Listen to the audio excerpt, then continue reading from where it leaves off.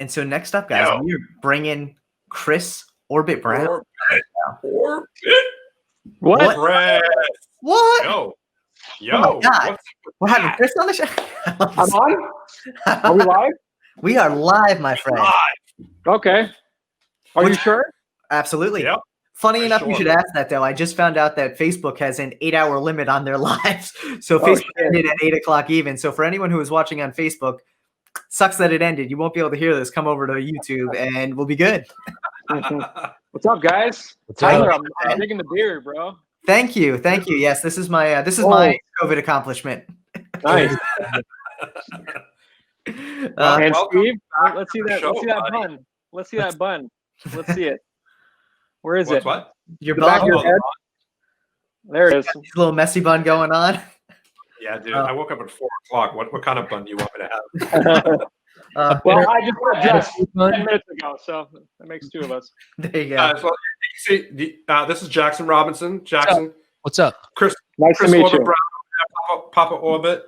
And this is Jackson's bed head. He still hasn't done anything with it, so it's raw and I think it looks good. I think it looks great. Yeah. It's the new like boy band look, right? Yeah. It's making a comeback. I think the puka shells are going to come back too. Oh my gosh. I thought you were about to reach off screen and pull in some puka shells. I got scared for a second. No, they're in the other room. Nice. So to top off your appearance, not top it off, actually, to start it. I don't know if you've been listening in. We've been having each guest give Jackson his name for the hour. Now, we've had some crazy names. You can do whatever you want. You could use it for branding for yourself. It doesn't even matter. You could say Jackson's a pee-pee head if you wanted to.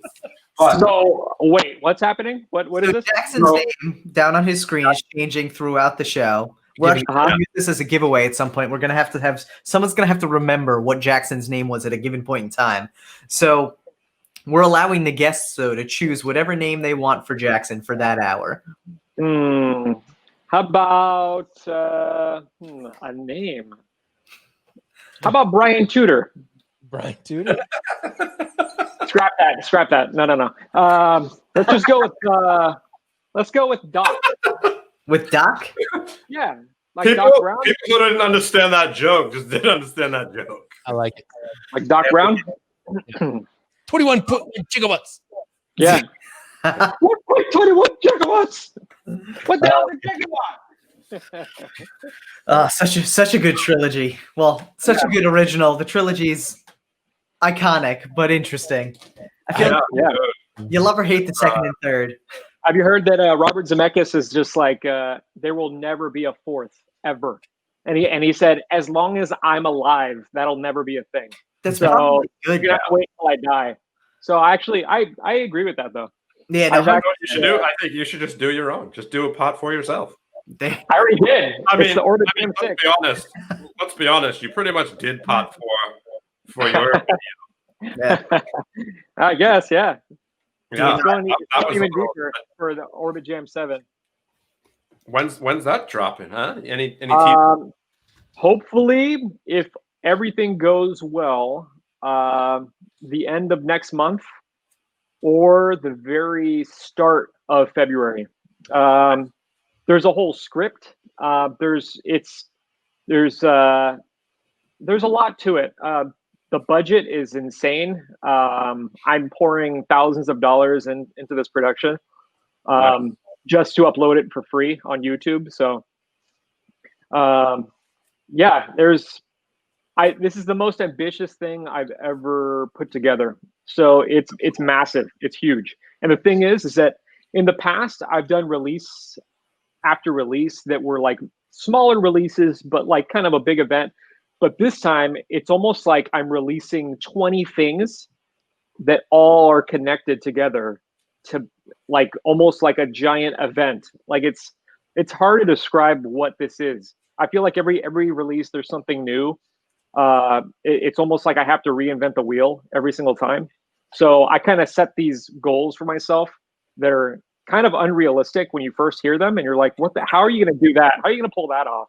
Maybe you should think of something else. And I'm like, no, that's what I had in here. So I got to chase that. I don't know how the hell I'm going to do it, but Got to figure it out. So great minds just figure it out. That's what it comes down to. You don't have and a great team. Yeah. You just the networking and knowing the right people to go to is how you get a lot of things done. Right. Yeah. I'm nothing without the crew, without everybody. Yeah. There's a lot of help. There's a lot of people helping this production. That's awesome though, man. And we're always excited to see how the orbit videos drop and how they always blow my mind. I mean, no question about it. So to hear all the hype behind this next one, I'm excited, man. Yeah, me too. I'm excited to finally have it out. It's almost like the way I can only describe it is it's almost like it's like a splinter at first. And it's just like, I need to get this out and just out to the world. And then it grows and it grows. And somehow it's just like, it's just taking so much of you. And then finally it is a work, like whenever you release something like that, it's a labor of love.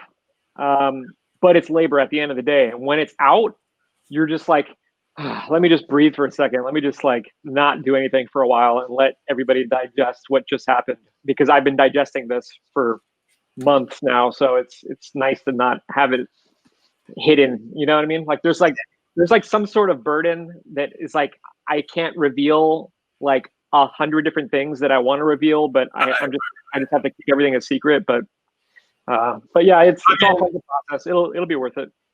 I mean, you can reveal it. Okay.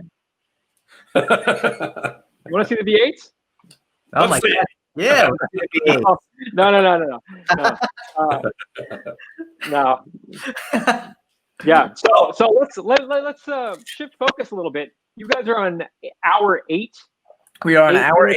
8 hours, 11 minutes. You guys are nuts. What is this? Why not? It's Jackson. Life is about winning. We're gonna win. Okay. So when we first when we first had Jackson on, he went for 6 hours for the Deckin Around live stream. And at that point in time, we realized that 6 hours is a very long time to live stream. Jackson would only be the one who was able to do that in the future. I realized it was a very long time. Jackson would be the only one to do it in the future. And in that moment, we realized that we had to do a 24-hour at some point. And so we figured, why not? Around the holidays, it's a great way. We'll do it on a Saturday, so none of us have to be up for work the next day. And we would really just have some fun with it. So 24 hours, we're going to see what it's like. And this, I mentioned this earlier too, this is going to be the first of an annual 24-hour Deckin Around holiday extravaganza with Jackson Robinson. So yeah. So that's dope. That's crazy. I think we've already signed ourselves up for multiple. We're not even at hour 10 yet, so we'll see how well this turns out. What do you guys do for food? And like, if you got to poop, or if you like, there's the day.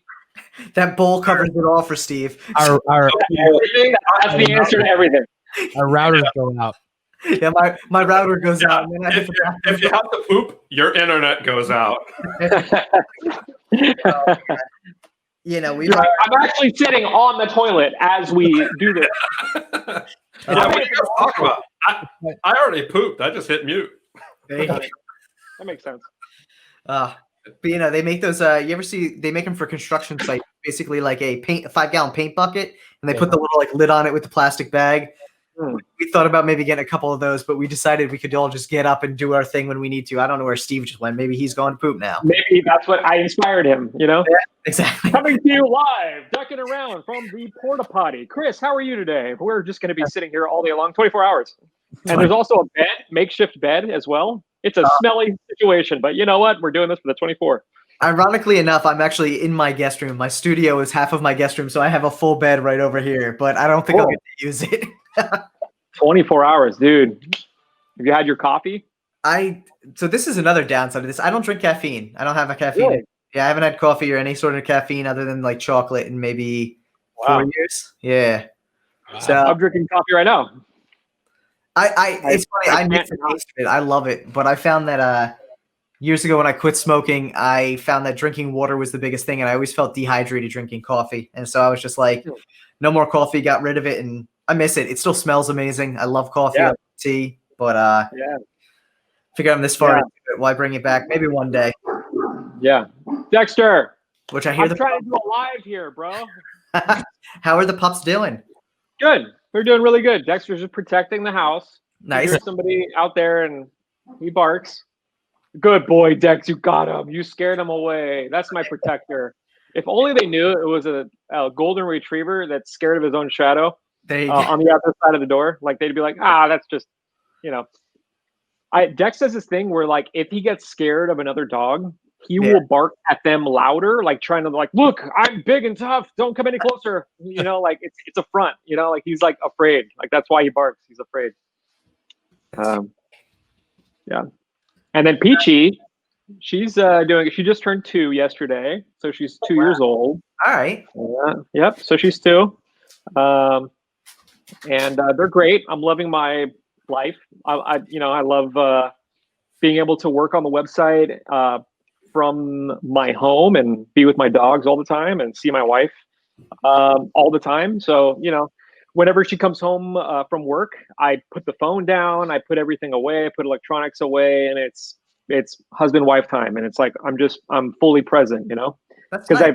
I've seen where people take their work home with them, and I literally work from home. So I need like a clear cut, like divide, you know what I mean? So I need to completely remove myself. And that's why some people, they'll message me and I won't respond for a while. And they're like, all right, this guy's a dick. And I'm like, well, I mean, I'm sorry. Like I just choose my wife and my dogs for now, and then I'll get to you.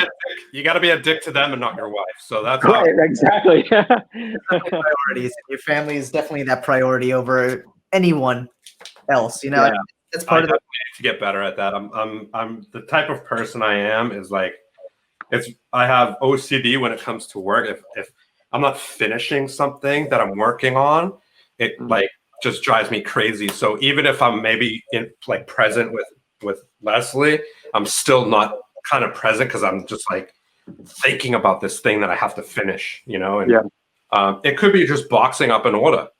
If I know that an order comes in my head, I'm like, I need to like fulfill that order. I need to box it. I need to, That's why I love Art of Play, because they enable me to have a life. Like an order comes through on the website, and I'm like, they'll bill me at the end of the month, and that'll be that. Like I don't have to worry about it.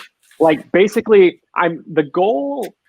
So for 2021, Orbit has a very, very busy year ahead of itself. So 2021 is going to be probably the busiest ever, and maybe the busiest it ever will be. Maybe, I don't know. We have a lot of decks lined up, a lot. We have a lot of merch. We have a lot of new ideas that are popping up, and community-based things, just trying to stimulate the card community and to make everybody feel part of it. So there's a lot that's going to be happening, and the goal is to buy a house with Orbit. So Orbit is going to provide the income so that we can purchase our first home. And living in the Bay Area, it's not very realistic to you're 34 years old, you should have already owned a home. It's like, this isn't the 70s, and this isn't Oklahoma. So to get like a 1,800 square foot house here in the Bay, probably maybe like $800,000, $900,000. That's crazy. And if I were to just go like an hour and a half north to Sacramento, we could get a dope 4-bed, 3-bath for like 500, 500 to 600. And if I can do that, Holly doesn't have to work anymore. So Orbit has already taken me out of the workforce, and I've been doing this full time, and it's enough for like, we're doing really well right now. But with Holly, she won't have to work once we have the house, because Orbit will be paying all the bills. So she'll just kind of be absorbed into the blob that is Orbit, and so she'll she'll work on customer service and stuff like that. So that's the goal. I mean, that's ultimately what the goal is. And start trying for kids. So there's a lot of things that are happening, and that's my plan. That's exciting. Nice. Yeah. Exciting. I also like that you have the ideas laid out. Like I think a lot of people like go throughout things and don't realize that they need to actually set those goals. You know, it feels very goal oriented with what you're approaching for 2021, not only from the business but from the personal side of you. And I like that. Yeah. It also shows that your brand really is a part of who you are. Yeah. Yeah. I feel like there are so many brands that have been popping up recently, and I feel like a lot of the motivation behind the existence of these brands is how can I make money off of this trend? Yep. And I see that, and I'm like I've actually had people come up to me and they're like, so, all right, how do I do it? And I'm like, what are you talking about? Well, I want to start doing this. I want to start making money off of cards and stuff. And I'm like, well, do you have any rapport? Have you built any connections like in the community? Well, no, but you know, like I can pay a designer. I'm like, dude, you're gonna waste your money. It's very interesting. It's almost like the community knows when there's an imposter, you know, when somebody is sus, you know, the community knows like, you're not really in this because you care about us or because you want to give back to the community. This is all self-serving and that's it. Yeah. So yeah, it's hard to describe when somebody asks me, so what do you do? And I'm like, I don't know. How long do you have? Like, it's not an easy thing to tell you about. But yeah, I mean, I'm loving it. So I'm happy, and that's good. I'm learning a lot, and you know, the brand keeps growing, and I feel fulfilled. You know, like I honestly feel a sense of real fulfillment. Like it's interesting to wake up every day and to just go, yeah, this is good. I'm good. Like this is great. You know, like if I were to die today, like, hey, I did it. Like I lived it, and I loved it. You know, I loved my life. So that's all anybody could hope for, I think. No, I mean, absolutely. Yeah. And you know, one of the good things I think you mentioned just there was that being part of the community, it really is visible to other community members how active you are, how much you are in it for the good of the community. But also just the idea that, you know, you kind of mentioned earlier that you're full-time with Orbit now. That wasn't always the case. You know, people come to you, and I think a lot of times people come to this community seeing this as an opportunity to become wealthy beyond imagining somehow, and don't realize that for people who actually sustain a living out of this, it's been a long journey. You know, it's not like, hey, I've been doing this for 2 years. It's, hey, I've been doing this for the better part of a decade to get to where you are now to make this sustainable. Yeah. I mean, go ahead. It's jerks like Jackson who do a Kickstarter and make $200,000, and people are like, oh yeah, I could do that. I can make 200 grand on a deck. And then they do it, and they bring it's such a doc thing to do. Such a doc. Doc move. And then people do a Kickstarter campaign, and it gets funded for like their goal is like $3,000, and then the campaign costs like $12,000 to do, and then they're just in the hole, you know, $10,000. Yeah, Kickstarter is an interesting beast. But it's great for somebody that's just trying to get, you know, their deck out there, and if they don't, you know, have all the fun, because the thing is, like a deck of cards, you don't just start like, I'll try this, you know, like it's a lot of money. Like it's a lot of money to like make cards. I have given the United States Playing Card Company hundreds of thousands of dollars. Yeah, like it's crazy. Like it's nuts. Like how I looked up come tax time, I'm like, Jesus Christ, I paid them that much. Like I gotta find the old Cincinnati press and make my own cards off of there. Yeah. It's crazy. I mean, I'm sure Jackson knows all about that. I try to look into that. No joke. I try to find the old school original Cincinnati press, and to no avail. I don't know where it is, but if you all want to get in on it, let's all buy that press and we'll make cards ourselves. Talk to Jackson about that one. That's for sure. Jackson's as long as the registration's good. Yeah, I would say they're still using the registration punch machine. Yeah, right. That's That's all we need is good registration to be able to at least get a foothold in the industry. So Yeah. Yep. it's crazy. Yeah. Yeah. I don't know. Like, I feel like I have a habit of looking at things and wondering if it can be done better. Like I do that with everything. Like it's like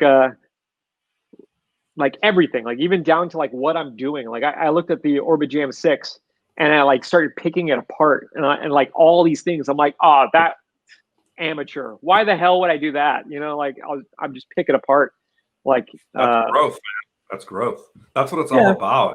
It's like seeing what you would do differently. And, you know, we've talked about it many times on the show is like, even me being a photographer and looking back 2 years at how I used to edit, or 4 years, or like when I first started getting into photography, you know, doing things that I look back at and I'm like, for God's sake, that is horrendous. It's like terrible. And if you're anything, which you do your own website, right?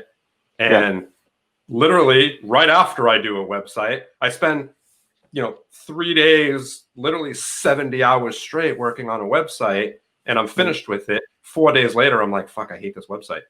Like I need a totally new website, you know? Yeah, that's honestly, that's why it takes me so long to get a new tattoo. Because like I sit with it and I'm like, I gotta still like it. Like after I've thought of it, like I gotta still like it like months later. I have a 6 month hold before, like from ideation to actually minimum. Like some of them, but yeah, you have to. Yeah, same with me. Chris Ramsey's kind of the opposite. Yeah, he went from like none to a ton in like 3 days. Yeah, I watched him tattoo Nick Sirianni on his leg, and it was a Nike swoosh. Oh, geez. I wonder how many people have Nike swooshes. And it was a Nike swoosh, and underneath it, it said Adidas. Yeah, if I remember correctly. Oh my God, that's classic. That's classic. I definitely admire those that like will just get random weird tattoos like that. You know, I remember when I first got my first tattoo, my friend did it, and she didn't tattoo anybody for 3 years. And she didn't want to do my tattoo first. She wanted to do someone else's. So she did her friend, like her roommate. And what he wanted was the Izod alligator. And he got it right on his chest where the Izod alligator is. And I'm like, bro, like you're stuck with an Izod alligator on your chest. And, you know, for the rest of your life or until you want it taken off. But at the next, so I don't know if you know that we do that, the YouTube Summit meets with like Chris Ramsey and Xavier Spade. Yeah. So we did this pre-COVID where we would rent out a mansion and there was like 12 YouTubers there and we would just chill and make content. But we're talking about once COVID just kind of disappears, then we're going to do it again. And they were talking about doing a game called Tattoo Roulette. Oh, jeez. And it is exactly what it sounds like. I will not be participating, I don't think. I can't. Or who knows? Maybe when in Rome, will that mentality will kick in, and I'll be like, sure, let's do somewhere like the top of my leg, so nobody will see it or something like that. I don't know. I mean, nice. I guess the positives are you'll get a good story out of it, but like even if it's the best tattoo that you could have walked out of that situation with, I feel like you're always going to be like, what the hell did I do? What did I do to myself? And that would drive me. That would give me so much like anxiety. I'm so picky. Yeah, I'm very picky. There's nothing wrong with that, though. I think, especially with tattoos, like and I think that's what it is. Like the two people approach tattoos. You know, you either want as many as you can. You like a certain style. You get whatever you want. No big deal. You get tattoo after tattoo after tattoo. Or like you really do have to have a connection with it, or at least a deep enjoyment of it. You know? I'll be the first to admit, like I don't have necessarily a meaning behind every one of my tattoos, but like I have a dragon down my arm because I like dragons, and it took me literally 2 years between my previous tattoo and this one to decide to do it. You know, so here's the question. This is for now, Jackson. Do you have any tattoos? Negative. Oh, a good wholesome Southern boy. I've like five tattoos that I've drawn that I've thought about getting. All right. Yeah. Now, okay, so Jackson's not included in this then. So here's the question. Do you guys have, I don't know how many tattoos you have, Chris, but, you know, Tyler has a shitload. But do you guys have a tattoo that you like the least out of the tattoos that you have? Yeah. What is it, Tyler?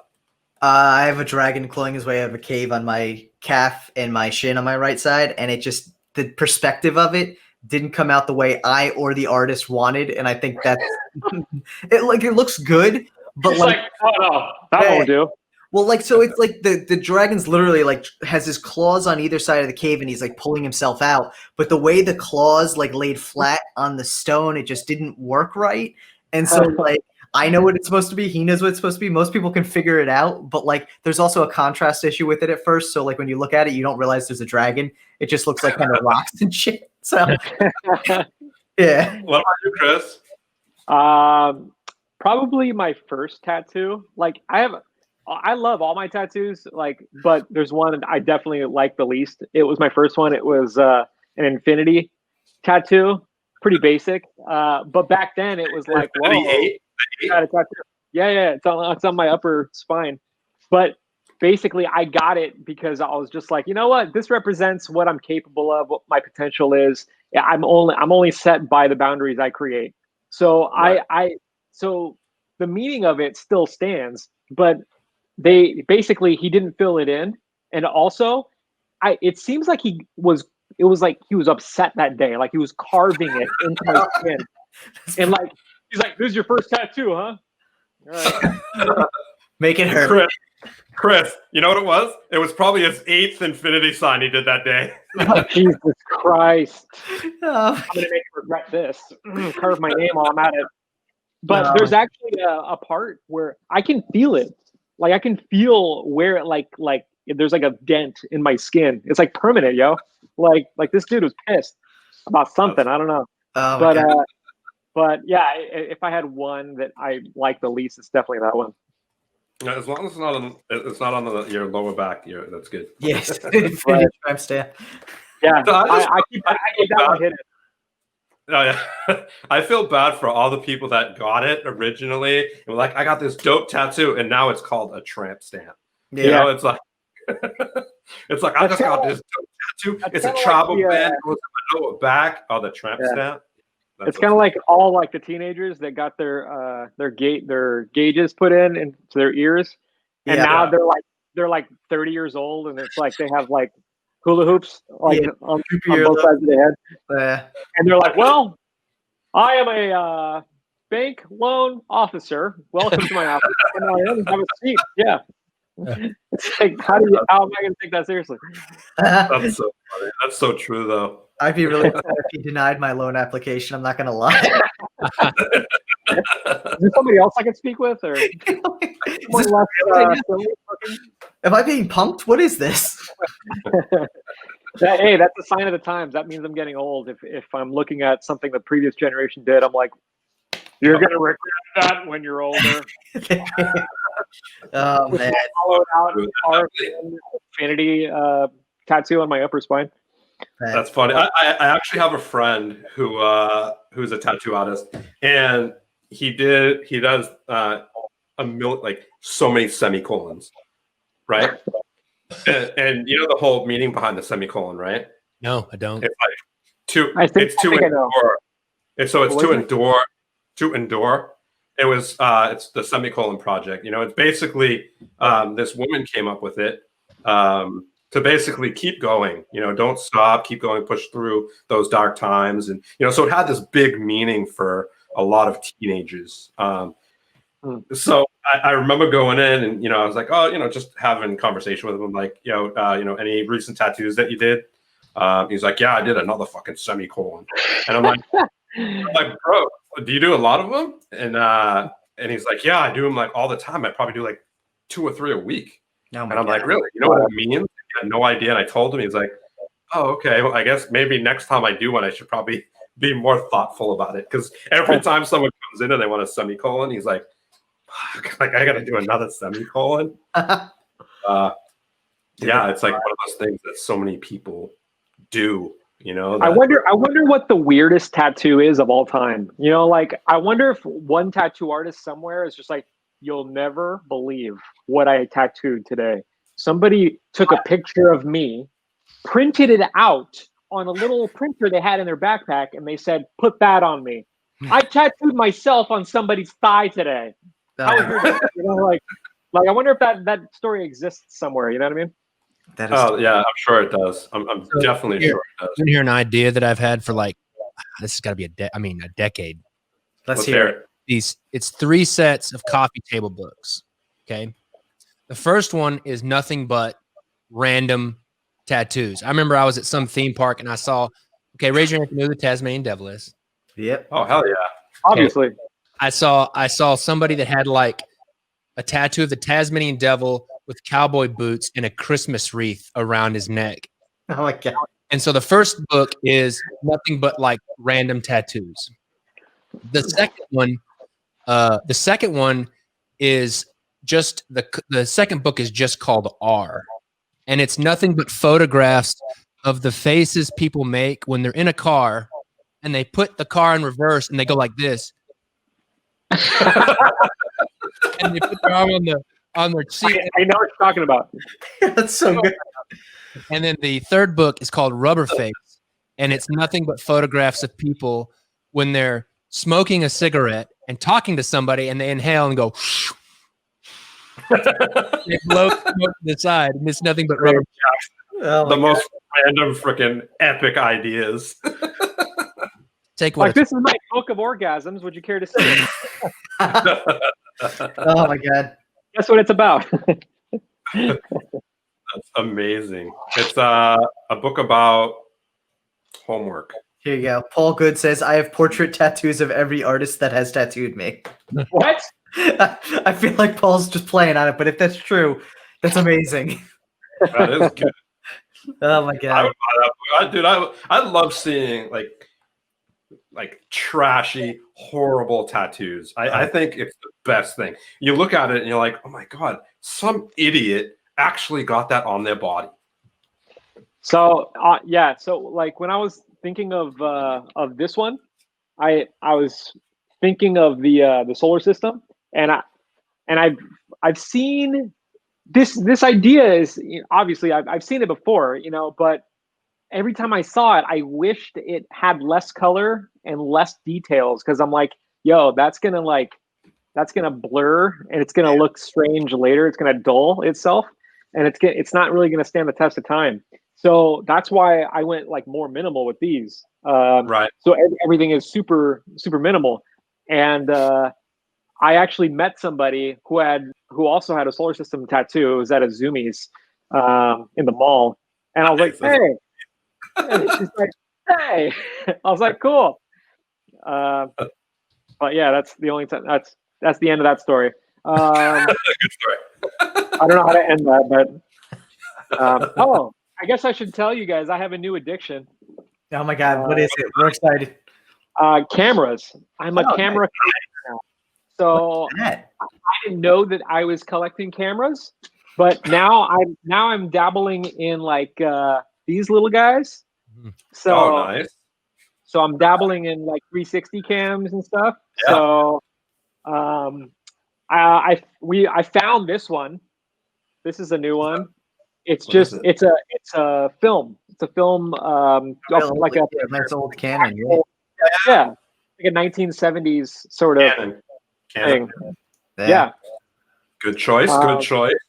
No, but this was a find. So somebody left this behind in an apartment, and my wife, their team found it. And so my wife is a manager here at the apartment community that we live at. Nice. Cool. So she's not like a clean up her. No, not that I know of. But yeah. So, and then I just put a hold. Well, not just, but I put a hold on the red Komodo. The new red. Nice. And I'm trading in my other red. So which I feel like you just got that not too long ago, right? Like you got that right before you were on the show the first time. That's true. Yeah, yeah. So I got that, and honestly, like once I saw the specs of the Komodo, I was like, dude, it's designed to be a crash cam. Like it's just like something that you just stick it somewhere, but it's like built just. It's got the same guts as all the other Reds. So it's like, yo, this camera is like $6,000, like just the body itself, and it's the very first Red that has what's it? It's autofocus. So Red is finally starting to make it more consumer friendly and less like the thing with Red is yeah. You mean? Yeah, yeah. So the thing with Red is it's almost like they get off on making everything more complex than it needs to be. It's just like, oh, you want to film? Oh, okay, here's the body. Oh, you're gonna need a lens though. You don't have a lens? Okay, well as soon as you get the lens, make sure you get the battery. Oh, but don't get the battery without the battery pack because the pack is what attaches it. You need that module, see? And you know, it's just like Jesus Christ. Like, can you just give me a camera? I want to film. Can you just give me a camera? Jesus Christ. So the Komodo, it's super small. It's 2 pounds. It's tiny, but it's got all the same brains. It's got 16 stops of dynamic range. Like this it's a beast. You can put it like on a gimbal, like just a regular little handheld single gimbal. And that's like unheard of for Reds. Reds are normally like 1,000 pounds, you know, like you need to be a bodybuilder just to operate the camera. And then you get the lens itself, which is like heavier than the camera itself. Like this is ridiculous. Like, why did I get this? Like I have a problem. Like you can afford it, right? I mean, yeah, but that's not. How many times have you used it? What's the focal length on that? Oh my god! So when you start messing with Cine lenses, it's about T's instead of so it's T 1.5. So it's different. It's different than the standard setup. But basically Cine lenses are dope if you want to get like really exact, like super exact. So basically what I'm doing is I'm building an arsenal so that I can start my production company, which is like the next step. I think that's what I'm going to do once the cards start to take a back seat, if they ever take a back seat. I don't know. We'll see what the future holds. But I've loved film since I was a kid. So I've been studying it like crazy. I've been studying actors. I've been studying master classes, online courses. Like I'm like ingesting everything I can get my hands on as far as acting, as far as filmmaking, awesome, musical scores, like everything. Like it's crazy. There's so much that goes into all like big productions. So I just feel like a student again, and it feels great. It feels great to feel that. I feel like with magic, I got to a point where I felt like I understood it all. Like it's almost like there's an umbrella, and the umbrella is magic, and every arm, it's a different way to create a magical effect. It's either a put or it's a take. You know, you're making a card appear by placing it, or you're taking it away, or you can only do it in so many categories. Like eventually, every effect that you create, it stems from a category. Like, oh, you used a double lift to achieve your thing. You used a top it. You used this. Like everything has its own place. So I feel like I've gotten to a point where I no longer feel the student in me, like the curious like student. That's the only way I can describe it. But with film, I feel like a kid, and that I'm just like, whoa, how does that work? Whoa, why did he film it like that? Whoa, cool. So I just feel like a kid again. So I'm chasing that feeling. I mean that's cool. I think that's how a lot of people are in whatever passion they're in, and they've reached a plateau of, I don't want to say expansion because you can still expand, but like when you get to that point of like, this is where I'm happy, right? I'm happy at this point, and I'm content. You know, I could go further, maybe in Magic. Yes, I could do all this and that and this, but I don't want to. You know, and I feel like I've reached this plateau within the Magic side of things. And you're the type of person you are is just a growth. You know, you're a type of person that wants to grow and learn and expand, whether it's the Orbit brand or, you know, this production company, which will still be Orbit based, right? Whether it's cards or whatever, it's your brand in general. But I think that's why a lot of people kind of, you know, even actors, you know, they act for a long time and then they become directors. You know, or they whatever. It happens in all passion projects. I think once you get to a certain point where you're not technically learning, the only way for you to grow is to do something else. Yeah. Right. Yeah. I mean, eventually that's the point that I came to. I came to the point where I was like, I just want to make it myself. Like, I just want to do everything like myself. I want to create it. I want to get my hands dirty and actually make the decks instead of just using them, you know, like, or just practicing with them. Like, it's almost like I want to put, like, I have so many ideas of like how I think a deck should look, you know. That's why I'm insanely picky when it comes to playing cards. Doc just pooped. So that was the quickest poop on the planet right there. Record time.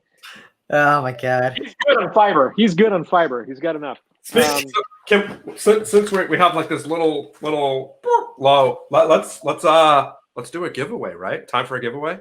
Sure. Let's go. So, was this on our end this time? We gonna give away that other half brick, or we want to give away? What else do we have here? Do I still have Salam in here, or is Patrick in here? I mean, I guess it doesn't matter. We can give it away. Yeah, I think I did see Salam a little bit earlier, but yeah, we want to do that other half brick? Let's do his other half brick. Let's do it. Is that the same decks in that half brick?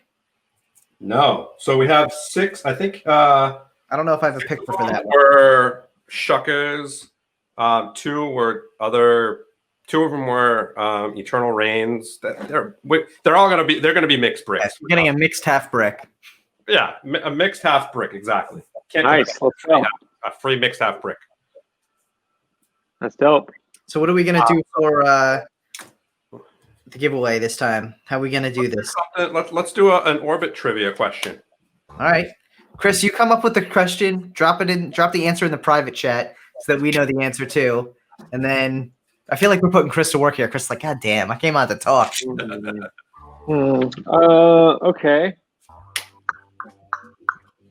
Okay.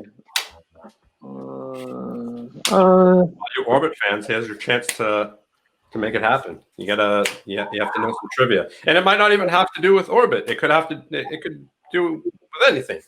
Back to the Future. It could have to do with film.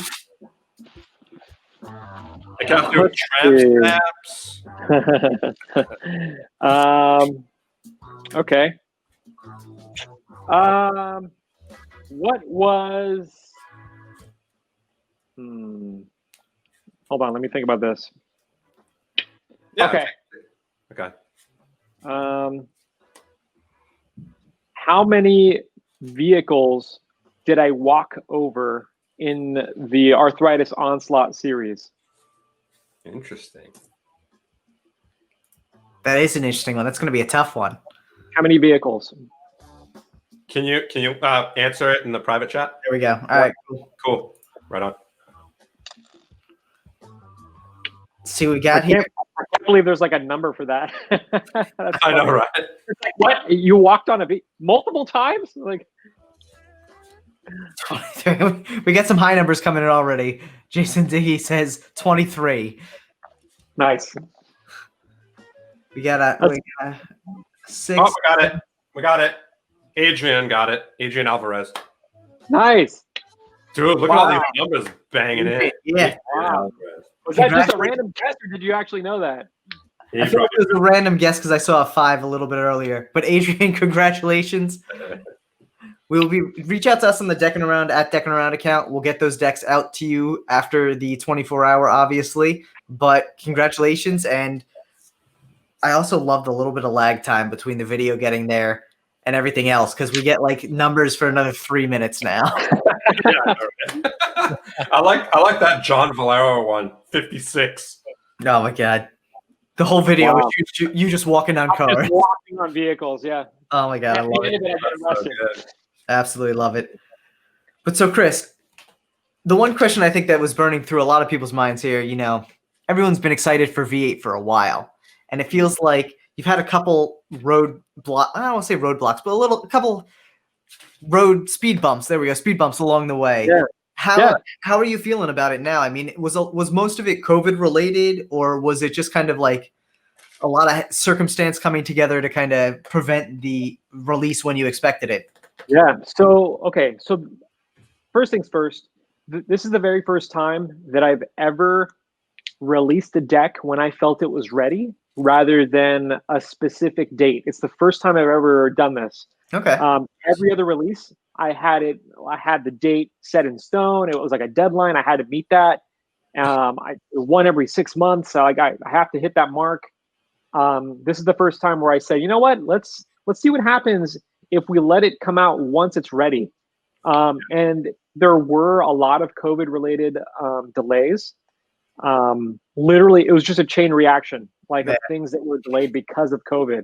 And it kind of revolves around like the script. I had to completely rewrite the script to the Orbit Jam 7. And when I say script, you'll understand what I mean. I have an actor. I have a few actors actually. Oh, wow. It's like a real movie. So it's like an actual card movie. Exciting. It like I said, it's the most ambitious thing I've ever done. And that was part of it. So I had to rewrite everything around the fact, this new reality where I can't have too many people on set. Yeah. And I can't fly people out. So all these like roadblocks started presenting themselves. And then on top of that, I then put more of a delay on myself because I was like, you know what? Because I already have a delay, why not shoot for this thing to be released alongside with the new decks? Like, what if I were able to like line that all up? So it's almost like I'm adding more to the lineup to so that when the campaign releases, it's going to be a floodgate of things. So, and I've been trying to stay quiet about it because I don't. The one thing I don't like is I don't like when people hype so much and then it's like, oh, it's actually just this. And so I've always wanted to be the opposite. I've always rather be underselling and over delivering always. So that's why I'm trying to like keep my mouth shut. But at the same time, I understand people are like getting antsy and they're like, okay, like when? Tell me something. Give me something to chew on. Like what? Like an update. And I'm like, shit. Okay, hold on. I mean, so yeah, it's an interesting place to be in right now. Yeah, it's definitely a learning experience. I've learned a lot, and now I've already started on like a few other decks. While I'm waiting for the V8 campaign to release, I'm already planning like a bunch of different things. So I'm way busier now, so that I can like start shooting these decks out like in 2021. So that's why I said 2021 is going to be the busiest year because it's going to be nonstop, and I've already started on a few other decks. So it's insane. I can't wait. I can't wait. Oh my god, I've been holding on to this nugget since May. Damn. There's one thing in particular, like everybody knows about a few things, but there's a lot that you guys don't know about that will be revealing themselves next month. But there's one in particular, one single thing that I've been holding on to since May, and it's been burning inside me. I'm like, oh my god, I want everybody to know. Like, so it's going to be nice to be able to have that out in the open next month. Nice. We're excited, man. We're super excited, and you're Tyler and I talk about it all the time. Not on the show, but like between the two of us, and just the way you handle business in your brand. We're big fans of you and how you do things.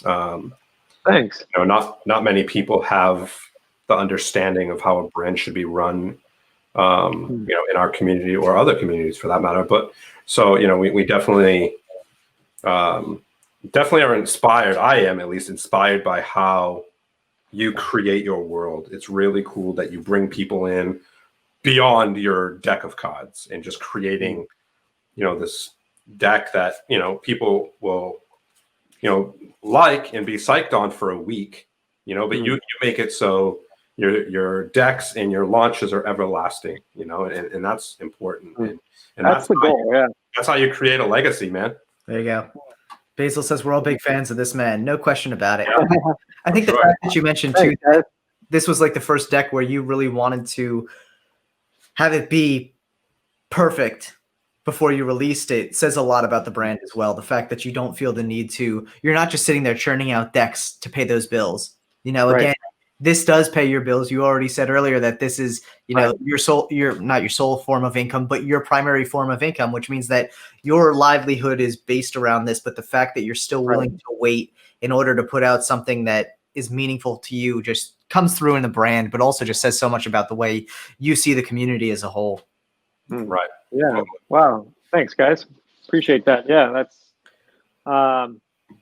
yeah. Like I think I've said this analogy before. I feel like I've been a captain of this ship, and it's rare for me to just like let go of the wheel and like just enjoy the festivities that everybody else is enjoying on my ship that I created. So like, I'm just so like, I don't know, like I want to remain focused so that this ship keeps going, so the party keeps going. So I feel like I have a duty to uphold. So I don't mind staying at the front of the ship and steering. Definitely getting a lot of love in the chat. So I mean, you're doing it right, and I think that's it's admirable of you to see it that way though too. Because again, I think anyone who really has a successful brand within the community that not only is a point in time success, but has longevity to it. It's about giving back to the community. There's actually a YouTuber I watch who is more so oriented on the Twitch gaming streaming stuff. And his, you know, I think it was a trend for a while on YouTube to break down like how much money you actually make on YouTube, so people understand where a lot of the finances go, and somewhat of a subtle flex as well, I guess.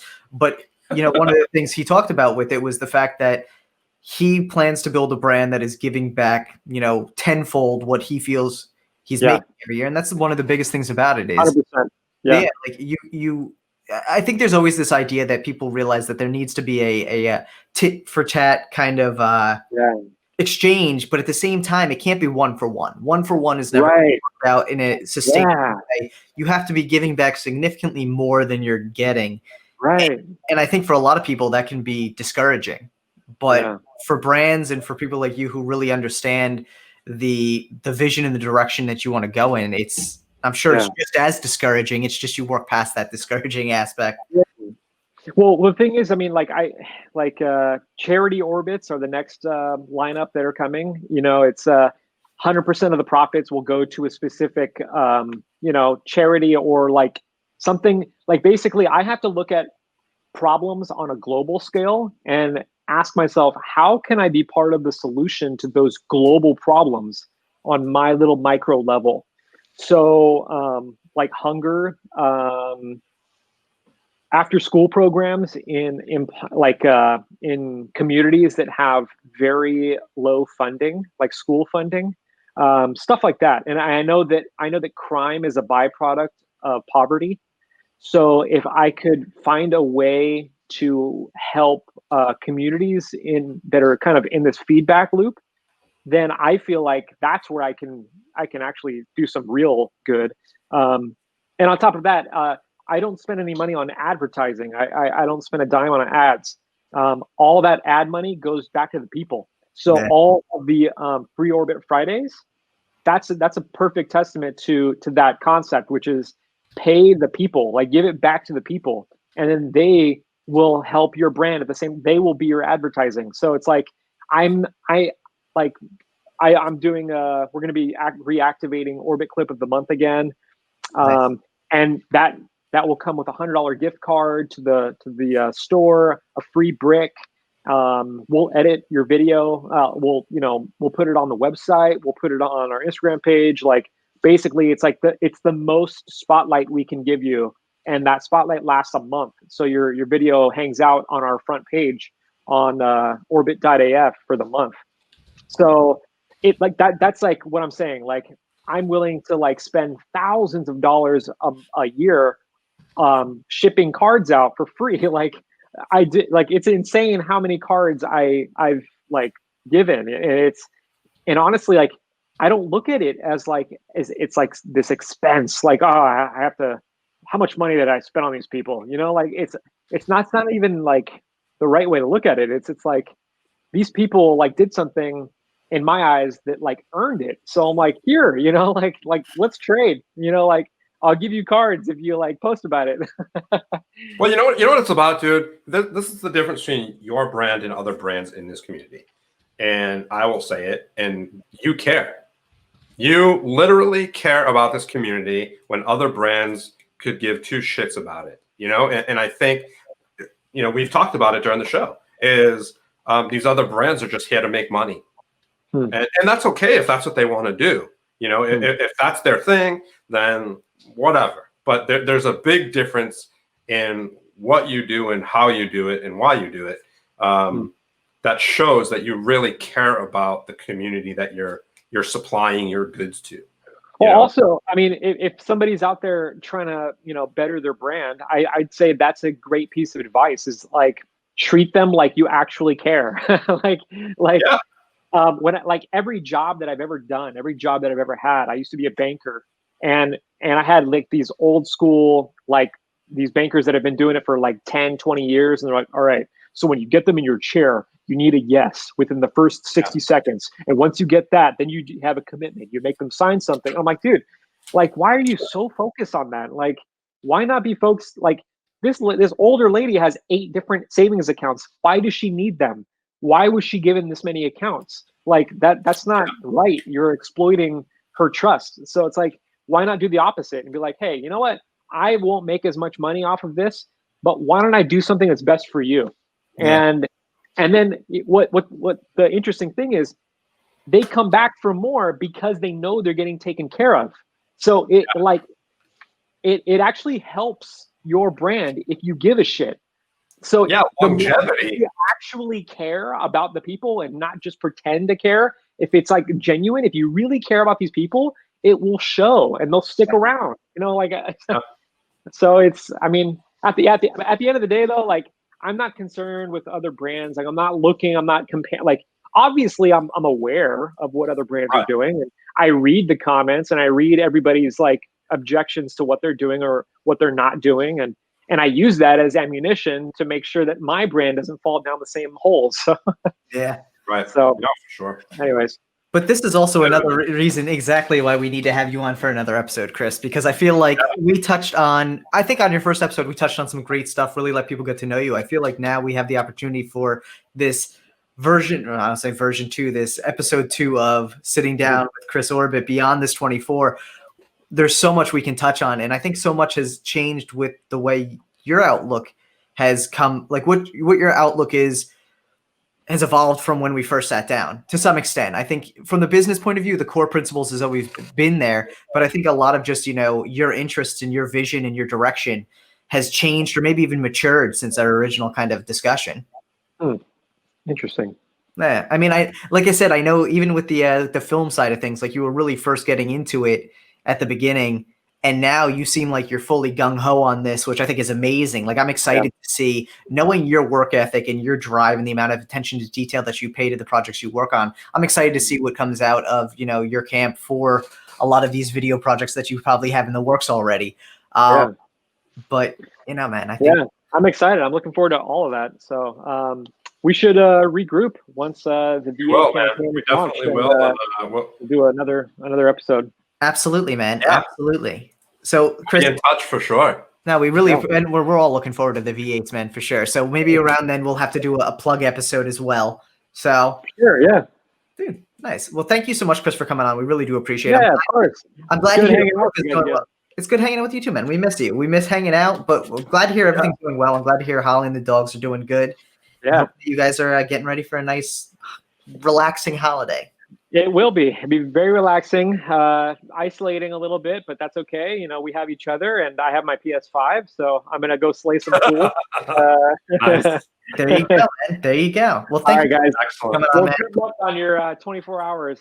So I'll check in and I'll watch every now and again to see how you guys are doing. We appreciate that, man. good. We might get a little loopy later, so definitely tune in for that. Thank All you. right. Chris. Enjoy your All right, evening. guys. Yeah, you too. Thanks, brother. Peace. So Peace. we are going to, let's see here. Jackson had to step away, and it looks like he, let's see here. Actually, we're going to pull in, our next guest is coming on in a second here. Let's get him going. Heck yeah. Kenneth Wayne. Also, Steve, you definitely text me instead of Leslie. Oh, did I? That's awesome. I sent the text. Thank God I didn't send a picture. Yeah. I sent the text to Tyler. Well, I sent it to Leslie, but it went to Tyler instead. Yeah, I was like, Amazing. I know that's your nickname for us. So there you go. Yeah, Jackson's probably pooping. It looks like he may be having some issues there. I'm gonna pull him out real quick. Where we at? There we go. So while we wait for Jackson to come back on here, we're gonna bring our next guest on, Kenneth Wayne. Oh my God, Preston. Let me see what we got here.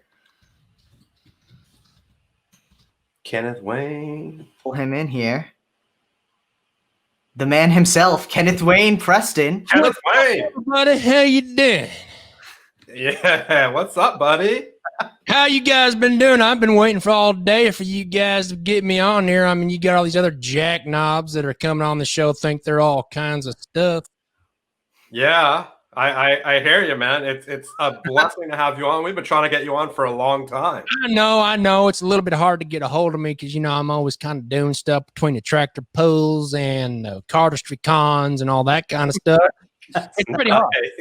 I love it. Now, hold on. So what we're doing, right? As you can, if you look over there, you can see. Now, wait a minute. I thought I told you that I wasn't going to be on the show if that stupid King's Wild Epitome Poo is going to be on here with me. I can't stand that guy. He's like some annoying little, I don't know. He's just annoying. It's a face or something. He's got like a foot for a face or something. I don't like him. And I'll tell you one thing. You stop talking. Now, I'm the one talking. I'm kind of a big deal, and you need to listen to me right now. I'll tell you what, that guy Jackson Robinson, he's the worst. He is probably the absolute worst playing card designer I have ever seen. He throws dog crap up on a canvas and calls it a playing card. I don't know what you guys are doing. Have him for 24 hours. I swear. All right. Well, I have a perfect idea. First thing, we're having each one of our guests name him. I'll give him a name. Let's hear All it. right, let's do it. Give him a name. Let me think. What? Oh, I got a good name for him. Let's call him Zach Mueller. How's that? Does that sound pretty good? All right. That sounds good. Jesus. I can't. I got a mullet hair in my mouth here. I think it even got between my teeth here. All right. So here's the deal. All right. You've been slanging a little words over at Jackson, right? And it's hard to slang words at him. You see, look at him. Look at his face. He's got a foot for a face. I mean, it's like the good Lord had a person and then like put a foot on his face, and there you go. That's what Jackson Robinson looks like. Now you're talking about how he designs. Now, are you prepared? I think you should design your own deck. I'm gonna design my own deck. I came on the show to show all you yip yab knobs how easy it was to design a good deck of cards. I mean, you're like, oh, Jackson Robinson, he's the best. Lautrec, Lorenzo, all these other guys. I'm the best in the business. I don't know what you people are talking about. I mean, dude, a lot of my decks are unreleased, but I mean, all these guys. I mean, King's Wild Project. It's King's Wild Foot Face. That's what we should name him. King's Wild Foot Face. So I think one of the things, you're claiming to be a pretty big designer here, Kenneth. I think one of the big things that any solid designer can do is designing on the fly. Are you ready to put your money where your mouth is? Bro, I'll put my money where my mouth is. I will design a deck that will melt your face. And I'm not talking about foot face over here. Maybe spray some fungal cream on his face, but I will design a deck that will melt your face in way less time than this jackknob can. I mean, now you're only on for an hour. You're only on for an hour. On a deck. You have so we're gonna pull up here. You shared your screen. We're gonna pull this up here. Am I sharing my screen? I think you are. Yep, it looks like you are. You're gonna have an hour here to design a deck. Do you think you can? Yeah. We should talk for 10 more minutes. I mean, I'm not worried about it. All right. Wow. Some big talk. Let's do it. Let's do a giveaway. Let's do a giveaway. Do a giveaway. Whatever. Full foot face over there can choose. I don't know. I mean, look at him. Look at him. Look at him. He keeps looking over the side. Hey, foot face. Hey, foot face. Hey, idiot. Hey, foot face. Yeah, I'm talking to you.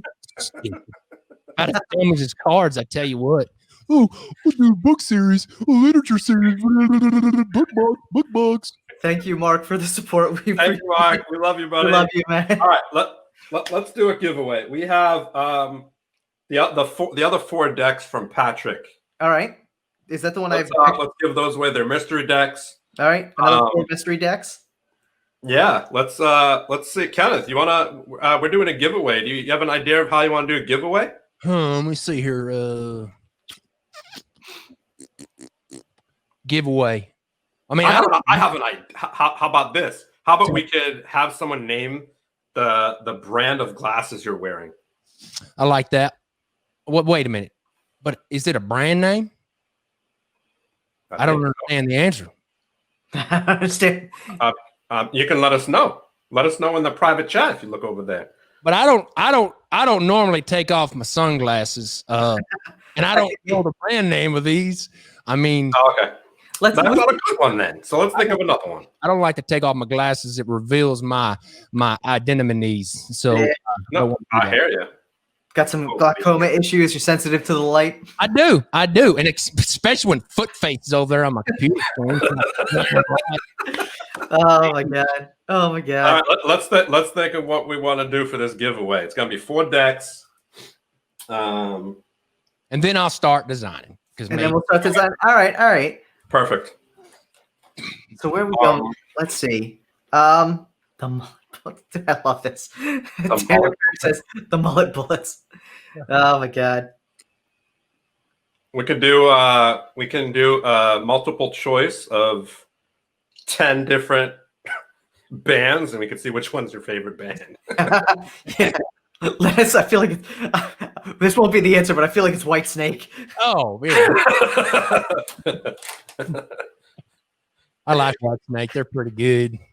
You like Europe? What about Europe? I'll tell you what. I got a great answer. I mean, I got a great question. All right, let's hear it. If you can guess what kind of car old Kenneth drives, you get it. Giveaway, not the car. Am I supposed to type in the answer over in this private chat? What kind of right in the private chat there. Over here. And whoever guesses Kenneth's car will win the 4 mystery decks. Yes. All right. Yeah, that's it. That's definitely. I feel like that's gonna be the first guess. Yeah, we already know that. People are out guessing. You know, Footface. This Footface can Footface read this private chat too. I'm gonna write him a little note. He can read it too. Yeah. Let him know what I think about his Footface. Yeah. Go ahead and focus your camera there a little bit, buddy. Ooh, close. Ooh. We're definitely getting. Yeah. I mean, some of these. We're real close. Yeah. Some of these are so good.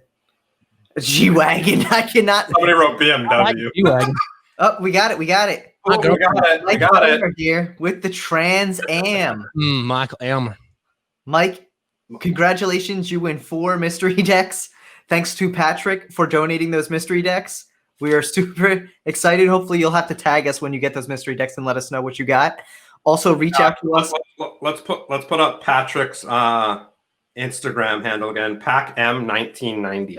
That's a pretty good handle name right there. I mean, it's not as good as Kenneth Wayne Preston, but it's all right. We'll do. See if they can. Yeah, I just dropped it in the chat and it's going a little slow there. So that is Patrick's handle there. Mike, make sure to reach out to us on the @Deckin Around Instagram. Let us know your address. Congratulations again. Thank you so much. Oh my God. Yeah.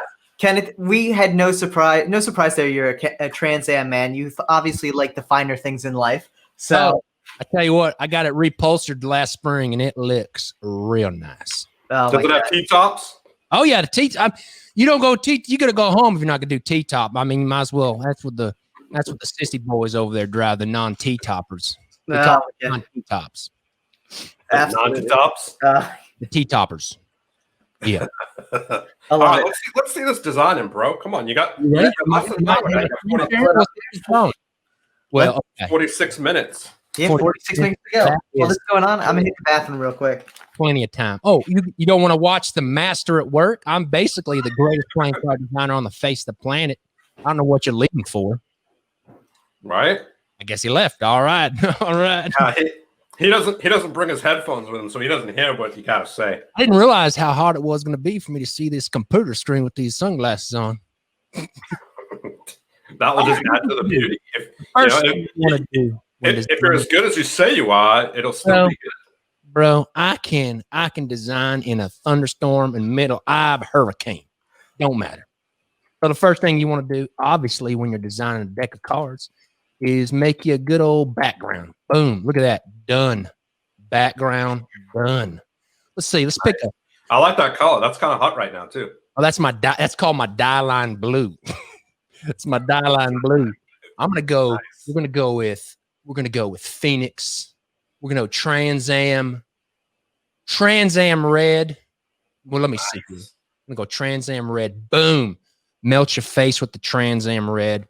I'm gonna put this on the background here because I want to do this on the background. All right, we're off to the races now. It's knock already. What'd you say? It's already designed as a knock. I know. We're 50% there. I mean, we're 50% there. Footface over there. He does a bunch of bull crap and calls it playing cards.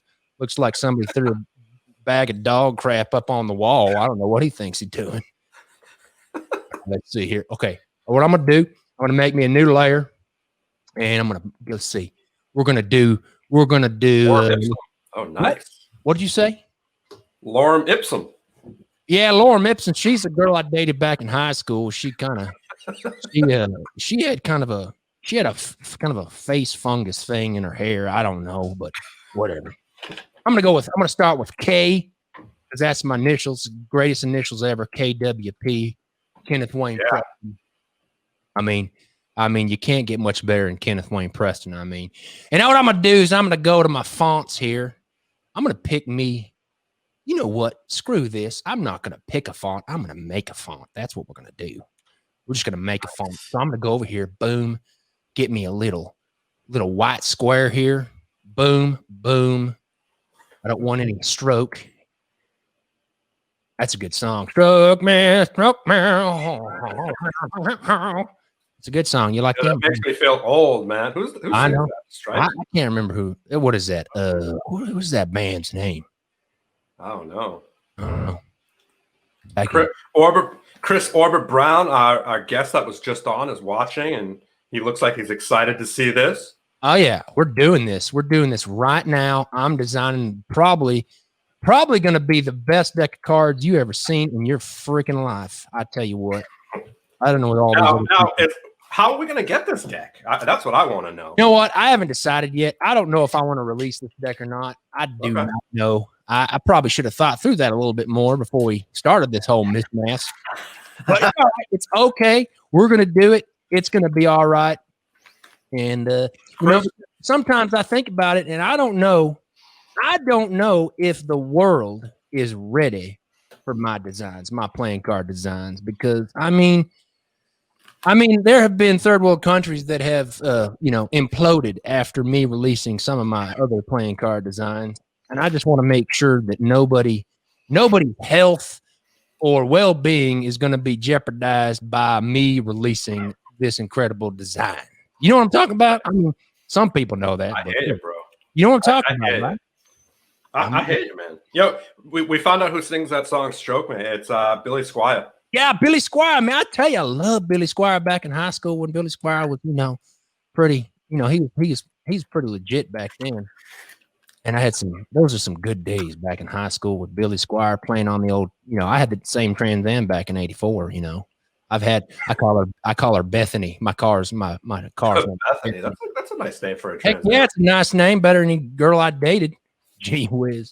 And I tell you another thing, it's better than any of that crap playing cards at Footface. I'm just gonna start calling him Footface. King's Wild Footface. That's his name. King's Wild Footface.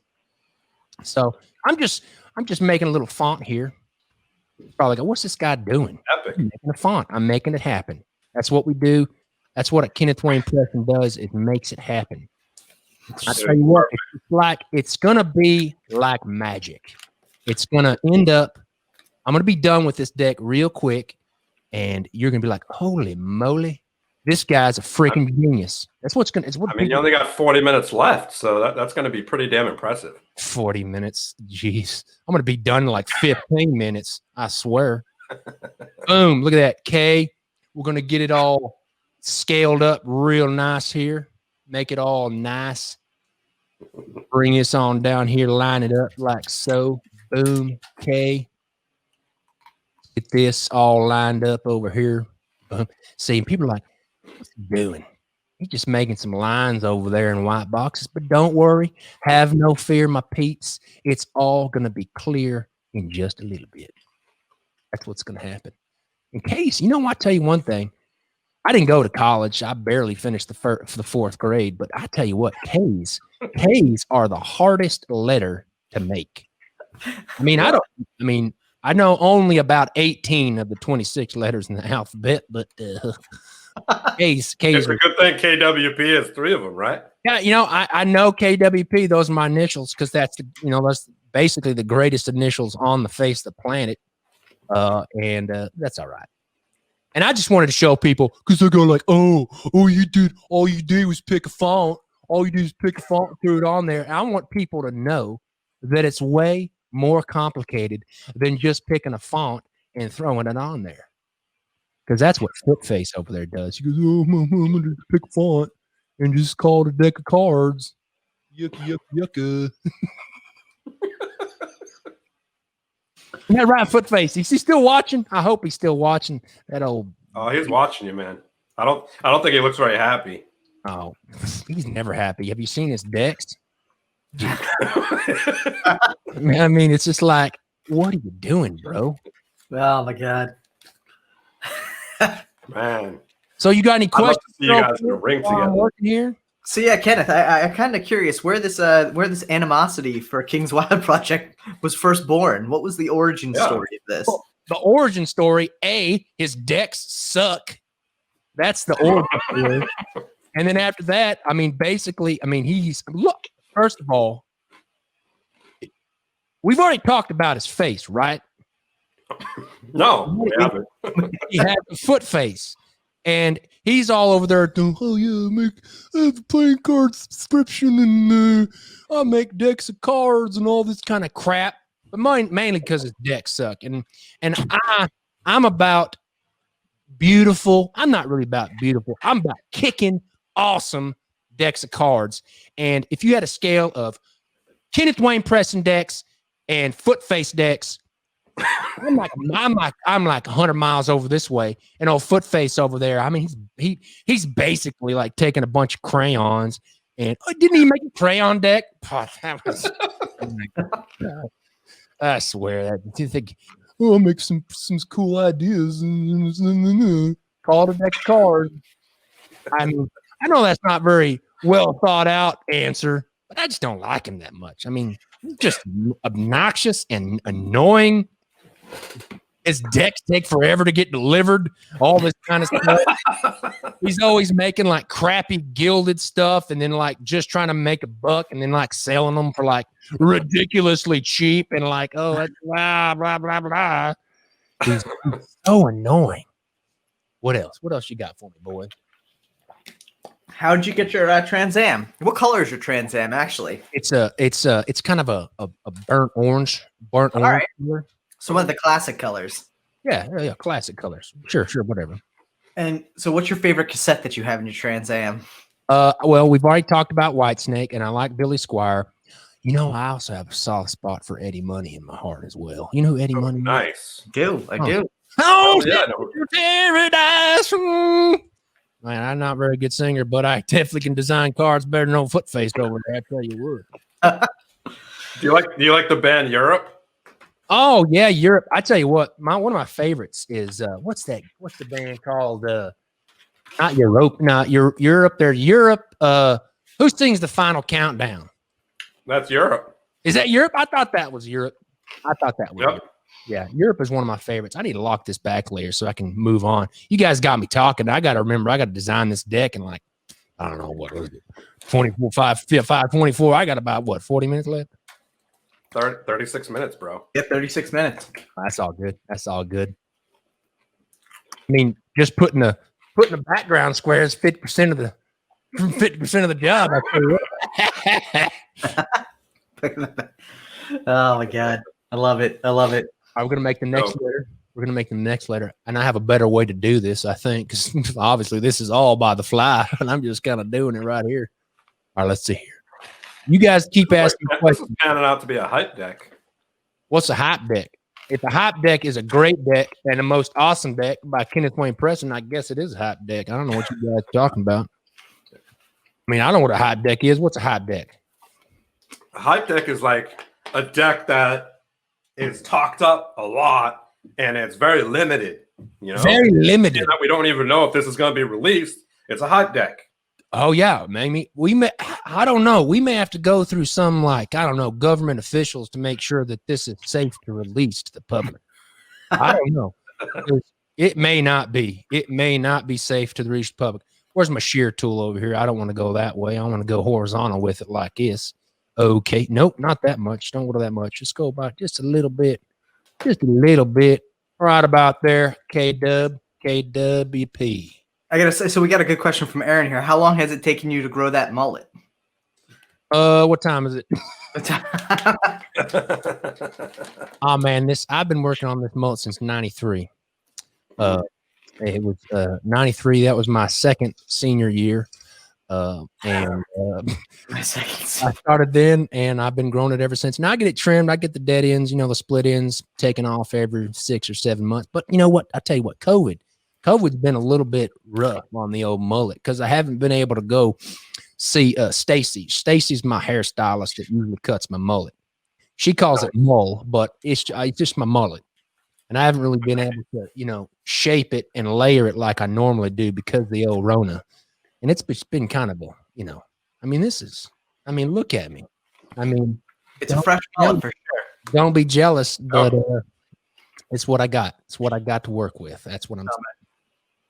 Now, have you ever colored it, or you just always go black? No, this is natural, bro. This is a natural black, and we call it midnight ride black. That's what we call it. Nice. Midnight ride black. You call it Night Rider black? No, man. Night Rider. I tell you what, what's that guy's name in that show? He ain't nothing. David Hasselhoff. Yeah, David Hasselhoff, whatever. I don't care. I kind of put him right above Footface over there. Oh my God. I think it's slanted just a little bit too much. We're going to shear it back a little bit. Come on back here. There we go. Jamie says your wedding song was Sweet Home Alabama, but I think there needs to be a correction there because I think Kenneth Wayne Preston is too much man for one woman. That's correct. I'm never tied down. The only woman in my life is my Trans Am. That's what I'm talking about. Bethany. No, my idea, Bethany. Yeah, Bethany. That's what we call it. That's my car's name, Bethany. There you go. So what kind of product do you use in your mullet? The product, well, I found it on the internet. I was perusing what is it called? The Etsy. Perusing the Etsy. Nice. And I found this handmade product. Let me get this hair out of my mouth right quick. 1 second. I found a product, and it was called Smooth Revival. Smooth Revival. And it's an all natural kind of balmy butter. And it's kind of a mix between coconut oil And you know what Kerrygold butter is? Who knows what Kerrygold butter is? Anybody? Kerrygold butter. No. No. What is Goodness, that? boys, you guys need to get out more. Swear. Anyways, it's a mix between coconut oil, some essential oils, and Kerrygold butter, and it helps keep my hair obviously basically perfect, as you can see in front of you in the face. It's definitely on point, man. I have to say. On point. My hair defines on point. I don't know what you're talking about. Oh, Yeah, Chris said Kenneth Wayne Preston is a real creep, copying Jackson's tree and house layout. We're dealing with a real psychopath here. No, let me tell you something. I saw Footface.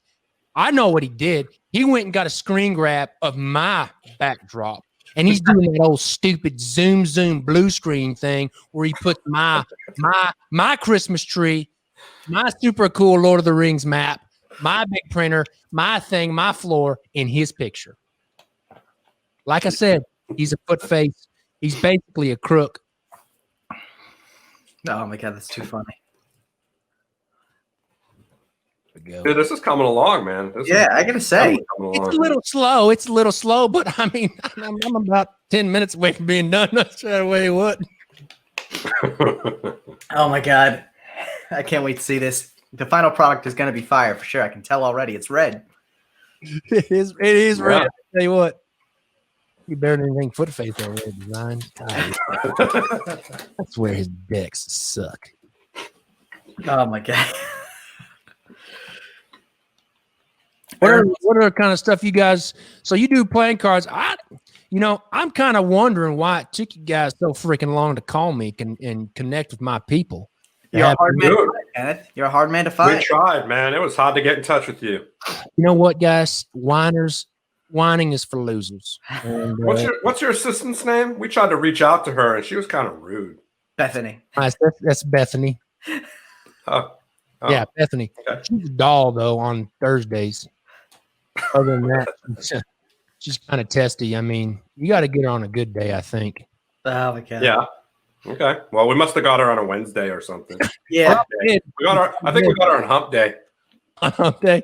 Yeah, you probably did. That's all right. It's okay. Yeah. Yeah, she must not have passed along our message. We've been definitely reaching out for months now. Months? Yeah, months. Yep. Yeah, usually the turnaround time for me to do anything is at least 8 to 9 months. I mean, just because I got so much stuff going on. I mean, I got a hair product line that I'm working on. We're trying to roll out. What's that called? Huh? What's my hair product line? Yeah. It's called Winning. Winning. It's just called Winning. We also got what else we were. I'm trying to think about what I'm allowed to announce yet or not. I probably should have went through this with my marketing team before we did that. We got a shoe line, but it's kind of like a cross between cowboy boots and tennis shoes. All right. Okay, you get it? Sounds interesting. That's going to be a unique look. I could see that on like the fashion runways for 2021. Like on the bottom of the heel, there's like an extra flat spot. So when you're in your car, you can like gun it real fast and it's like a little pivot point. We've been working on the design for, at least, 2 years just for that little rubber heel so that when you hit the gas on Bethany, you can just get it. Nice. Maybe we'll have you on a plug where you can talk about it more. I don't need your plug. I mean, I'm Kenneth Wayne Preston. I don't need a plug. And I'm starting to rethink this whole thing too, because I thought it was specifically in our contract that I would not have Footface on the screen while I was doing my thing.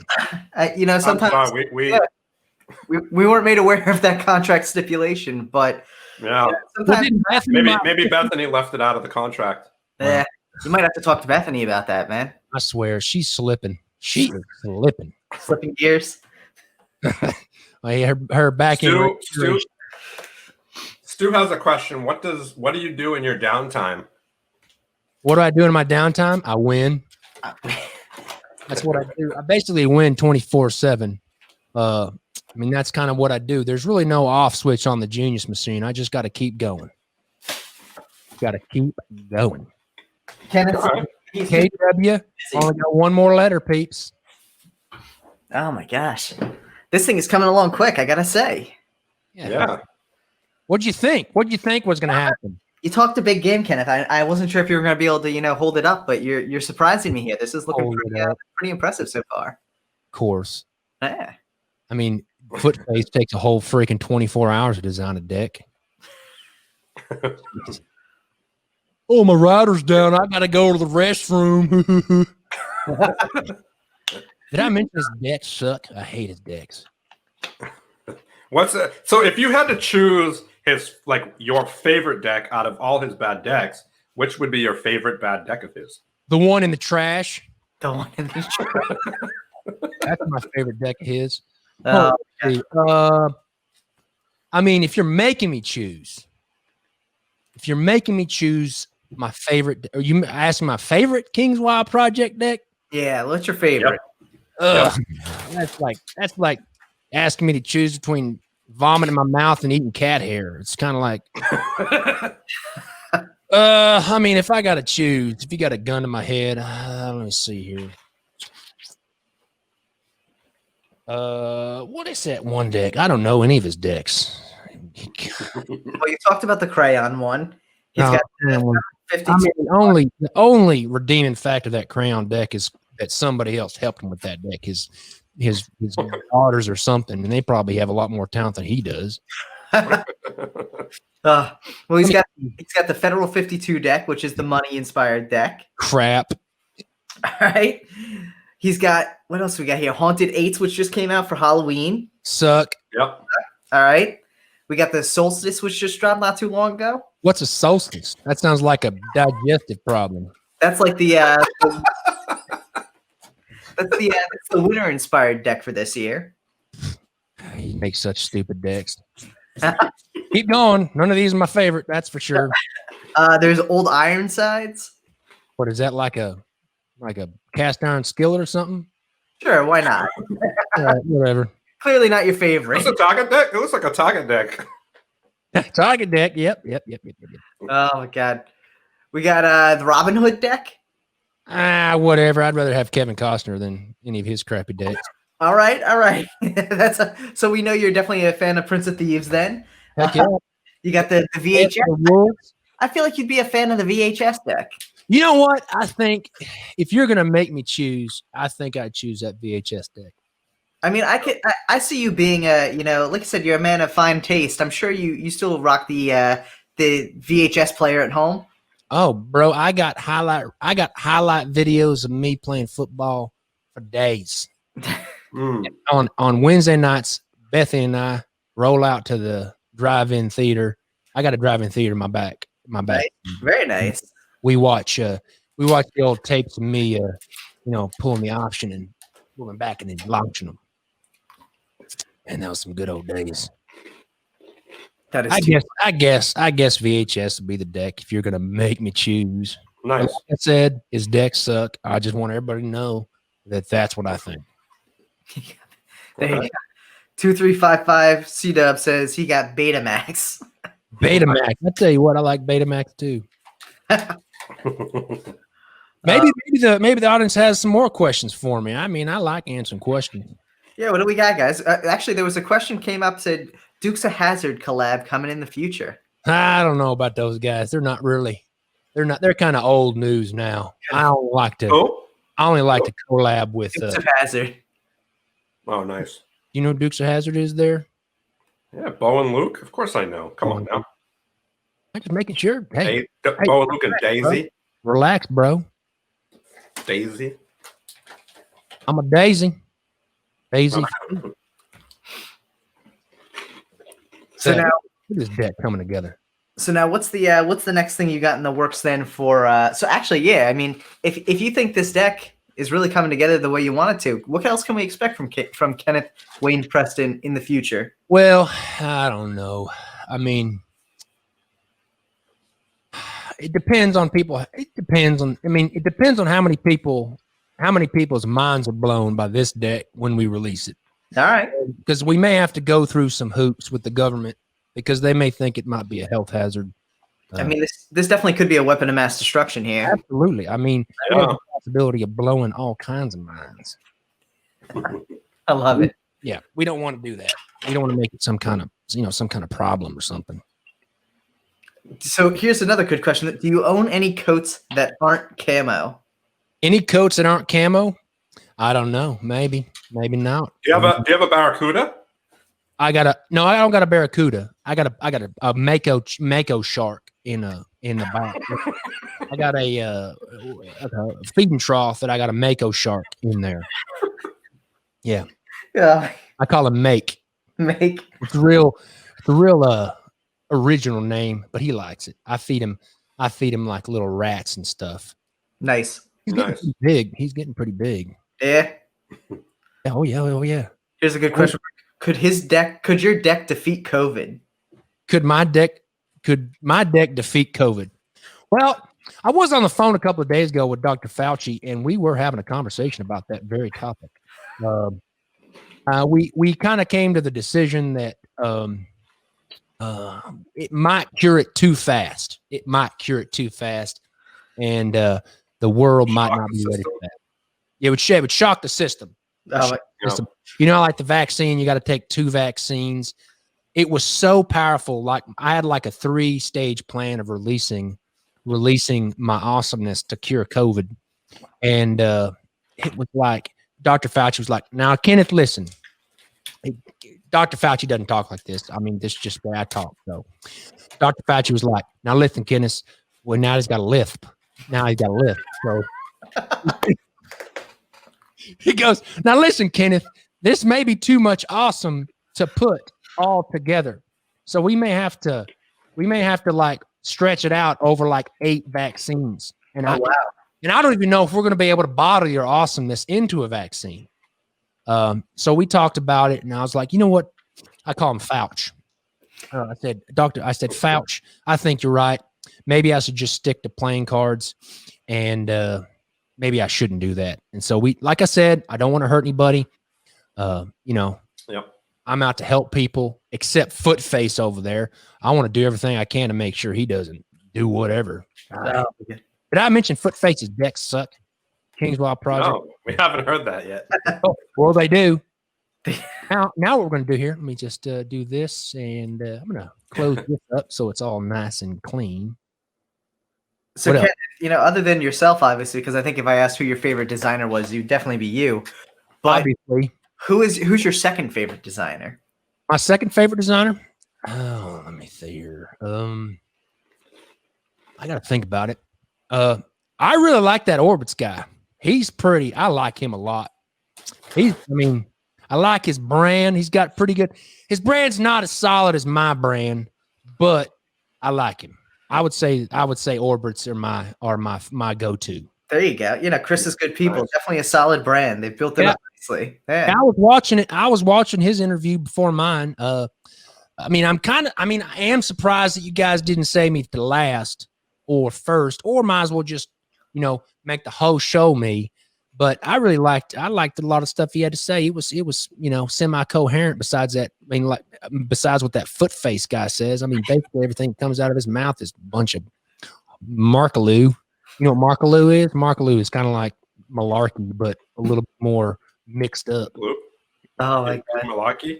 Yeah, it's like malarkey, but worse, I guess. Dude, that's a good question. Daring asked, if Kenneth fought Chuck Norris, who would win? Well, it's really not public knowledge, and I don't know if I should say this or not, but I'm actually Chuck Norris's Sifu. You know what a Sifu is? Yes. Sifu is kind of like a ancient Chinese word for master.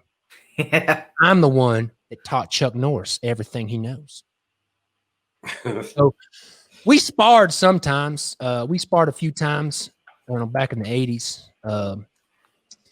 And we kind of came to an agreement never to fight again because we knew that if we fought, that we might, crack the plate tectonic tape, whatever. plate tectonics. Plate tectonic, the crust of the earth, the mantle, the magma. Yeah. We were talking about it, and we were like, I don't know, man, we shouldn't fight. We might break the break the crust and make the magma flow. Oh my god. Question though, it's a good, legit question. Good That is. question. Yeah, that was a good question. We have a request also here. Can you say? So, do you know Ricky Bobby? Do you know who Ricky Bobby is? Oh yeah, Ricky Bobby. He's good. He's good people. Good people. So that was the one requested. Can you say Ricky Bobby? Which you said it, so we're good there. But what are your thoughts on quantum physics? Quantum physics? What kind of quantum physics? Are you talking about like astro quantum physics? Or are we talking about relativity or kind of the whole thing in general? It's a good question, Jamie. What are you looking for there? I mean, you need to clarify a little bit if we're going to talk about quantum physics.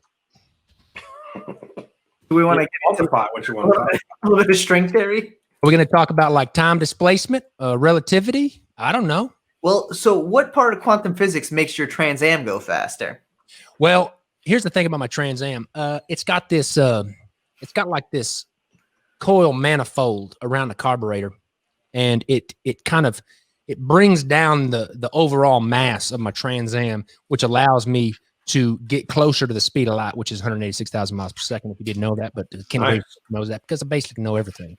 Nice. And it makes me go faster. Now I can't go the speed of light because everybody knows that you can't go the speed of light. It would take infinity power to get to the speed of light, so I can't go. But I do go faster.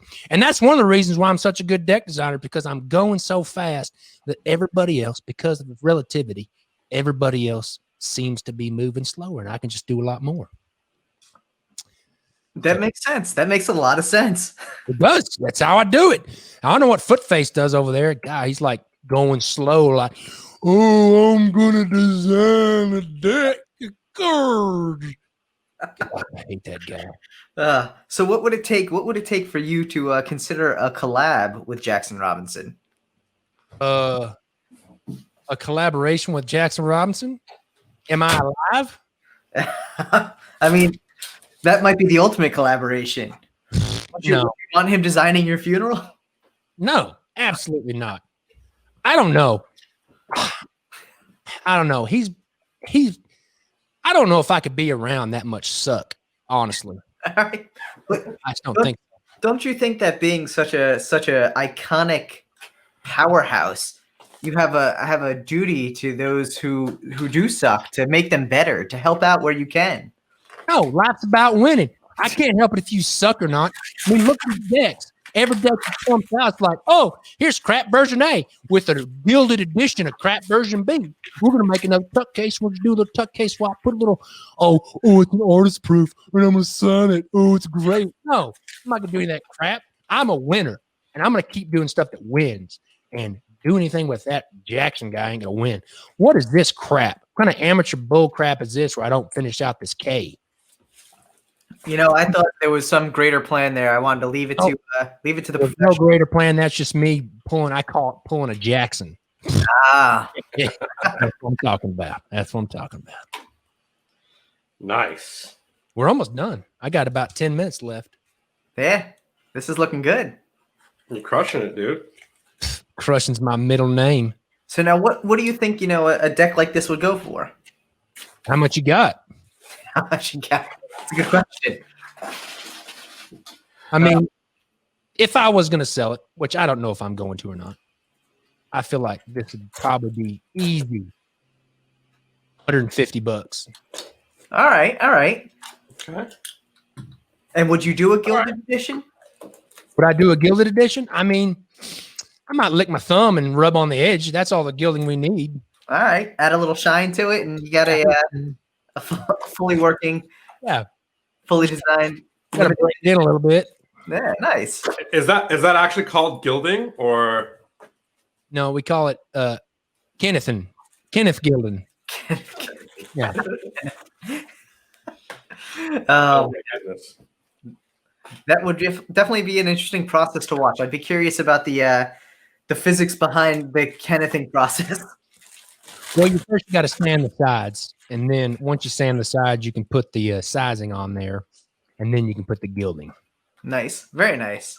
Now, the last thing I'm going to do, which is a very important part of this process, I'm going to get it right here. I'm going to kind of move it just to the side a little bit like that. All right. And watch this. I'm going to take my little rotate tool right here, right in the center. We're going to go 180 degrees, Boom. Look at that. Dude, epic. I mean, that compared to all that King's Wild crap, I think is pretty awesome. I know it's pretty awesome. And So good. done in 1/16 the time. Oh yeah, that guy.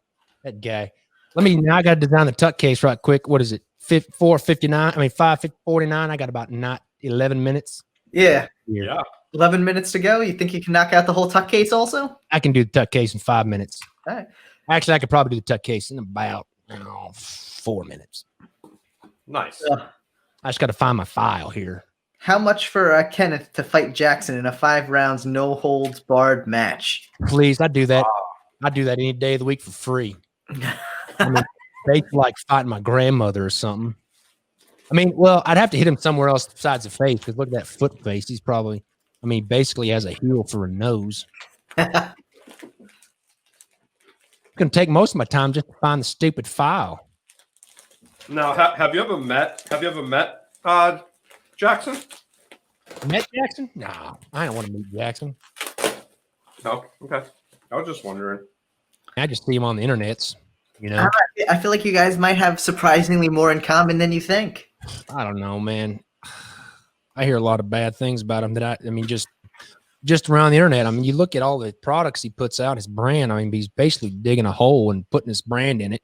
All the crap he's putting out. I don't know how he's been around so long. I'm going to go pull this red. Whoa, what's that? That's something else. Get this fire red we got over here. Should we get the same color on this bad boy tip? Boom. Nice. Put it on the bottom under the dye line. Let's go get the KWP right here. Copy. Paste. What's the name of your finishing move? Should you fight Jackson? Oh, the name of my finishing move? I call it the Kentucky Roundhouse Chop Chop. Nice. Did you and Chuck Norris create that together? But I actually created it first, and then Chuck Norris kind of assimilated it into his own kind of personal technique. Nice. Yeah, it's the Kentucky Roundhouse Chop Chop. Nice. Very nice. I'm gonna put a white bar right here, like this. Boom, kind of like that right there. Dude, that's a Camaro look right there. The what? That looks like a Camaro stripe. Right, whatever that is. I don't know what that is. I mean a Trans Am. Sorry, Trans Am. Yeah, Trans Am. I don't know if it's called Camaro. So in your opinion, then the Trans Am is just the best car ever made, right? Absolutely. The only thing better than a Trans Am is 2 Trans Ams. What about a stretch Trans Am? Nah, bro. Ain't got time for stretch Trans Am, man. Do they make stretch Trans Ams? I mean, you can make any car a stretch if you want. I guess so, yeah. Might as well go ahead and put my name on here because that's the only thing that is worth putting on here. Nice. Kenneth Wayne Preston. Let's see. Let's find us a nice font here. Nice kind of stretchy font. We're gonna go. I think I saw Times New Roman in there. I don't. That's probably what their foot face over there uses. Times New Roman.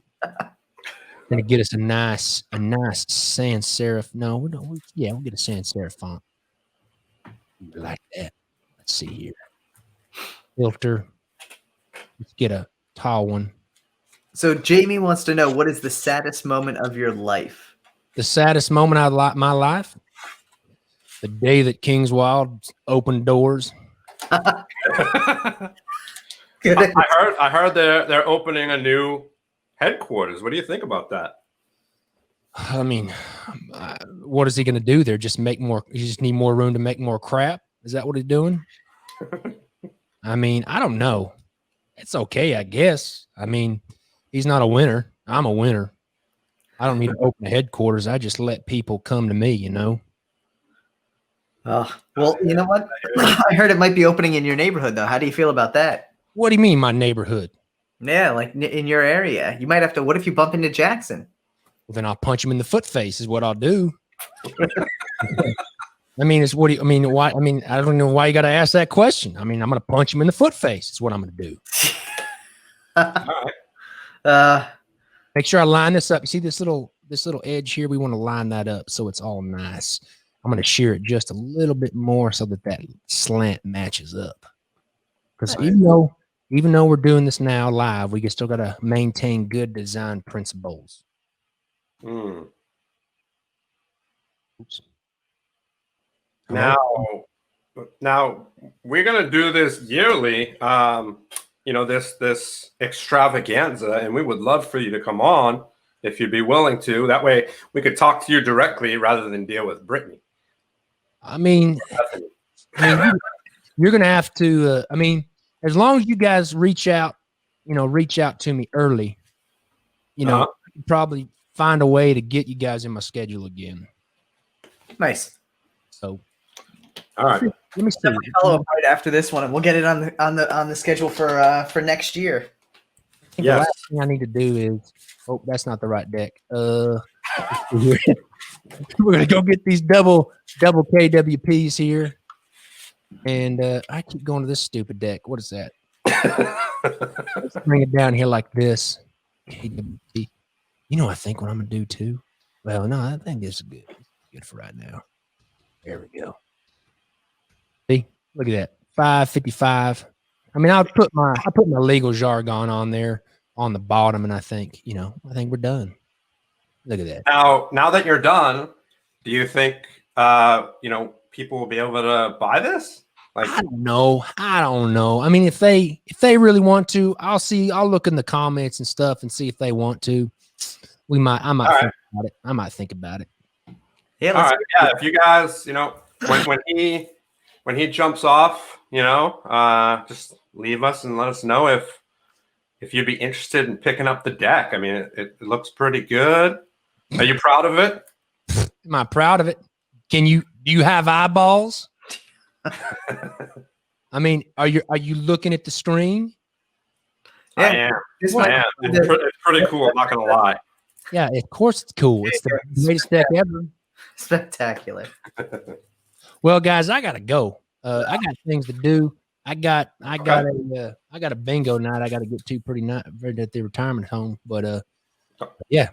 Kenneth, it's been a pleasure, man. We really appreciate you coming on, and we look forward to getting you back on for next year's annual holiday extravaganza. We will talk to. We'll send you an email after this and get it all worked out. All right, I'll try to respond within a couple of months, but sure, okay. There you go. Kenneth, thank you so much, man. We appreciate it, and we look forward to chatting with you in a couple months. It was nice, boys. See you later, foot face, you idiot. Sick. Oh my gosh, I have to say, Kenneth is quite the character there. I think he's got some animosity towards Jackson. I don't know why, but yeah, Jackson must have upset him quite a bit. Yeah, it's the small things in life that make either a friend or an enemy there. So I wonder, what the root of Kenneth's real animosity is. But I'm sure one day it'll come to light. Yeah, well, hopefully he'll share that with us. Yeah. Next time we talk to him, But guys, definitely make sure to drop a comment below. Let us know if you'd be interested in picking up Kenneth's deck. Yeah, we'll try to make it happen with him. We'll try to talk to him. Hey, what's up, chat? Are you done pooping? I am. Sorry, guys. Man, how about that? I had some bad dates at lunch. Oh, jeez.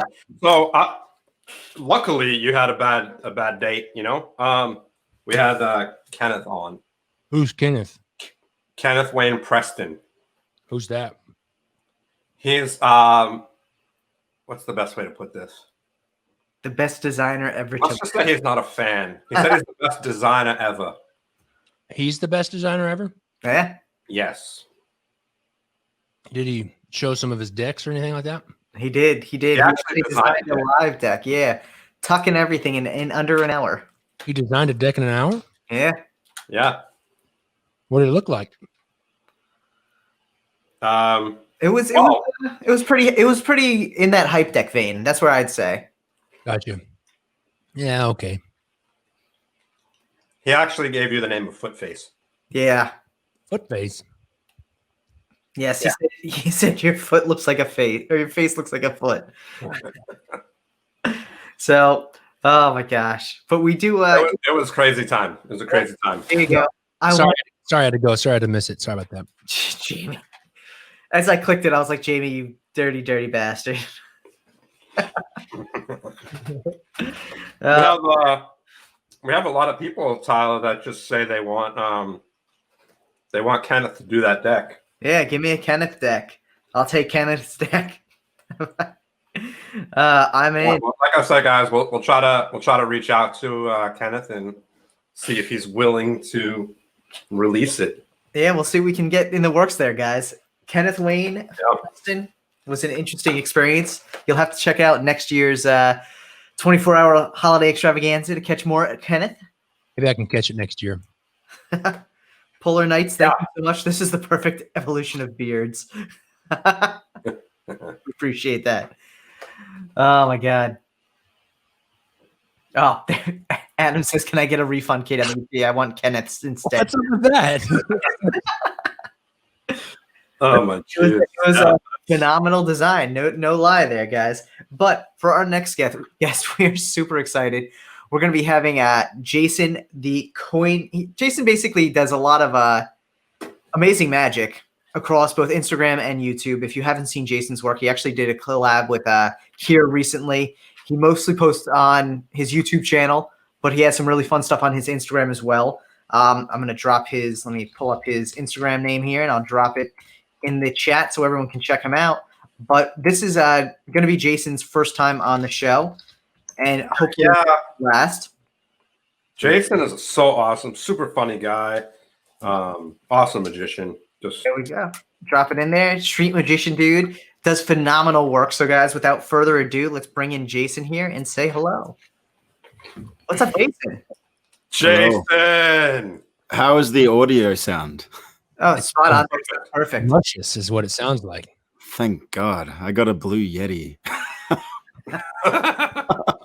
Jason, this is Jackson. Jackson, this is Jason. Hey, Jason. Hello. How are you? Good, man. Thanks. So Jason, he's got a cool accent. Down under, yeah, for anyone who didn't realize, but we're super excited first for coming on. Thank you so much. I know it's probably relatively early by you on Sunday morning, so you're also coming from the future. Yeah, my wife is she's on the side. Is she gonna make faces at us? Is she gonna make faces at us? Yeah. You want to say hello? Hello. I love how the wives and girlfriends are always like, no. we don't need to pop on the show about playing cards. I'm good. Dude, I'm so used to seeing you behind your table and doing your thing in the different camera view. Yeah. Oh, man. I live in a small studio apartment at the moment because of COVID. We lived in this big place and then we moved because we were like, save money, why not? Yeah. And then, so I'm in this tiny little corner. That's why I'm always filming in weird ways. Like, nice. You gotta make do, right? Dude, I don't know if you can tell right now, but I'm actually sitting cross-legged on a floor. I was about to say, I'm like that. Either that couch behind you is like really, really tall, or you're sitting on the floor. But the couch is very uncomfortable. There you go. It'd be really uncomfortable for you to say the floor is better. Well, my wife is Japanese, so I had to get used to sitting on the floor.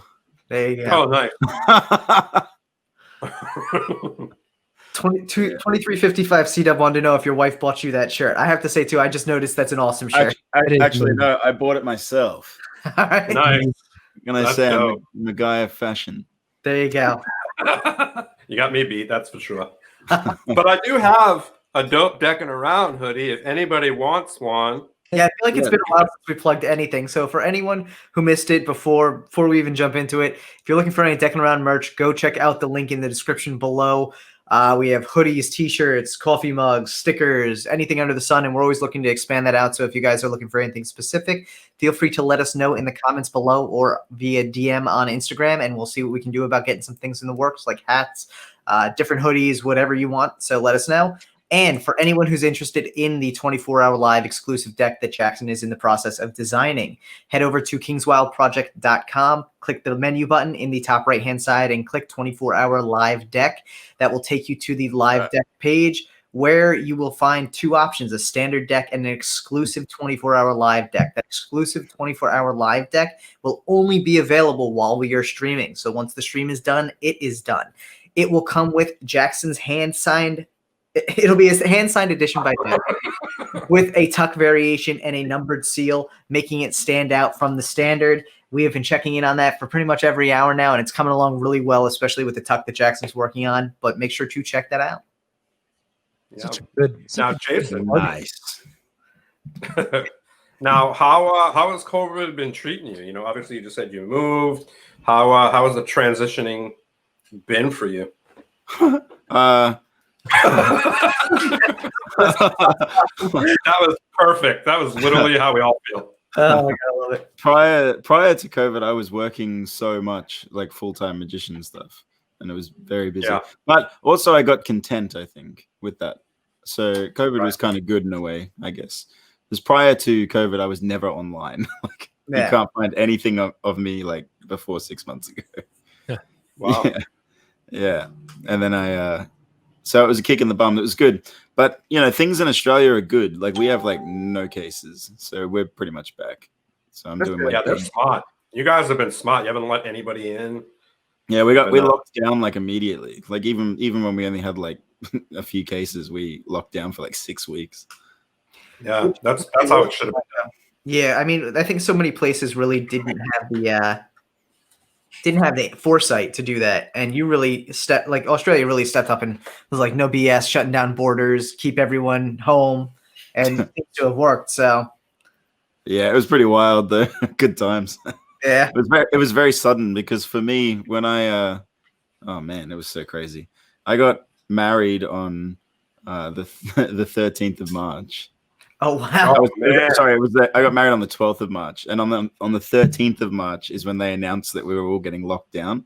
Oh my God! So the reason why that's kind of funny is because I was standing at the altar saying I was going to look after her for the rest of my life, and then the next day I was unemployed. Oh jeez! Man, yeah, that must have been tough, right? It was funny. It was funny. I mean, that's a good attitude to go into it with, and obviously, you know, this has been a new experience, I think, for every one of us, really trying to figure out what COVID, you know, what we've had to, I guess, kind of endure with everything going on with it. And it sounds like, you know, you've taken this opportunity to really expand out your social media side of stuff and really go hard on that content creation. Yeah, man, nothing else to do, right? I mean, it seems like you enjoy it though, too. You know, it really seems like you've been having a really fun time with it. Yeah, it's good to experiment because I never even knew how to use a camera until now, which is kind of cool. That's really cool. I didn't know what an ISO was. I'm still not 100%. Is it an ISO when something grows on your eye? Yeah. I'm still not 100% sure what like f-stop is and stuff. I just know that it changes the brightness, which is great. Honestly, that's all you need to know. Seriously, the three of them go together and they all adjust each other. So that's all you need to know. Yeah, exactly. So that's pretty much all I got. But yeah, no, with the content creation, I mean, it's funny too, because I started on TikTok. I have a friend named Josh, and he's like a massive corporate guy, but he's also a huge fan of Gary Vaynerchuk, you know, Gary. Yeah. Which I am too, by the way. But he was really saying like, you need to start making content, and I was like, all right, that's fine, I'll start. And he had like 8,000 followers on TikTok, which I thought was crazy at the time. I didn't realize what TikTok was. I was like, wow, 8,000, that's insane. So I started using it, and in like 2 weeks, I think I got like 100K or something. That's impressive. That's awesome. That's good. amazing. It was good. But that was like, I don't know. I find TikTok to be very weird, but that was my entry level to start doing content. I definitely prefer YouTube, I think. Yeah, I can see that. I think TikTok is very still, I don't say unrefined. I mean, it's really good at what it does, but it doesn't allow for really long form. And even the minute ones, it feels like on TikTok, a minute lasts forever sometimes when you get on some of those longer form videos for that platform. So yeah. It also feels really like I don't know how to explain it. Like I don't want to say it's like cheap, because there are some people making some really good content on there. Yeah. But then again, it also feels really cheap. Like like you get followers for like the dumbest stuff. Yeah, and it sometimes almost feels random. It's sometimes like Yeah, like I It's all- posted a video of some like crazy magic stuff, right? Where I was like, yeah, this is gonna get views for sure because it's like some some DPS action. Like I'm doing like a sweet Reformation performance or something. It gets like nothing, and then I was like, oh, I'll just crack a whip then, and I cracked a whip, and it got like 1 million views, and I was like, you are kidding me. Dude, that's how it works though. Like it's luck, right? Because you can create. I mean, what it comes down to is like, first of all, most people who are watching it on TikTok don't know what the fuck a DPS is, right? I mean, let's be honest. A lot of people, yeah, like a lot of people, that are in Magic might not know what a DPS is. You say diagonal palm shift, they might know what it is, But I think, I think for the people who are watching TikTok, cracking a whip is much more interesting, which is kind of frightening if you think about it. It's kind of unnerving. It is kind of funny. So I started doing some like whip cracking magic and stuff like that, and that worked. But nice. It's still like, because I make whips here in Australia too. So. Oh really? Can you show us? Can you show us some you? magic? Well, not literally magic, but the magic that you create with your Show us the whips. Oh, I can show you a whip. Hang on a sec. Yeah, give me a hot. That'd be cool. Yeah, I mean, I'll show you a dope snake whip. Let me get up off the floor. Okay, awesome. He has pants on. Everybody, that's a good start. Yeah. I didn't want to. Right. All right. That's kind of dope. Making whips. Can't hear you, Tyler. Can't hear you, Tyler. I was gonna say, I never really thought about the idea that like whips actually get made. That looks intense. Yeah, right. I wonder what kind of snakes that made out of. Awesome. Wow. All right, back to the floor. So what kind of Dude, I love stand-up before. what got you into making whips? I was a street performer for 10 years. Okay. And in Australia, we're allowed to crack whips. Oh, nice. Nice. And whips are loud and good for grabbing attention, so we can use them. But yeah, it's pretty obvious the sort of magic I would do with it, like cut and restored, Yeah. stuff like that. Yeah, but you can see this is a leather one, just kind of cool. Awesome. But this is the sort of ones I usually make. So this one here is made out of nylon. Okay. Wow. I don't know. Where's my camera? Oh, there it is up here. That's what I set it up. Cool. What am I thinking? So you can kind of see. Now, how long does it take you to make a whip? Do they vary depending on what they're made out of? It depends on the lengths mostly, but also like if I make like a stock whip, for example, a stock whip probably takes about 8 hours if it's 6 foot. But if I make a bull whip, like an American style bull whip, it takes like 30 hours. It takes so long. Wow. It takes a long time. Yeah. But it's good though. It's good to do. It's good fun. It's therapeutic. Yeah, I guess meditation, right? Yeah, I mean, anything in repetition is meditation, right? I think that's why we. Yeah, I know a lot of people when they knit, it's really meditational and hell yeah, definitely relaxing. Hell yeah. So yeah, just crack whips and do magic. That's the secret to TikTok. Nice.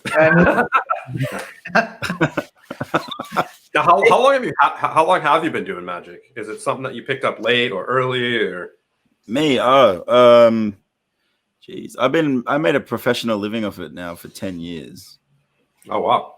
Doing magic. Yeah, I haven't done any other job.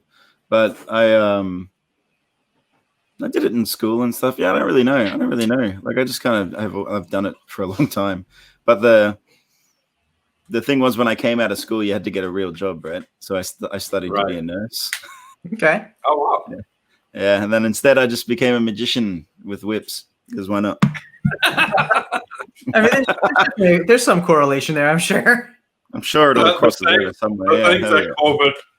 The things that COVID bring on, like you never thought you'd do magic with whips, and then all of a sudden you're the whip magician. Yeah, it became a thing actually for like a hot minute there. That's funny. Oh really? Yeah.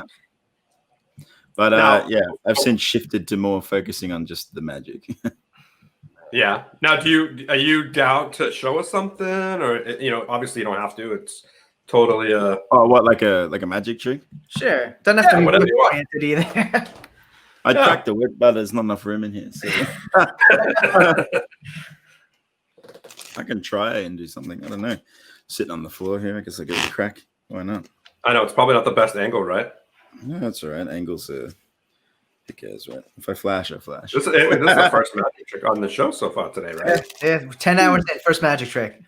Really? Nice. My gosh. All right. Well, talk about pressure. Right? Talk about no pressure. I'll get it done. Hang on. I mean, listen, even if dude, if it's too crazy for you, you don't have to. Even if you screw it up, it's 10 hours in. No one's going to make this far in the replay. Yeah, that's very true. All right, let me warm up here. All right. This is a Star Wars cards too. Have you seen this? Oh, they're nice. Yeah, I actually love these cards a lot. But I'll show you a trick that I came up with a good while ago using some good moves from Zach Mueller. All right, check it. Nice. If we had a card selected, since you're not here, I'll just get one. We'll go with this.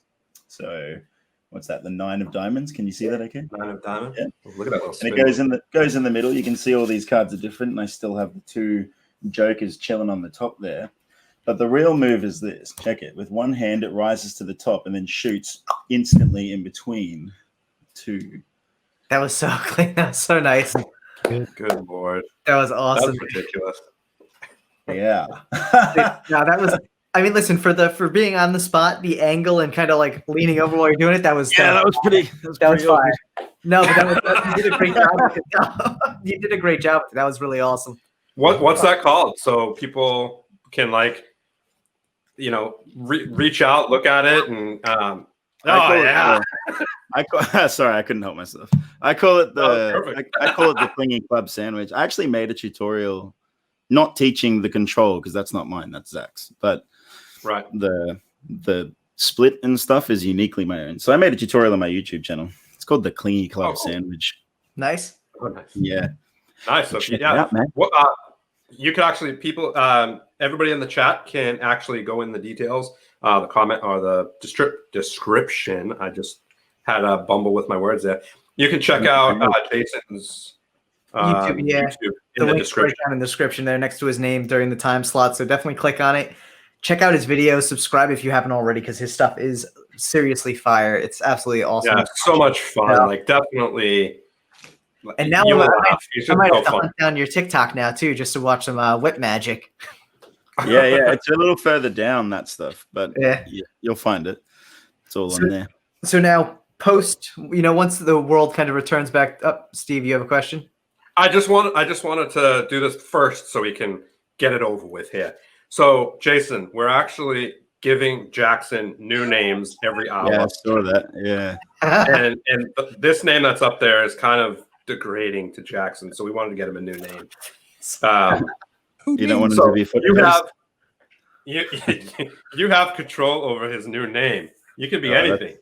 That's a power. That's a power I shouldn't have. Man, and a nickname for this man. I didn't have enough information on him. Tell me something about yourself. I'm nice. He designs playing cards. I design playing cards. I do not make whips, but he has one lung. I have one lung. Wow. I choked on a corn dog when I was 2 and lost my right. He broke his dad's samurai sword. Yep. I don't know that story. What? Oh, we'll have to tell. I tell that to you, just you on your Instagram live. Oh, that's right. We'll do it at the end of the show. Yeah, thanks, Batman. Yeah. Okay. Let's go with. Damn, man. I don't want to. Let's go Chris. Let's go Kris Kringle. Let's just call that. I like that. See, I feel like that's creative. Kris Kringle. Yeah. There you go. There you go.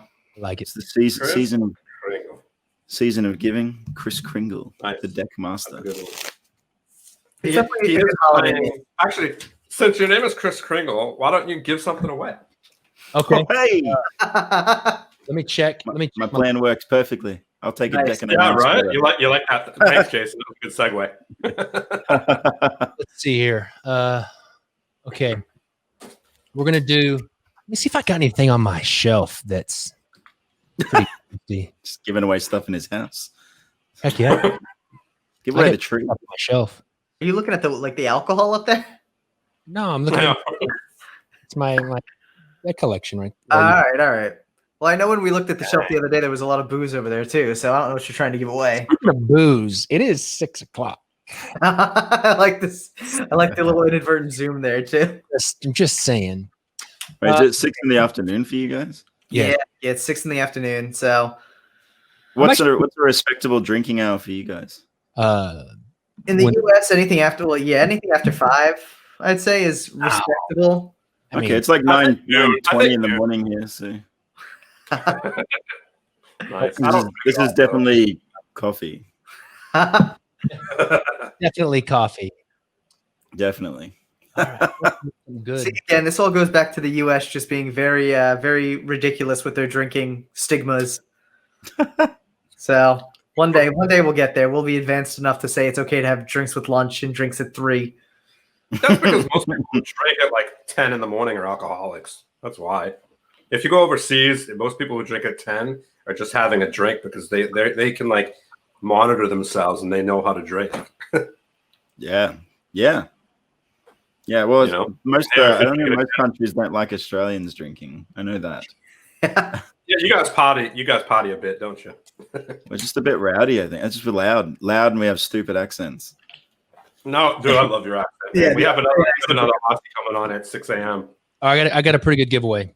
All right, let's hear it. What are you giving away?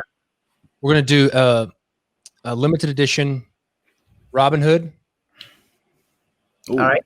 Number 438 of 500. All right. This is pretty cool right here. This next one. This is the crazy wild polka dotted gilded edition of the crayon deck.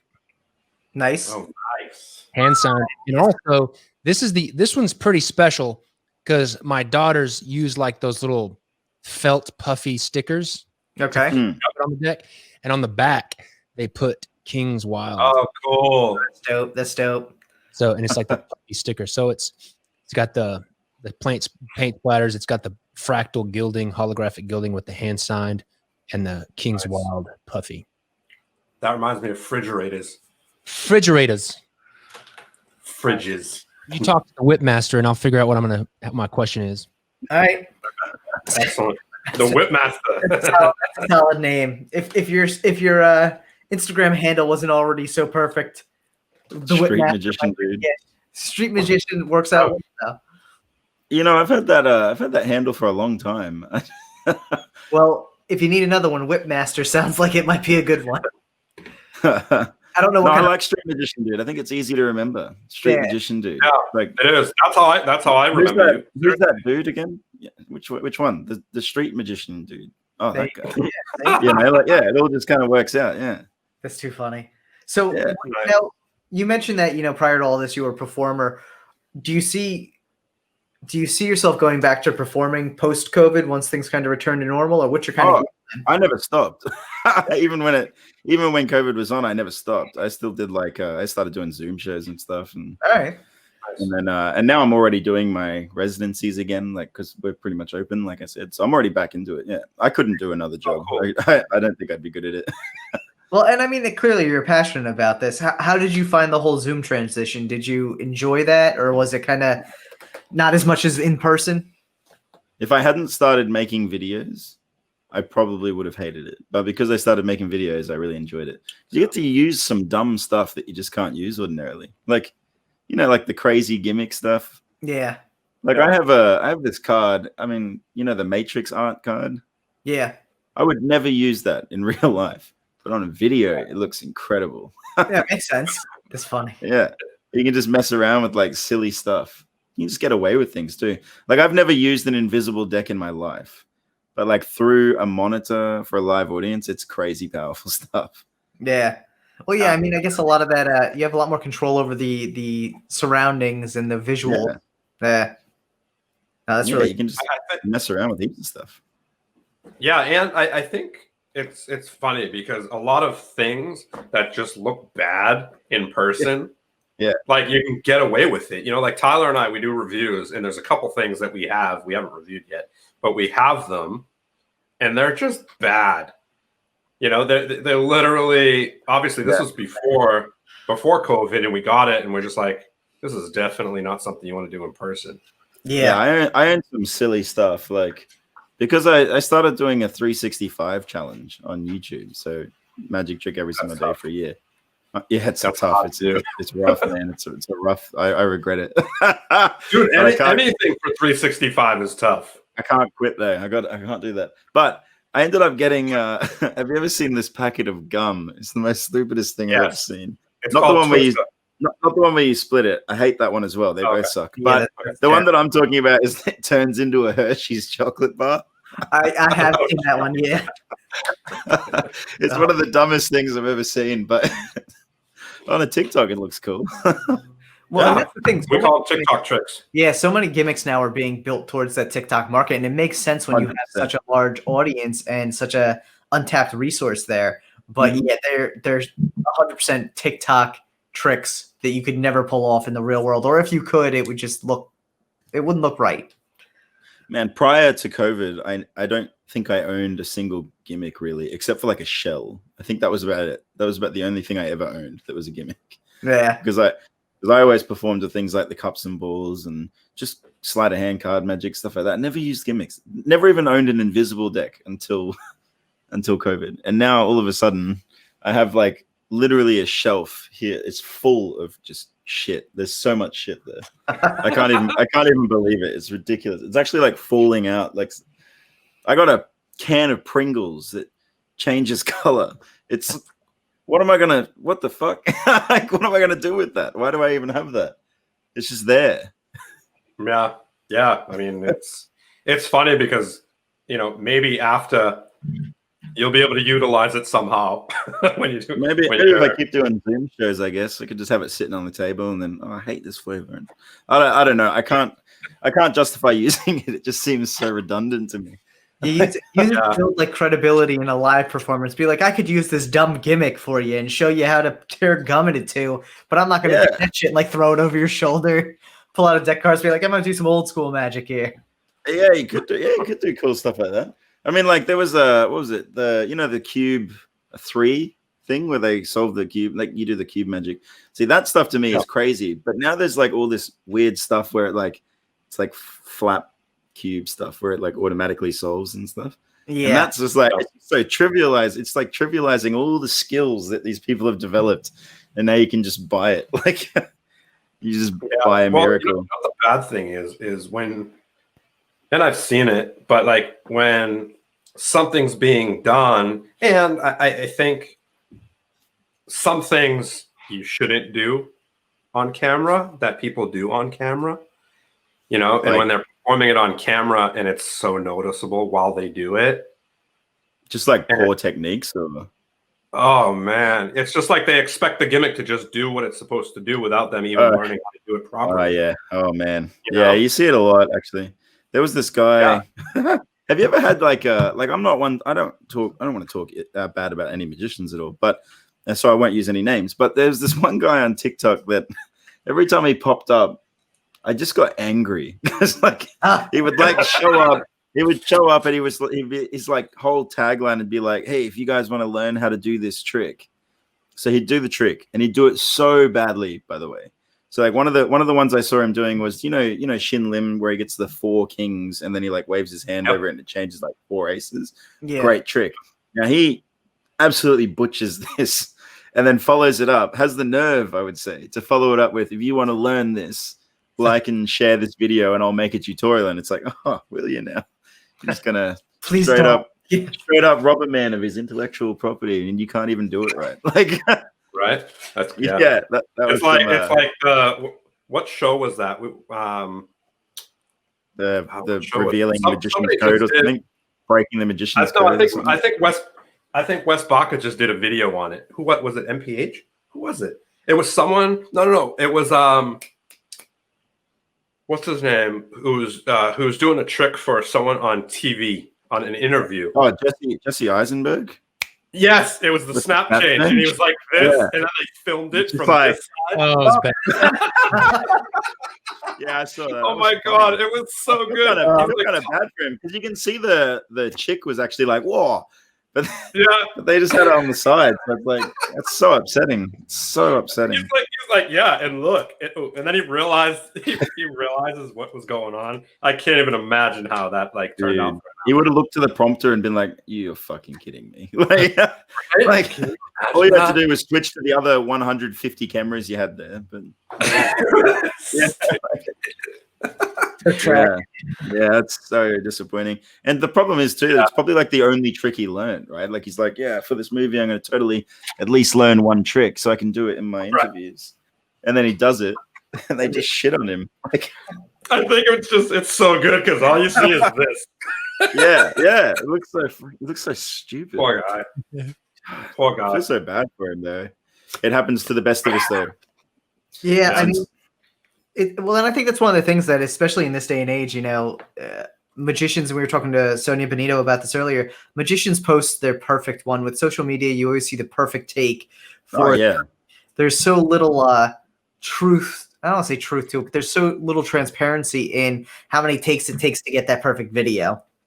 That's true. But there's also like, for example, like Reformation is a trick that I do live all the time. Okay. And every time I do it, I'll get away with it. But I filmed it for one of my days of the video. I swear I refilmed it like 60 times. And it wasn't necessarily because I was flashing. It's because Reformation has certain discrepancies, which in a live performance, you're not going to notice. But when you're watching it in the video, you can just go back and, I see it's all folded up. I see. Yeah, okay. And it just ruins the whole thing. It's like, oh, damn. Yeah. Very unfortunate. So, yeah. And you're just it's angle too, right? If the camera's lower than an eye would be normally in a performance, you don't understand that you're so used to performing it at a different angle, and you know the angle that you can perform it at. But the minute you set up a camera and it's on a tripod at such a different level, then you have to change your total dynamics of how you do that trick. Oh man, I felt like the first time I started recording, I felt like such a noob. I was like, "You're gonna be kidding me! Have I been fucking this trick up for the past 10 years?" Like, it happens. Man. It happens. We've dealt with some expert magicians who have had to do retakes like 25 times, and it just happens. I think like you said, it happens to the best of us. I mean, not that Tyler and I are so well formed in our videos, but dude, it takes us sometimes 30 takes for us to say, "Hey, everybody, welcome to Deckin Around." This is dude, 90% of our bloopers are there.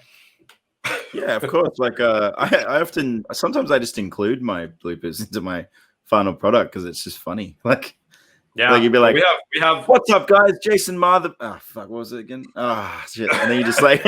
Then you just do the intro again, but you leave the first one in with a couple of beeps and the swears. And no, I think that's great. I think that's awesome. We're actually going to have a bloopers video that we're going to put out for the end of the year. Yeah, right after the first of the year or something. Normally, when we keep our bloopers in, that in itself is a blooper as well. And so Steve will get a phone call all of a sudden. It's like we normally drop a video at 2 p.m. So 2:30, I'll get a phone call from Steve. He'll be like, "Dude, you forgot to cut the beginning off," and it's just like, "Hey, everybody, welcome to shit." And then you'll enjoy this one, Jason. You'll enjoy this one. This is a little tidbit. We'll let everybody in on an inside secret.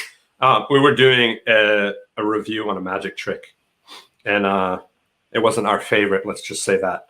So we're talking about this magic trick, like Tyler and I, while we're recording, and we don't do our reviews live, obviously. And we're recording, and the video goes up the next day, and we're fine. And then I watched the video, luckily, literally right after he posted it. I watched it, and we're talking trash about. Yeah, I'm sitting there. I think it starts off with me being like, "All right, let's figure out how to record this so it doesn't sound like shit." And I'm like, we roll into it. I was just like, "All right." And Steve messages me, and I'm like, "I mean, it could just sound like we're talking about the video." He's like, "We should fix that." I'm like, "All right, yeah, okay." It was so good. It was really, really good. And honestly, the post uploading, it's Jackson's dad. What's up, Jackson's dad? Jackson's dad needs to come on and say hi. Where? They wanted you to say hi. We need to say hi to Jackson's dad. I still remember your dad's magic trick. Hello, guys. Howdy. Hello, how are you?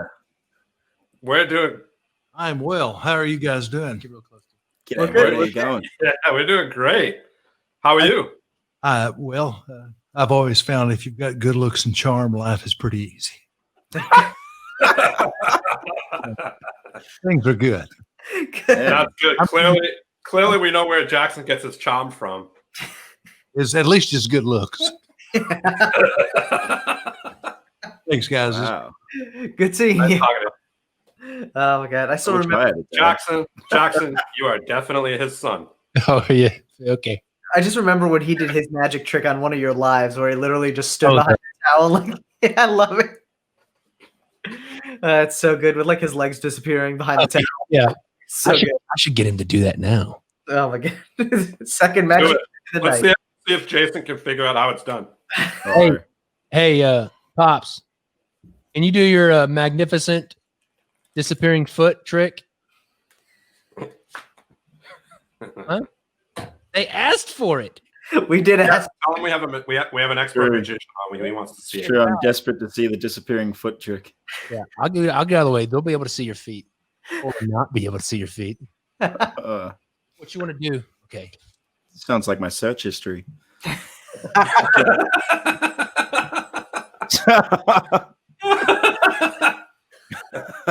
Stand right. Right, here we go. Right there. Okay, wait. Let me turn the light on. So ready for this. He was born for this moment. Like, where did the towel come from? The microphone can't hear you, but I'll. I can hear you. Yeah. Yeah, we can hear you. What?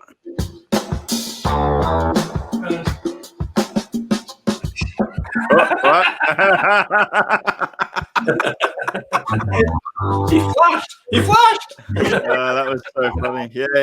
No, it was brilliant. That was cool. It was good, right? Yeah, that's a million views easy on TikTok. It's all about the Oh, angle. for right? sure. For sure. Dude, you post that and you're gonna be a celebrity. Yeah. A TikTok celebrity, for what it's worth. For what it- Trivial. And trivialize it. No. Listen, I think I'm a firm believer that TikTok is a phenomenal platform. I think the one area that most people who get viral, or not most, but the people who get viral on TikTok who don't utilize it right are the ones who don't then try and transfer it to another platform where they either are already established or can monetize. Like, I think that's the one area that Yeah. TikTok. I pretty much treat TikTok like a advertisement type of thing. Like I just do a magic trick and then hey, follow me on YouTube. You know. It's definitely the way to do it because you know it's funny because you can look at like most of the major influencers on TikTok and they really do conform to the like ballpark number of you can transfer about 1% of your audience from one platform to another because you'll see, you know, someone has 100,000 followers and they literally have 1,000, you know, subscribers on Instagram or followers on Instagram. 1% rule, right? The sales 1% rule. Yeah. Yeah, and it's always interesting to see. But then you see people who have like hundreds of thousands of followers and they don't link to their Instagram. They don't talk about anything else. Yeah. I'm like, what are you doing here? Like, I think they're almost banking on TikTok to one day monetize in a way that's actually functional more so than the creator fund. But we don't get that in Australia. We don't get the creator fund. from what I've heard, unless you're literally in like the top 1%, you make like 64 cents a week. I would love 64 cents a week. That's 64 cents US, baby. It's like $1 over here. Very sure. Conversion rate. Hey, Jackson. Yo. We never did Chris the Kringle. giveaway. It's Chris Kringle, mate. I mean, Chris Please. Kringle. We never did your giveaway. Oh, I got it. So, what is the serial number, the green serial number on the Ace of Hearts in the gold certificate deck? Ooh. It is. The serial number, the green one. I can hear everyone Googling away. Listen to it. Listen to it. Can you hear it? Matt, You can hear Matt it, probably can't has the deck like sitting by. He probably has the whole KWP like family lined up. So when you say a deck, he's like pew pew pew pew pew. Yeah, I definitely think there's some people who 5, 7, definitely 4, just 3. Boom. There you go. Done and done. I can already tell that at least tomorrow I'm going to spend like 2 hours looking at like how to make bullwhip videos. Good. Yeah, look at Nick's Whip Shop. Nick's Whip Shop. Yeah, he does a whole like in-depth tutorial on how to make a bullwhip. It's good. It's like we got a winner. RSR AJR. Congratulations. Hit us up on AJR. either. Well, Nice. do we want to send it to support at kingswildproject.com? Absolutely. All right. RSR AJR, send your contact information to support at kingswildproject.com. Let them know that you want a giveaway on the Deckin Around 24-hour holiday extravaganza. Did somebody write that down? Oh, I have it written down. Steve has it written down. Also, our RSR AJR, reach out to us on Deckin Around. That way we make sure we have the contact of all the people. We'll make sure everyone's put together for that. So much appreciated. Yeah. Congratulations, RSR AJR. That name is really hard to say. I wish there was some just way that was easier. It doesn't. RSR. That's RSR. Yeah, there you go. Right back. I have to go call my mom and walk her through how to log in so she can comment in the chat. All right. I love that. Janice wants to talk to Jackson. Oh, Janice, we say hello. Oh, I can't wait to talk to Janice. Janice is, well, you know what? Honestly, I'm surprised she doesn't come to Deckin Around because she is literally in every one of Steve's lives, but that may just be because she knows how to get into Instagram. So hopefully we'll have Janice as a normal visitor in all of our future lives. But so Jason, back to the idea of this magic. We actually had a question that came in from Kieran over here that was, I have to scroll up above all the, there we go. Deep question. Do you think TikTok is ruining magic? Yes. Yeah. All right. Yeah. Short answer, yes. Look, don't get me wrong. There are some guys out there that are doing good things for magic. Like, I think Evan the card guy is pretty good. I like him because I don't see him doing like tutorials and stuff, or at least I haven't seen him do it. But there was a Sean Does Magic. I swear, like 50% of his videos were just him revealing tricks, which was insane to me. I was like, wow, okay. Or throwing a basketball over his shoulder into a net. Whatever worked, right? But like there's a guy that comes across my feed every now and again. I always click like the not interested thing. Yeah. But he's called Card Baby, I think it is. Card Baby. He's a Russian guy. And no word of a lie, his videos are literally, and he's got like almost 2 million followers. And his videos are literally him sitting in front of a mirror with the camera behind his hands, doing the trick so you can see what it looks like from the front, but also what it looks like from behind. That's all he does. So like he gives away like Leonard Green's laser deal, and he even like reveals like Kayla Morelli's flap card sort of stuff. And he gives away so much stuff. It's insane. I was like, wow. Yeah, it's a bummer. He's just doing it for clout too, which is the saddest thing. Like, I think to teach a trick on TikTok, you can't teach a trick on TikTok. You just reveal a trick. Yeah. You know, if you really want to teach people magic, at least make the proper length, you know, like take the time to explain why and who made it and all this sort of other stuff. Like, it's crazy. Yeah, no, and I think that goes to, again, the discussion of, you know, proper long form content, you know, realizing that, you know, not that it's just about the views or the clout, but that you do need the right platform to do something like that. Even if it was like an Instagram TV or something like that, where you can actually go 15 minutes to explain and talk about. But yeah. TikTok is not built for that in any way, shape, or form. No, but it's also crazy too, because if you build a following like this, which so I have a pretty small following on YouTube. It's like only like 3K or something, which is it's not bad. I mean, hey, that's a solid starting. You know, that's a solid 102 days in. Yeah, that's impressive. But it's but that following, and they don't follow me for expecting tutorials and stuff. They're just genuinely following me, and a lot of these people are really like super loyal. They're super nice, and just I swear, like YouTube comments are just like the most pleasant thing to read. But then you go to like TikTok, and it's like, teach me that trick. Like they feel entitled. People feel like they're entitled to know now. Yeah, you know what I mean? Like that's really what happened to it, which is kind of crazy. You know, the TikTok. Sometimes I'll look at the TikTok comments in general just because you want to see what you missed in a video or something like that. You see videos in TikTok, but like I've never seen such toxic comments on average Like I feel like you go in there and it's so much negativity or like you said, entitled attitude versus like YouTube. Everyone's like, oh my God, thank you so much. Like it maybe it's not even like that the attitude's any different, but there's manners included on the one side, you know? It's because there's no like it almost feels like there's no repercussions for what they say.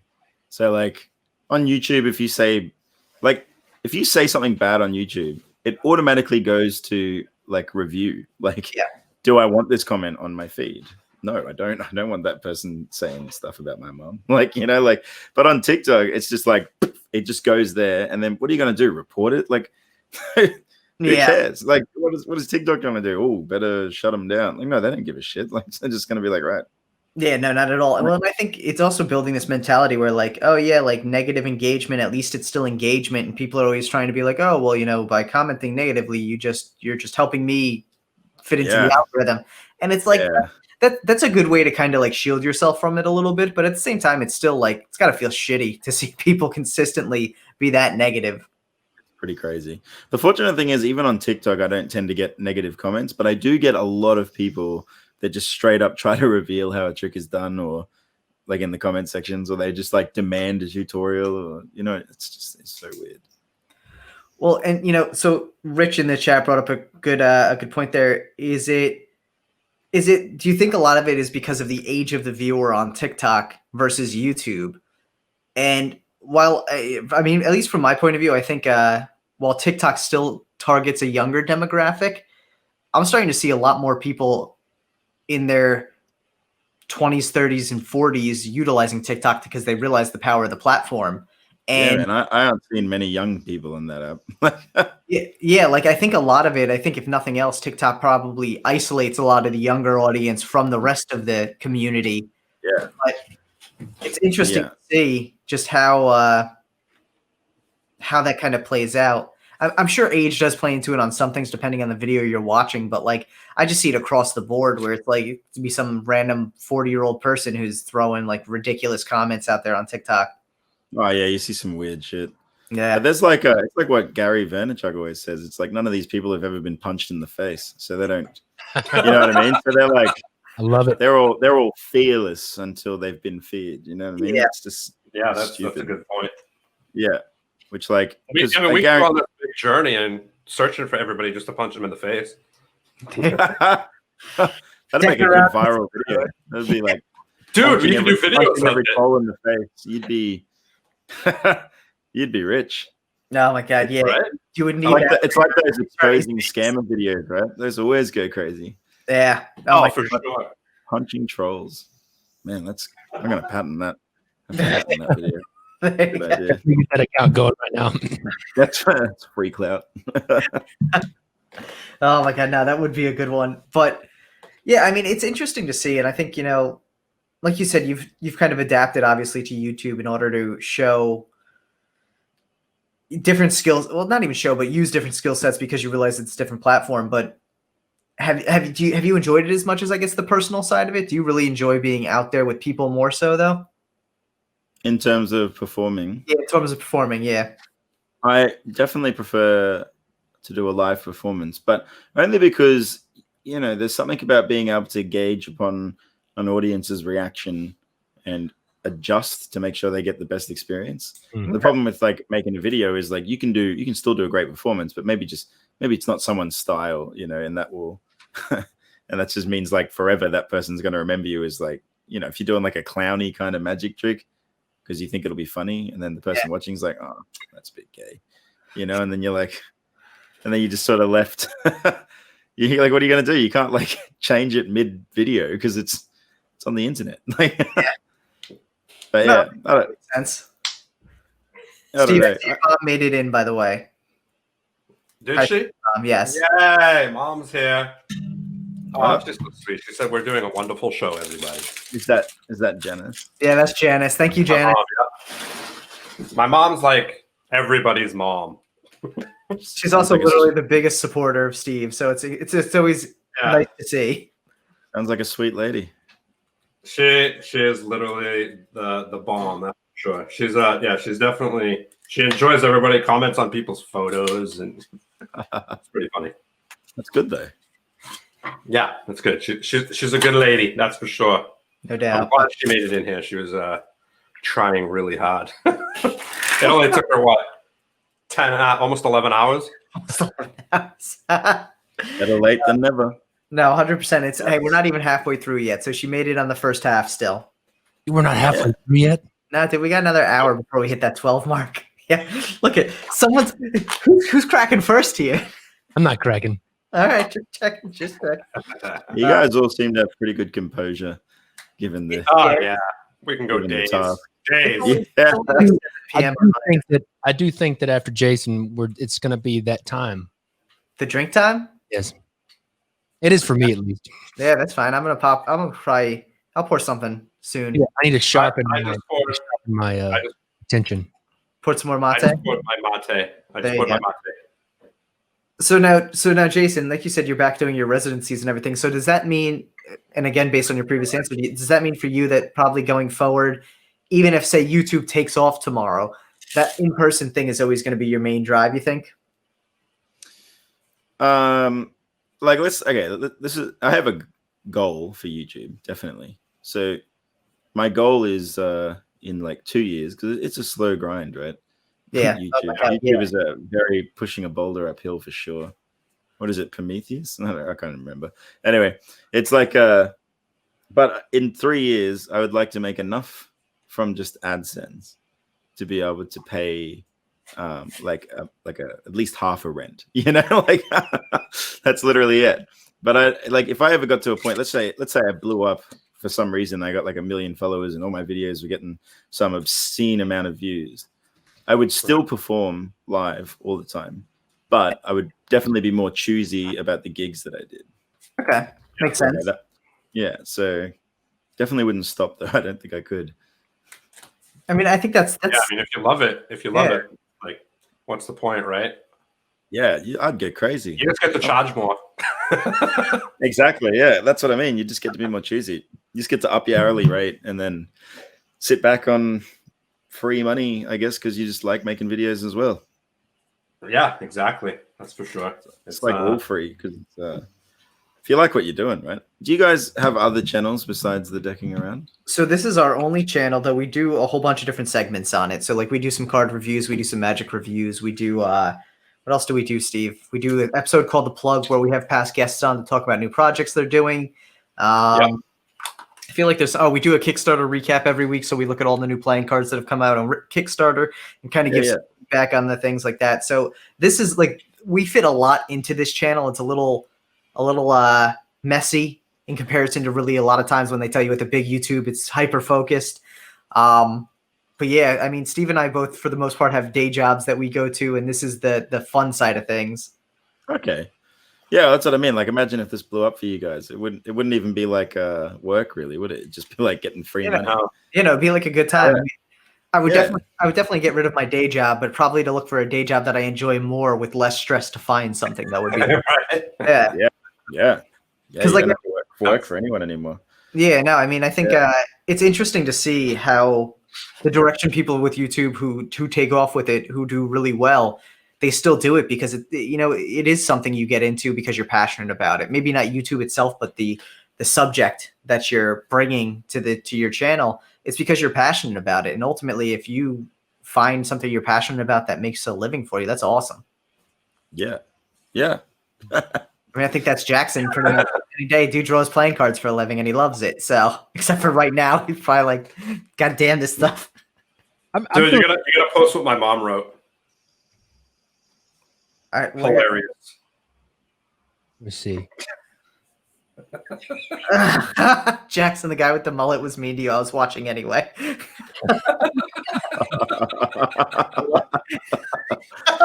Oh my god! I'm gonna feel like messages and texts and DMs like, dang, what did you do to that Kenneth guy, whatever his name is?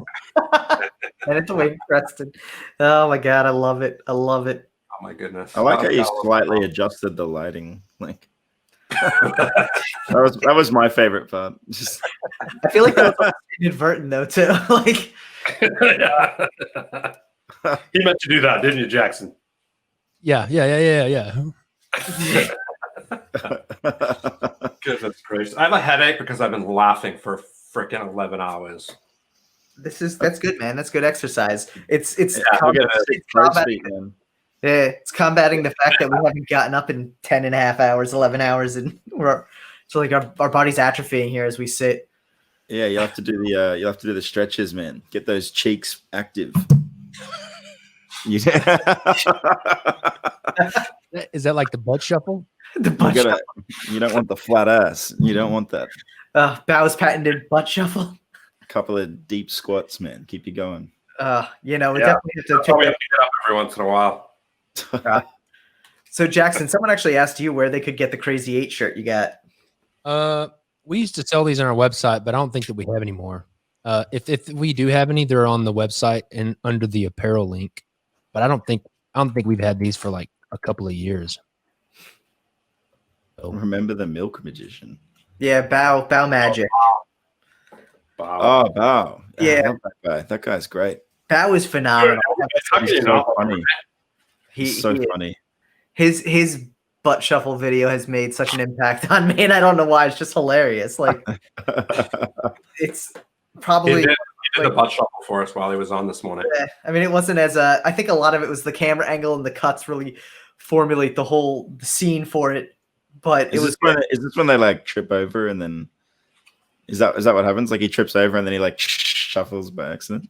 Oh no! So he. Okay, yeah. He like, kicks it around as a trick, and he starts like shuffling with his butt cheeks. Oh, sorry. Okay, yeah, that's a different video that I was thinking of. Then. Sorry about that.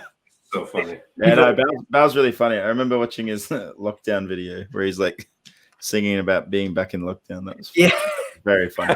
that was when he was walking down the streets like by himself. Yeah, that was so good. That was so good.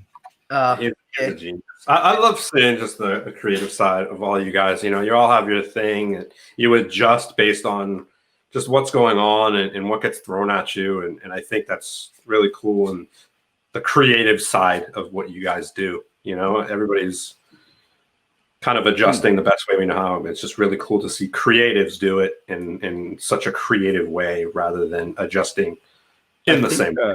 I'm not like, I don't know if it's the right way, but I think that the best creators are the ones who are like still very much themselves.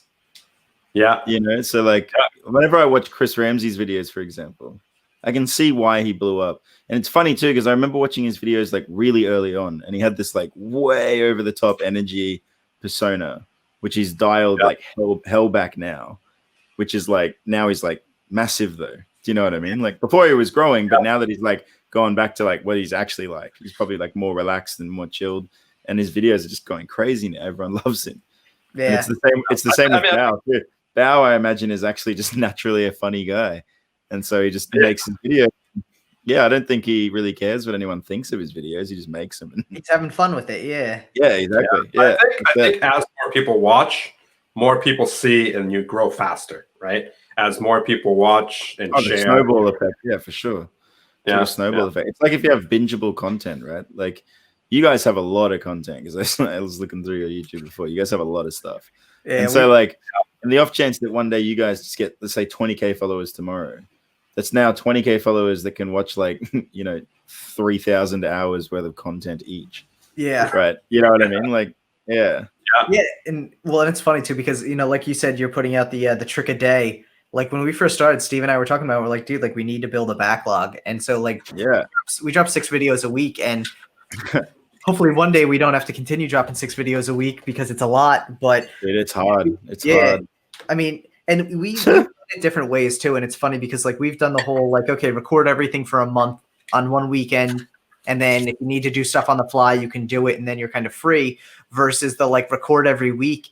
And it was actually more stressful, I think, recording everything for a month on one day than it has been coming around on a Sunday and being like, all right, let's knock out the 6 videos for this week. Because like, dude, 30 videos in a day is so tiring. I also kind of feel like if you pre-record for like a month, though, you kind of close the door to any conversation with your audience. Yeah. Right. But if you're doing it if you're doing it as you go, you can respond to people because you'll get comments, people asking for things, and you can address that and mention it in your videos and all that sort of stuff.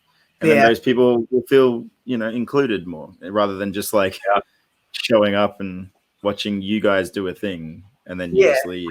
You're like, oh, by the way, buy some merch. Like, but there's no like actual connection. Speaking of merch, Jason, good luck, Jason. There you go. Deckin Around merch. But, I mean, and it's 100% true though, because we get in on like the deck reviews where people will pop on and be like, hey, can you review this deck? Can you review that deck? Yeah. And then if you do it, like, especially if you get like a majority of them, they're like, oh, do the new Fontaines or do the new Orbits or do the Orbits V8 or tell Chris to send me a picture of the Orbits V8. Oh, sorry. Yeah. I'm getting off topic there, but I think we'd all kill for a picture of the V8s right now. But yeah, I mean, it's a grind though, for sure, but you're doing a phenomenal job with it. I mean, like you said, you have a goal with it. And I think that's the biggest thing is having a direction and having even if it's a little bit of a scattershot focus, like on our side, having a focus and that momentum that you want to keep going towards whatever the end goal is. Yeah. Well, I think the best end goal is to not have like a subscriber count end goal. I think that's the best thing. Yeah. Because it's great. Like it feels good, obviously, when you get a surge of subs, you get like, you wake up, you're like, ooh, 100 new people watching me. It's a good feeling. Yeah. But then at the same time, there was something that happened with my channel specifically was Chris Ramsey shouted me out, which was awesome, by the way. Nice. I was like super happy about that. And I got this surge of like probably like only like 1,000 or 1,200 or something like that. But then for a few weeks after that, what was actually happening was that my phone's giving me some trouble. What was actually happening is that the people that were following me came there because Chris Ramsey said so. Yeah. Right? Or like, like not because he said so, but because they wanted to appease Lord Ramsey. And they'd come to my channel. And obviously my content is not what they're hoping for because I'm not Chris Ramsey. You know what I mean? My content's different. So some of them stayed, but for a while there I was getting this like kind of like sub count like this, if that makes sense. Yeah. And then it finally leveled out and now it's on the constant rise. But like for a good while there it was just stuck. I was like, oh. And that's the tough thing, because I think a lot of it too, and there's a lot of growth strategies for YouTube around the idea of constantly be doing collaborations with bigger creators who can then funnel their people down to you. And you're 100% right though. If you're not in the same kind of, if you're not creating similar enough content that they're intrigued by it, it's a temporary bump. Exactly. Yeah. That's it. And then so now like if I do collabs at all, I try to keep it with people around my level, I guess. I had Eric Leclerc do a video for me, which was awesome. Was awesome. Yeah, and that got a surge. Yeah, Eric's loving the fact that I'm doing the 365. He's always laughing at me. Nice. He thinks it's funny because he was the OG of that game. Man, I'll be honest, it's hard to book for 365 days. Never mind do a video for 365 days. Dude, I have to edit it myself too. It's rough. Sometimes it's great. Sometimes it's insane. Like discovering the whole Omegle thing has been awesome because now it's like free content, man. It's great. Plus, it's a lot of fun for me, and people seem to really like watching you. See a lot of eggplants, I guess. Yeah, dude. I tell everybody like who we talk to about Omegle is to like put that in the routine somehow. If you can capitalize on that to make it just funny. Obviously, you can't show that. Yeah, I literally got like a JPEG of a eggplant so I could like cover the, cover. So cover funny, like, even like if you talk, I don't know, like there's so much you could do. Marcus, the piano guy, his name's Marcus Veltri, I think it is. Oh, dude, when he goes on Omegle and he by chance comes across some eggplant, he like plays like Looney Tunes music for them or like totally feeds into it. It's funny. Well, right. I have to say, Jason, it's been an absolute pleasure having you on. I think the one thing we definitely want to do is have you on for a full episode at some point, which is a similar, but I think more tailored experience than this 24-hour extravaganza so far. But we do appreciate you coming today to chat with us. And I think everyone in here is probably sitting there Google how to make a whip right now. So if nothing else, you've got a lot of curiosity. Dude, I mean, it's a lot of fun. I think every kid at some point or another is like, yeah, I want a whip. Like whether you. I mean, we all saw Indiana Jones. Exactly. Right? Yeah. Like everyone had that moment when I need a whip. I had a bullwhip. I'm not gonna lie. And you know, I don't know why my parents bought me at 10 a bullwhip. It was probably the worst decision they could have possibly made. But it's one of those things that I think fascinates everyone. So we appreciate you coming on and sharing your insight and your, you know, obviously it's early morning down by you. So thank you so much for coming on early. Yeah, I hadn't even slept at all. Like I didn't wake up early. I just didn't sleep because I had to edit. Oh, man. Well, hopefully you can get some sleep in then, man. But we're definitely going to have you on for another show if at some point if you'd be interested. So yeah, sure. Let me know. Message me. Yeah, dude, I will definitely reach out to you. We'll make it happen. Thank you so much, Jason. Thanks for Sweet. Everybody go follow Jason. Yeah. Street Magician Dude on Instagram. His link to his YouTube channel is down below. Yeah. So you can search my name in the corner here for YouTube. Yeah. Yeah. Right here. So there you go. Thanks again, Jason. Enjoy your evening or your day, man. Get some sleep. And no sleep. I got to go do some gigs. But yeah. There you go, man. Take care, guys. Thank you so much, man. Bye-bye. See. Let's dive into Jackson for like a minute before we dive into the designer showcase. Let's see what you got going on, Jackson. Oh damn, this is looking so fancy. Is he on mute? No, Nope. he's just not talking. Oh, okay. I got his head roughed in there. Let me see where I put that. Where's that layer? Oh yeah. I may. We'll see how I'm doing on time. I feel like I got plenty of time though. That looks good, though, man. Still got to do the Ace of Spades for sure. It's so good. I think I may try to put that full length body shot of him. Let me see. That would be dope. Yeah. I'll just show you. Oh, I'll show you what I'm thinking. See, but that means I'll have to redraw this entire body, which that'd probably take about an hour. I think hour or two. good thing we got 13 left. Okay, looks like I'm doing the full body shot. Yeah, But this is what I'm thinking. If I do that in there, let me turn this one off. They put it in there where it's like covering up the title. It's so magnificent that he covers up the title of the deck. I love. Put the title over his body. Yeah, but I'd have to redesign it now because it's all circular around that middle part. I mean, there was also the idea you had earlier of just the really focused in eyeball in the center. Yeah, I could do that. I feel like I have enough time. I do love that epic pose, though.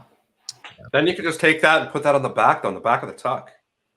Right over here. I could put this over the back design, maybe. That would be interesting too. I guess I could do that. I would have to go back and take out his face, which wouldn't be hard. Right. That might be really cool. I like that a lot, actually. Look at that. Yep. Crowdsourced deck design. Yeah, I want to do that where I put him over this back design, and then we'll put the eye or the face. What do you guys think? Yeah. If I do the eye, then I'll do a die cut hole and put an eye card back there. Okay. That'd be dope. I think that would be dope. Yeah, considering it's the monocle deck and you'd have like the monocle feel with the eye there. Yeah. Yeah. We'll do that. Nice. All right. Sweet. Nice.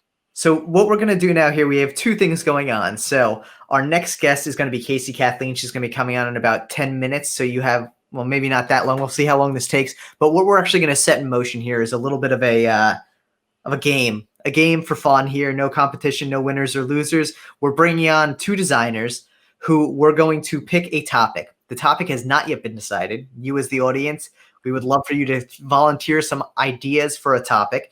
And these two designers are going to have a 2-hour window. I'm going to pull them in right now since they're here. It's going to be Brad Gabbard, a.k.a. Native Tongue, and Huang. We were going to Banana Man and Brad Native Tongue. So, guys. Brad, welcome. Ito, welcome. I'm sure all of you know we were going to have a third on, but something came up, so it is going to be the two of you challenging off today. Basically, within the 2-hour window, you're going to design a back design, and a tuck. Was that what it is, Steve? Yeah, that's a back design and a tuck. A back design and tuck in 2 hours based off of the theme that we collectively, as the audience and the three of us here, are going to decide. And it can't be like something stupid. It's got to be something logical. It can't be like draw a catalytic converter deck. You know, like it has to be something that makes sense, that could be like presentable, you know, outside of this crazy show.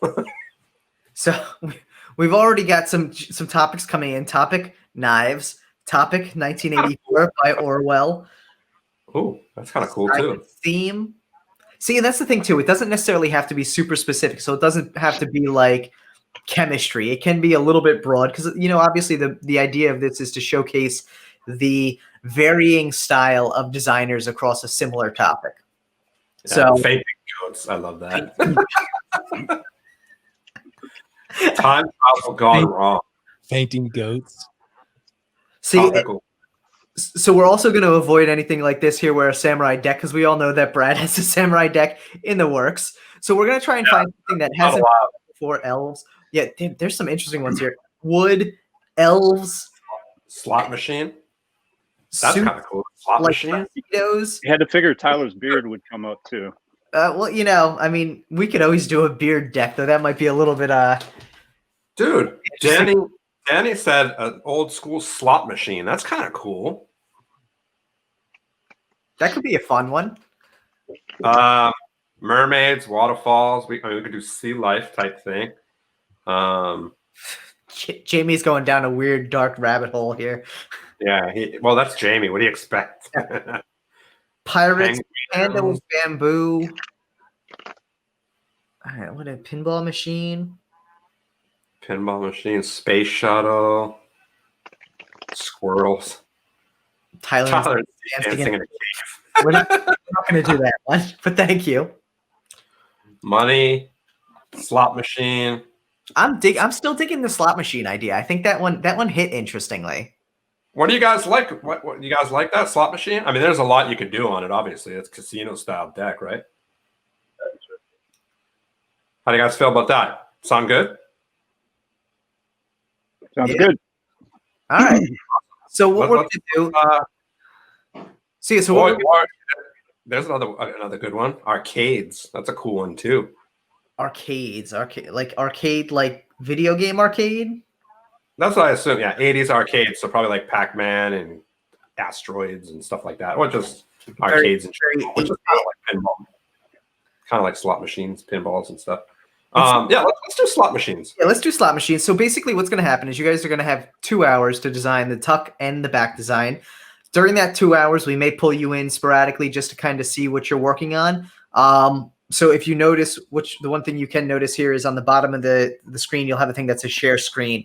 So if you want to turn that on, I'll be able to see that in there. So we should be able to pull in what you're working on as long as you're working on the same computer that's showing here. You know, I know we talked about if you want to work on your iPad, we can always pull your iPad in as well. So just have your iPad join.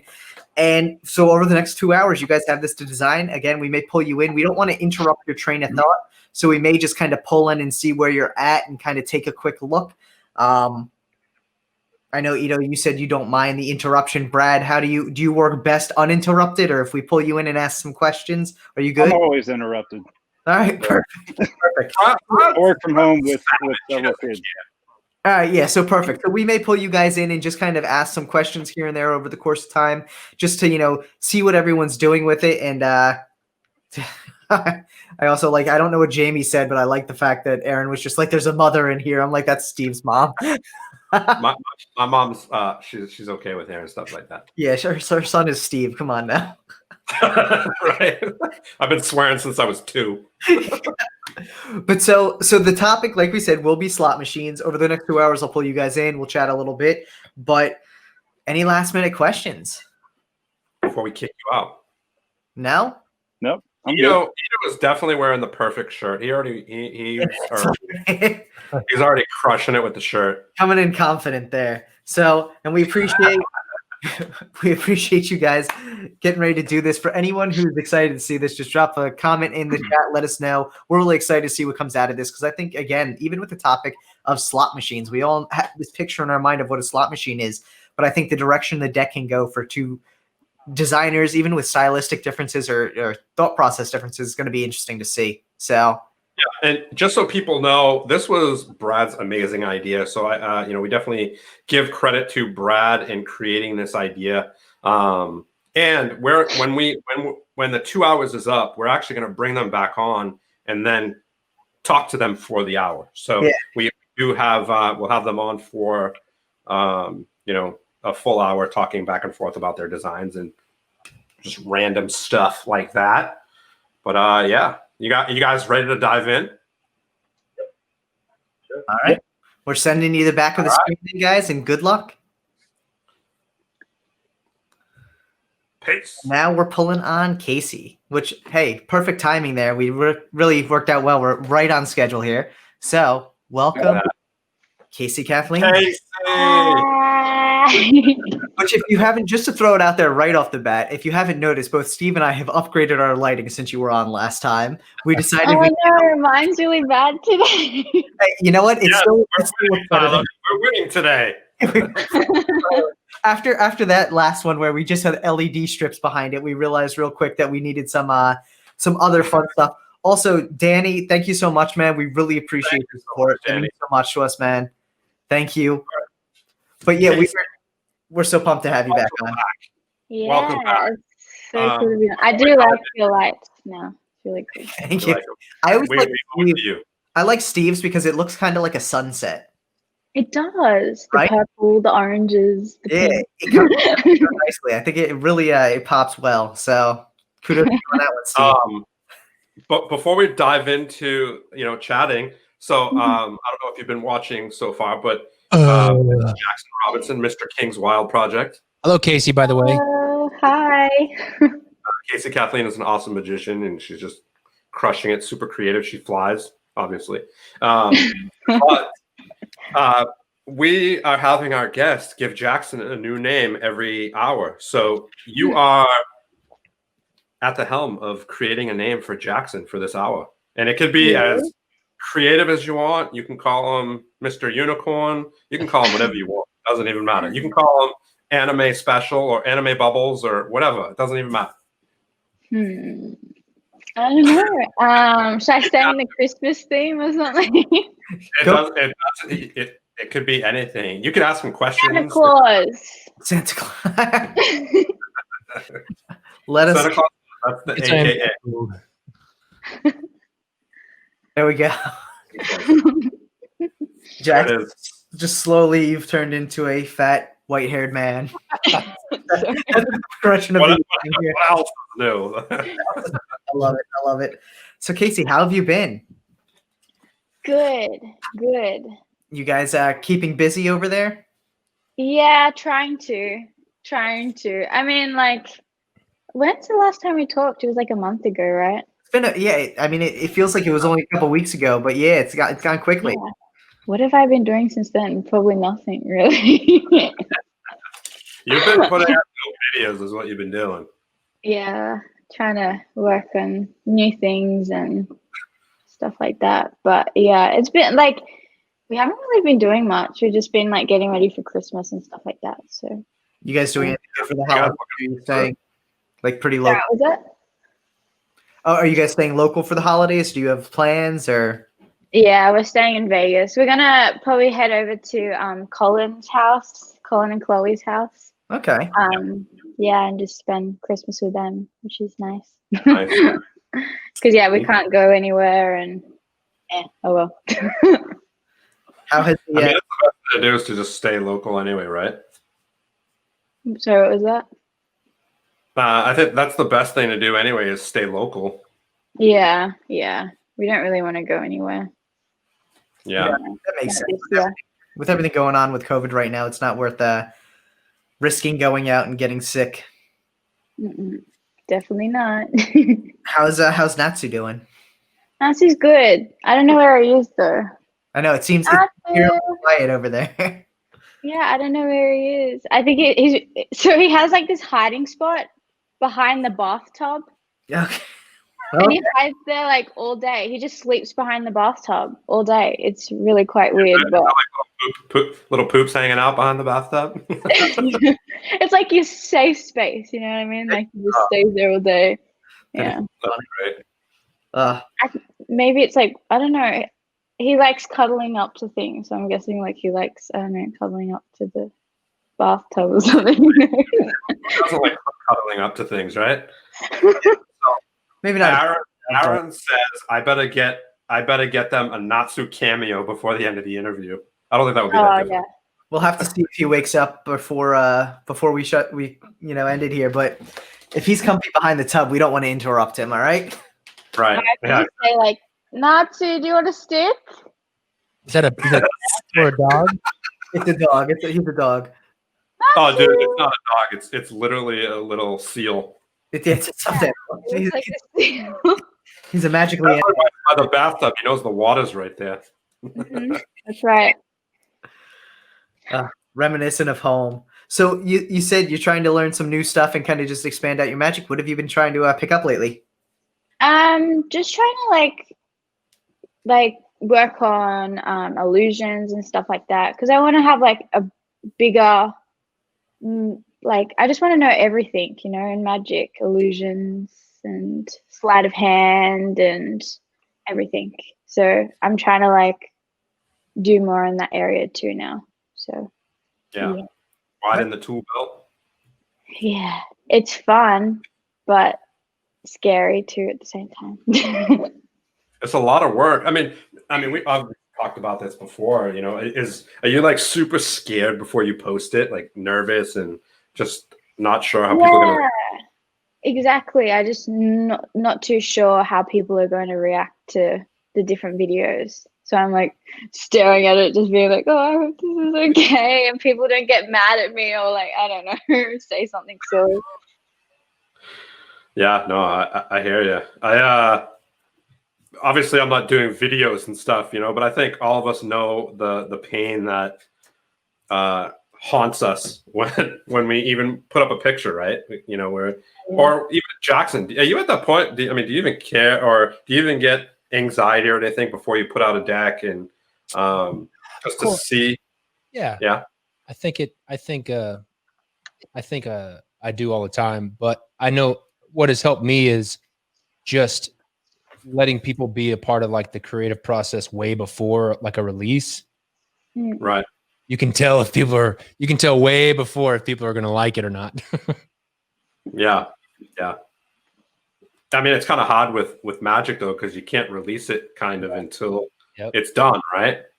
Mm-hmm. Yeah, so I could definitely see, obviously, the differences, and I think, there's so many people that, especially if it's on YouTube. If it's on Instagram, it's a little more difficult, but it's on YouTube. They just like 0.25 it, and they're like, "Oh, I see this. You're flashing." They go like frame by frame. They're like, I see something. I'm like, well, of course you're gonna see something. I downloaded it in Premiere and I see it. That's crazy. Now we got to do better so they can't see anything. Right? Yeah. Exactly. You gotta just do it real quick and take it down. Just like show everybody, let them watch it once and then take it down. That's funny. Now you actually. Last time we had you on, did we have her do anything last time she was on? I don't think so. I don't think. Tyler, I am mute. I keep trying to share stories, and sometimes they have volume on, so I want to make sure I don't have random like echoes of our show from earlier. Yeah, I don't think you did perform anything last time. Did we have her last time? I was sort of scared because I didn't know how people would like react. People absolutely love that episode. So if that means anything, we got really good responses from everyone on that. I didn't realize how many times I said like. That's fine. Oh, it doesn't matter. And I was like, wow, I say like so many times. It's totally okay. A lot of people do it. I actually do it a lot, and I try. There you go. To really like. So yeah, I just said it. And I almost just said it again. Everybody says it a lot, right? Like. I'm gonna try and not say it as much as I said last. Don't even worry about it. Saying that, I'll probably end up saying it even more. Probably, I don't know. Because We actually had a question come in here that I want to make sure we get to because I know Jamie asked this last time for Jason, who's also Australian, and I missed it. But Jamie wanted to know which Aussie actor are you most proud of? Hugh Jackman, Nicole Kidman, Alice Eve, or Margot Robbie? That's a hard one because I really like musicals and stuff like that. So I love like Hugh Jackman because he like sings and stuff like that. But probably Margot Robbie. She's awesome. All right. So cool. and she has cool hair, right? Yeah. She's really funny. That's cool. She definitely is. So he flashed. Who flashed? So yeah, so obviously we didn't have you do anything last time. I wanted to see if you'd be willing to show us something this time. Sure. Talk about putting her on the spot. I'm nervous now. Oh, there you go. She just showed us the wave. There you go. Well, yeah, I mean, so you're multi-talented in the sense that you are a magician, but also a dancer. If you'd prefer to dance, like, feel free. whichever you're more comfortable with. No, okay.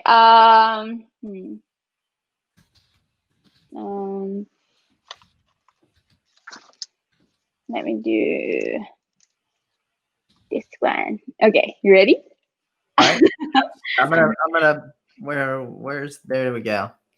Oh no, I need to see you guys though. Okay, there we go. I'm gonna ask you a question. Don't put that shit on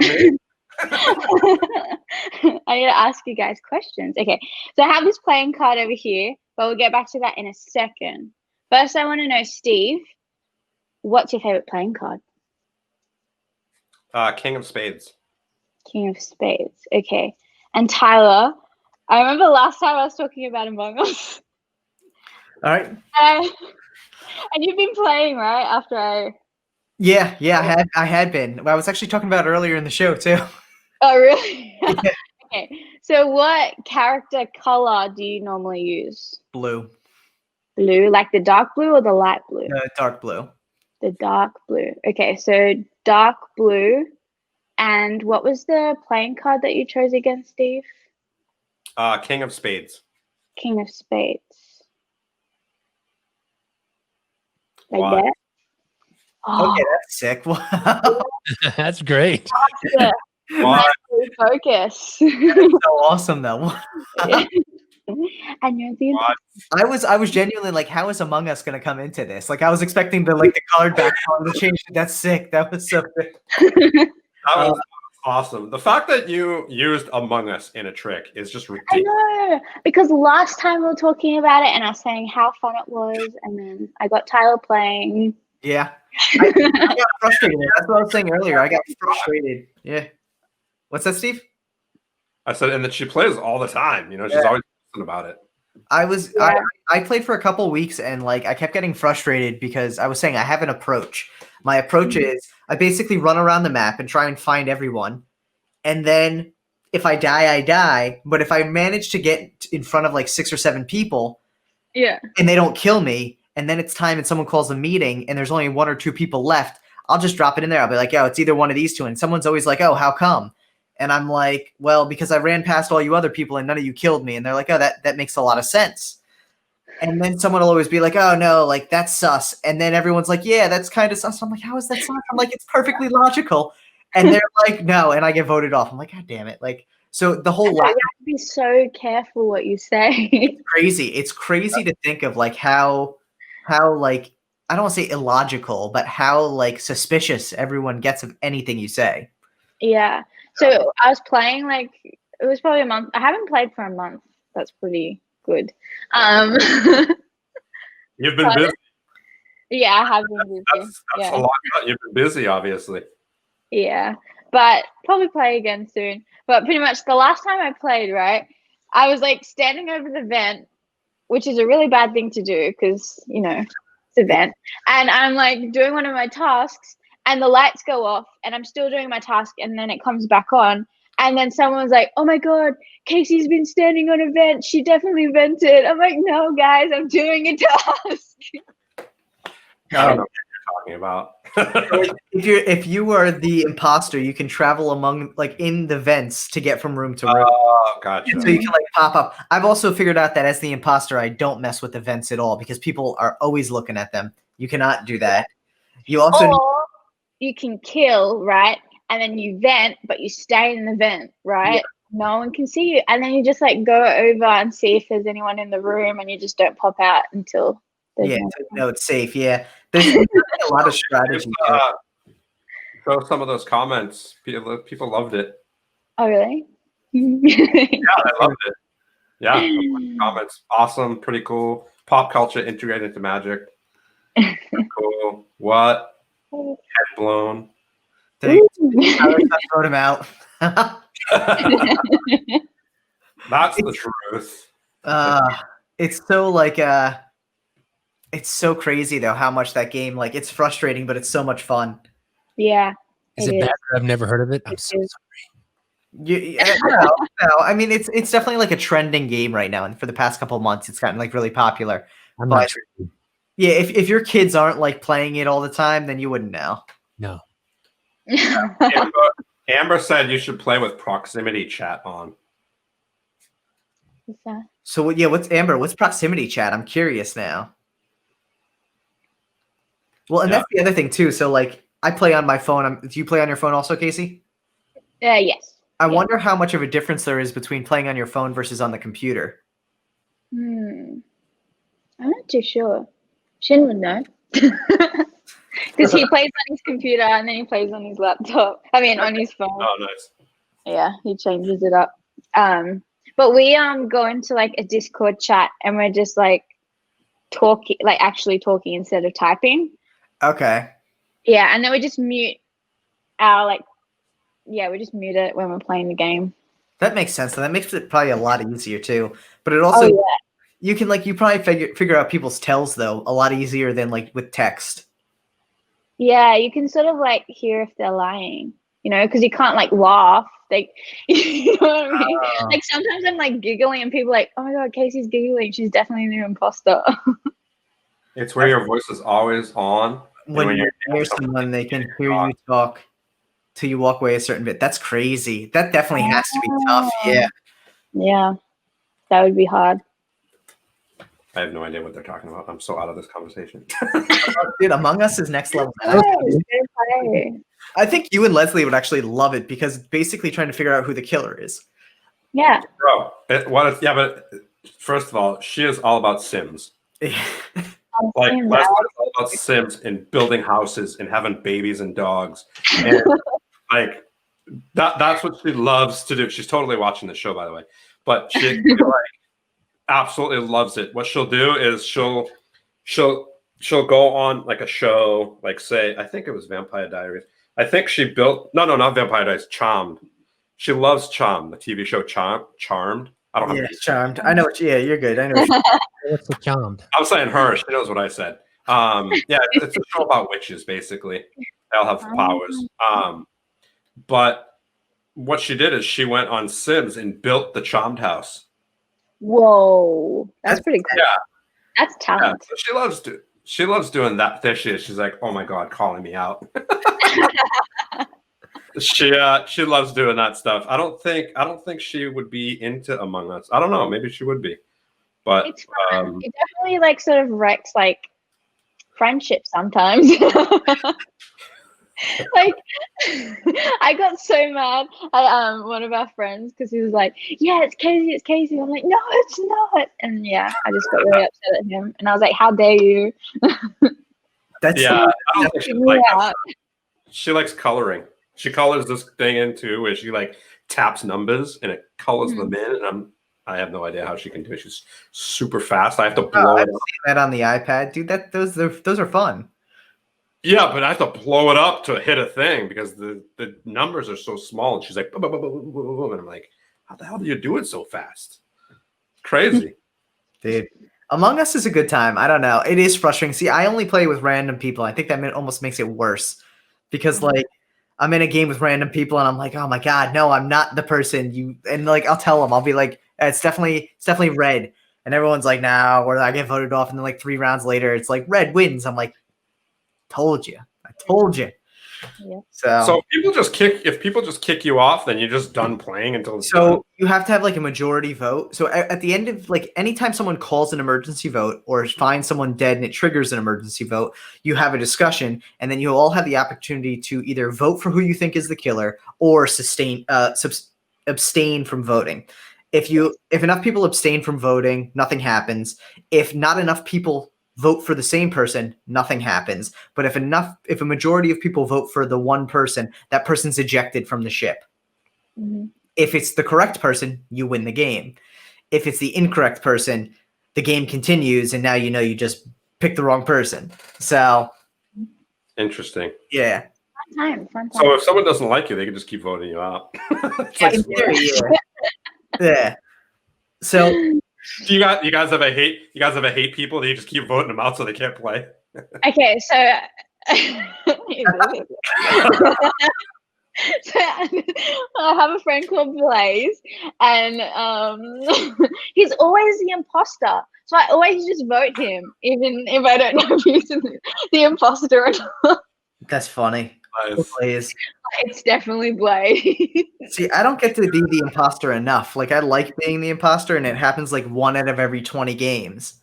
Yeah. So once we played like all night, and I wasn't an imposter at all. It was crazy. It's just like a draw. Like basically, you start a game and it tells you who the imposter is. Mm-hmm. Like if you're the imposter. Mm-hmm. Interesting. Yep. Dude, it's a good time. I think you dig it. Mm-hmm. It's fun when you have 2 imposters. Oh, you can have more than one? Yeah. Yeah.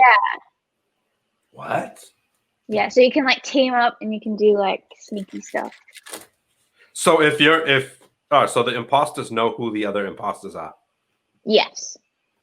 Oh, interesting. Yeah, but what can you like if you're the imposter, can't you like text Shin or like text your friend or something and just be like, I'm the imposter, don't tell anybody? Why would you do that? I don't know. So you can win the game. I don't know. I don't know how it works.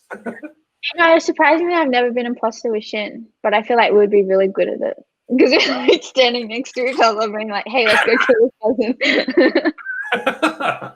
That's funny.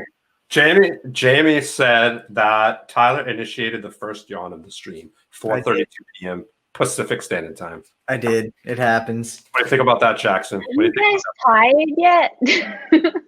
I'm getting a little tired. Getting a little tired. What? It's 7:30. Here's the thing. I'm not like go to sleep tired. I'm like just like my body, like I yawn a lot later in the day. Not because I need to go to sleep. Like I'm good. I'll be good for another I'm gonna be good for another 12 and a half hours. So but that being said, yeah. Yeah. What are you guys doing says I say imposter. Nothing right now. Yeah, start drinking in a bit. Oh. That'll do it. Jackson, Was that keep you awake or was that put you to sleep? Alcohol will put you to sleep, but it's something to do. I guess I don't know. We'll see how it goes. Listen. As long as I don't fall asleep on stream, we're good. Because then I won't shut off the stream until I wake back up. So it could be a 36-hour live. Oh, jeez. Oh my gosh. Leslie asked when I'll take a nap. We don't know yet, Leslie, but he already took a nap, but his router went out. No.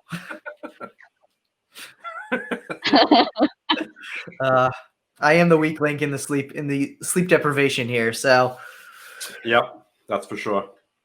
Talking about it's making me tired. Sure. Hey, Casey, have you guys tried the ramen spot yet? The what? The ramen spot that I told you guys about? Oh no, we haven't gone out. We literally just stay at home all the time. Yeah. And then we like cook our own stuff now because on like when we're touring and stuff, we couldn't cook. So now we have so much time, we just cook all the time. Sort of fun. Yeah. That makes sense. Yeah. What do we have in here? Jeff Bacon.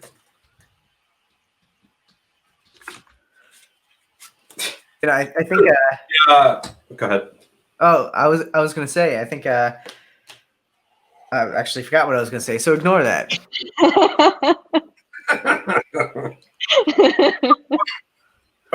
I got asked if I sleep. So yeah, that threw me. See, we're talking about sleep, and Tyler just wants to go to bed. I'm yeah, like, he's like, I'm so sleepy. I'm like trying to figure out. I'm like, do I just need to like stand up for a bit? I don't know, but I think it's just Yeah, just some, like jumping jacks, just like something. Yeah. yeah. Caitlin said we should play a round of Among Us for the stream and see how I like it. Oh my gosh. That would be fun. Yeah, we'll do it one day. We'll make it happen. Stream Yeah, it, that would be good. We'll do a video game with Steve stream, and we'll see how it goes. I think it'll be a good time. I think I'm telling you, I think you'd like Among Us. I think it's fun. Yeah, no, I mean, I'm sure I will. It's tough for me to get into game mode because when I get into game mode, I just like to play it all the time. Yeah. And Among Us being such an addictive game, I think. Uh-oh. There he is. Natsu, come here, baby. Come here. Was that the dog that just ran by the little puffball? Yeah. That was amazing. Natsu. Natsu. He's just standing there with the toy. Tatsu? What's his name? Natsu. N-A-T-S-U. Mhm.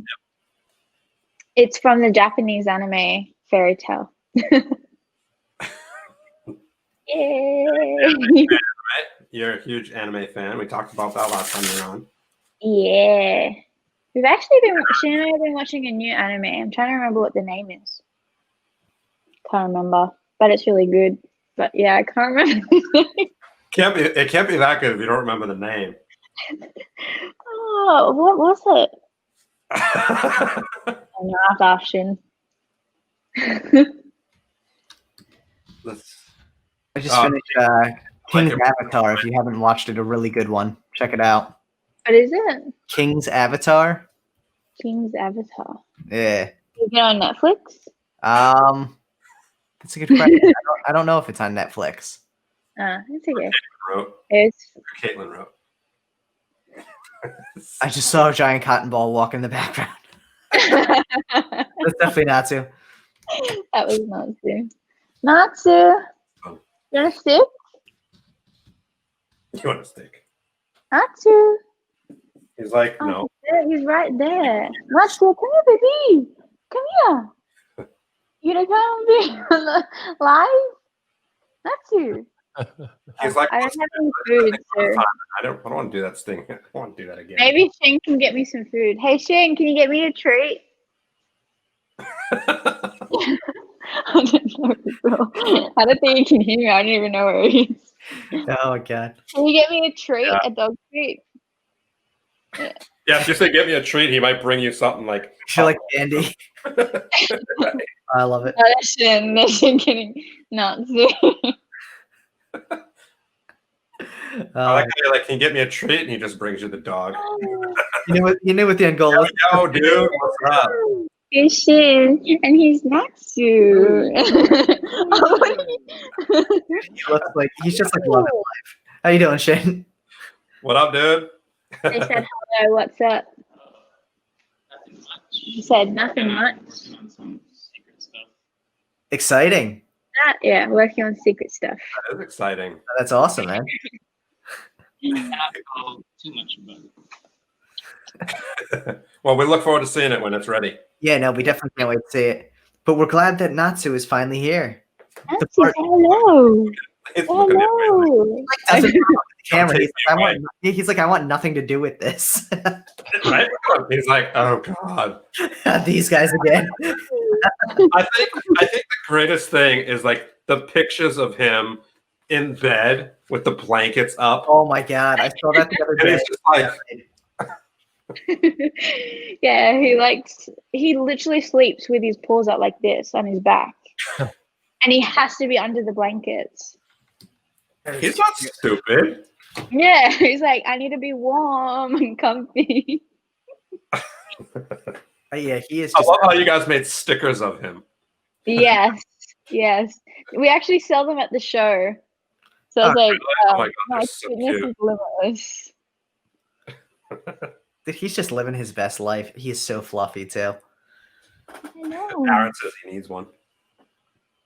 Say hello.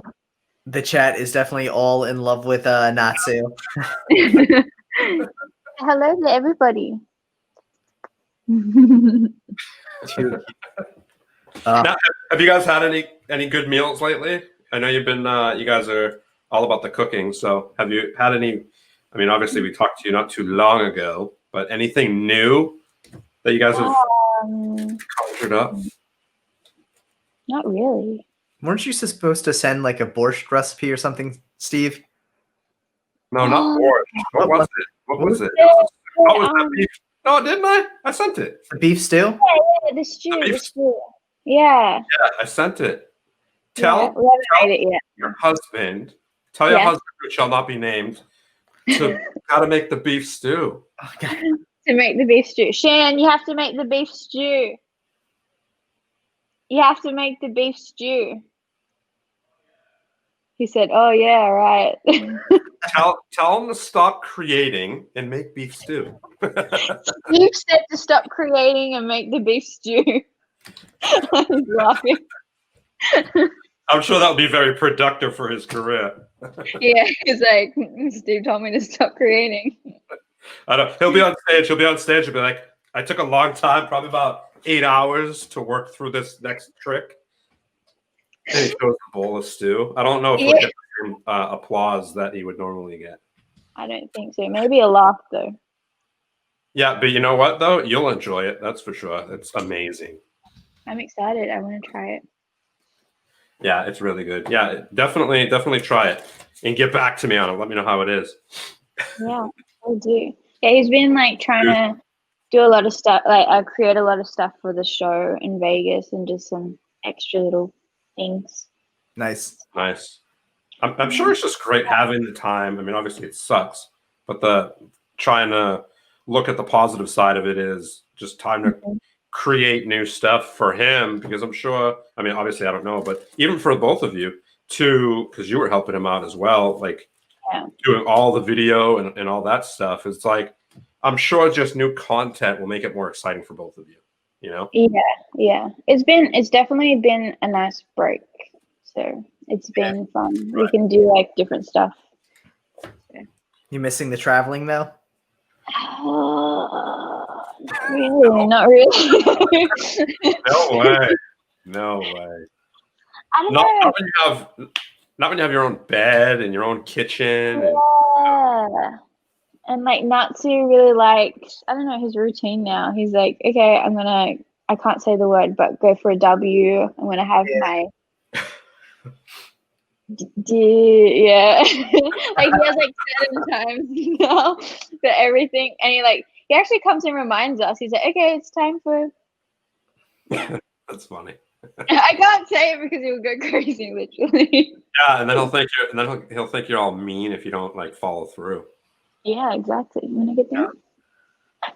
He's Yeah, just he's like Ewok. Every time I see him, he literally like I think of Ewok.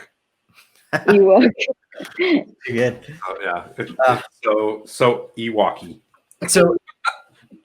So Aaron asked in the chat if you plan on doing a stage show at some point. I know you had kind of discussed working on a routine last time we were here, more of a show for yourself. How's that coming along? I've been working on like little pieces, but I'm just trying to like, I don't know, practice more. I want to learn a lot more slides so that I can add it to it's like a close-up thing. So yeah, I'm trying to just learn more and practice, and I'm doing little bits here and there, but yeah, just gonna keep practicing. And yeah, I think that's the good thing about it, though. You realize that you want to get to a certain level before you try and bring this out there, so it's as good as possible, which is exciting. Yeah. And I feel like people are gonna have like this high expectation for me because Shinling's my husband. And so I want to like be as good as Shin first before I'm like, okay, here's my act. You know what I mean? Yeah, I mean, hopefully people will be will come to. I mean, I think people will come to see you. I think you've established your own kind of like brand at this point that's so separate from like, yeah, you're married to Shin Lim, but like that's all separate and apart, like in such a good way. I think if you continue to cultivate that as well, you can almost divorce that expectation of anything related to Shin with the show from the jump. Yeah. Divorce is probably not the best word to use. Well, you separate it. That's the proper term, Steve. I don't know what to tell you. Okay, I'm just saying. Don't divorce Shin. We love Shin, but keeping him separate from the show, so the expectations are for your own bit. Because I think it's going to be interesting. Like, especially for a first time stage performance as it relates to magic. In theory, Yeah, I have like a couple of other ideas too. So I'm just going to keep working on them and just keep perfecting them, and then one day I'll show the world. We're excited to see I it. look at it this way, though. Shin is great at what he does. You don't have to be better than Shin, right? If you're better than Shin, it's like you're trying to compete with something that's totally different. Like you guys are totally different styles. Better than Shin or anything. I just want to like be as good. I don't know, or like close. So I'm just going to keep practicing really hard, so that at least I'm like, I don't know, close. That's just my goal. Like, there you go. Jamie says, I don't think Shin can do it. You already got him beat. Actually, trying to do a pirouette. It's really funny. Oh, okay. That's awesome. Oh my God, you got to share it. You got to share it. Yeah, I mean, I think that's the cool thing, though, is you guys are two totally different styles, and having that duality / dynamic would be so cool to see. Now how. Obviously, I haven't been to a show yet. I haven't been to a magic show yet. But how long? You've never been to a magic show? I haven't yet. No. But I will. One day I will. When I'm back in Vegas, I will definitely. Yeah, you have a Shin show. Of course, that would be a cool first show to see for sure. Yeah. But how long is a performance? Now, I doubt the headliner's show is the same as the opener. So how much, I don't know if it's like a music show, like 45 minutes and then an hour and a half for headliner, or how does that work? So we actually don't have a person before. We actually like integrated Colin Cloud into the show. So like Shin would do his pieces and then Colin would come out and do some as well. So they have like a good, dynamic, because Colin's all mentalism and stuff like that. Nice. And then Shin's obviously all sleight of hand. So it's a really good balance. You're getting like both, which is really cool. So the show runs for 90 minutes, and Shin's, I think Shin stuff runs for like, I can't even remember now. But he does his main act like so long ago. I know, it was like March.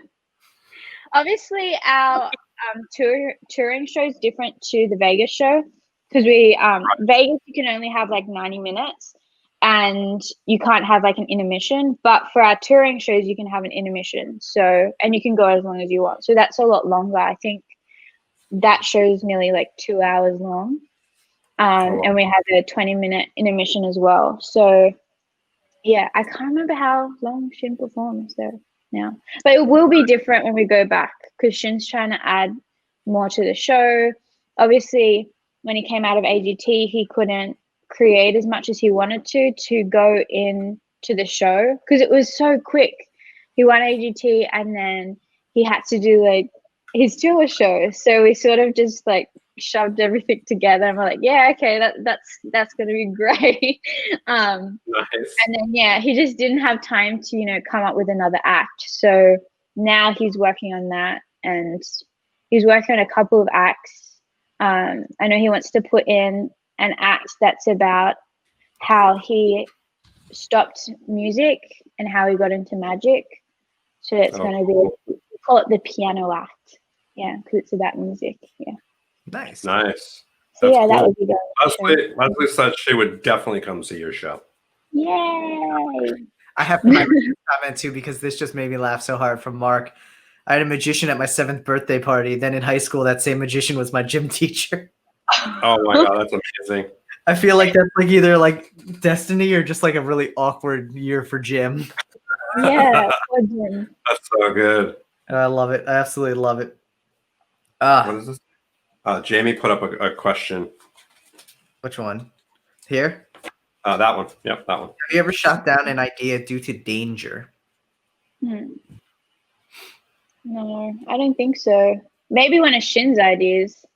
Yeah. I was like, you're not doing that. Hey, can we throw you out of a cannonball? I mean, a cannon. I don't think of crazy ideas. Like, I don't know. I'm not very adventurous with it. I don't know. I'm not a thrill seeker or whatever. But Shin, I remember he wanted to do this crazy. He just wanted to do this really cool shot for one of his like music meets magic videos, and he wanted to get up on like one of those lifts that you go change the lights with. Oh, like a scissor lift, yeah. Yeah, he wanted to get on that and like act like he was like falling off it, and I was like, "You're not doing that. You're not getting up there. I'm not allowing you to do that." There's always a voice of reason that needs to be around when people have crazy ideas. It's probably a good thing. Definitely a good thing. But yeah, that's for sure. You gotta always keep an eye on that stuff. It's not worth it to break a leg or you know what I mean. No, hurt yourself. No. Yeah, but for me, I'm very sensible. I don't really. I don't really do like crazy stuff. That's good. To this. So Jamie says the wife veto powers. So Steve, it's getting to be that time where we should do another giveaway. Ooh. What are we giving away this time? Are we giving away Natsu? No, I'm just kidding. Just kidding. Just kidding. Not that they want to give you away. Oh my gosh, no. If anything, I'm stealing that. Do we have a 3-deck one, right, Steve? Do we? Hold on. You sent me a picture of 3 decks. Bicycle decks? Oh yes, we do. Yeah, we do. Hold on. Who is up by? That is yes, that is Sean. All right. Is Sean in the room? I don't know if Sean's in the room, but and I see a King's Wild Project Maduro there too. That's right. Yeah. King's Wild Maduro. And that's actually his handle right at the top of the image. So BF Rarities. BF Shop. _rarities_shop. All right. So what are we doing for this one? Let's think. Casey. Yeah. You have any ideas for a giveaway? Like what we could do? It could be how we can choose a winner. Yeah, it could be a trick question that people have to guess. It could be something. I don't know. See, it's a lot harder to come up with these things than people originally think. We could do. Do you know Natsu's birthday? Yes. So we could have people guess the day and the day first. Because if you do both, it's too confusing. So do you know the day or like the date? It could, like, for instance, it could be January 21st. So we'll have people guess like the 21st part of it. Oh yeah, okay. Yeah, go for it. Let's do it. Okay, so in the private chat, make sure it's the private chat. In the private chat, just tell us what the date is. That way we can Okay, let's do this. keep an eye and see when it comes up. Okay. In private chat. Yeah. Mondays. Can you imagine if I just put it in the comment? we'd have to figure out a different one. That would be for sure. But her camera just totally changed white balance. You notice that? Yeah, it did. Yeah, because I took it off the full screen to. Oh, we get. Yeah, I mean it looks a lot better. Okay. I'll leave it like that then. We got it already. Oh, we got it. We got it. Yep. Julie. Congratulations, Julie. Say yay! Congratulations. Julie, Radek, Sean. Now, what month was he born in? September. yeah, you know what's really eerie about that? What? Caitlin actually guessed that ahead of time, but I discounted it because she just said the full month and day. But she got Oh, Oh. Caitlin. get the fuck out of here! Did she know? Yeah, no. Crazy. Caitlin, send me your address too. I'm gonna send you a half brick for that one. Wow. That's crazy. Good job. That was like eerily on point. So Julie, congratulations. DM us at Deckin Around. I mean, how would she know that though?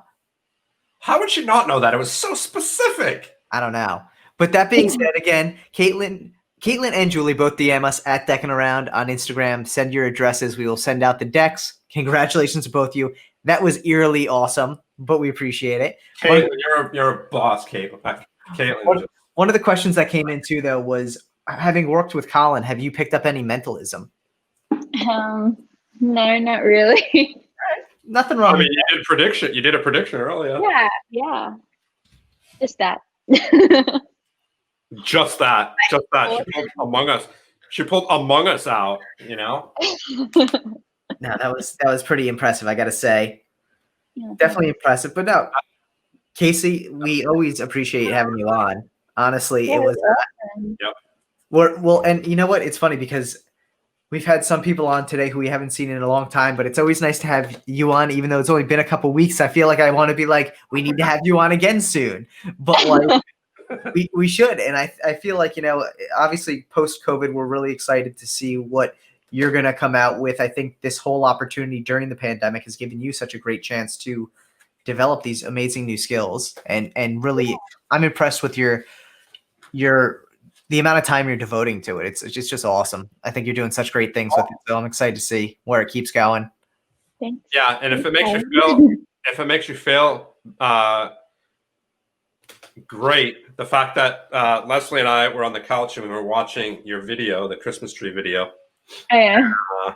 And I showed her, and she's like all about trying to figure stuff out. And she's like, how'd you do that? How did you do that? And it was really cute to see how she was like, asking about it. That's awesome.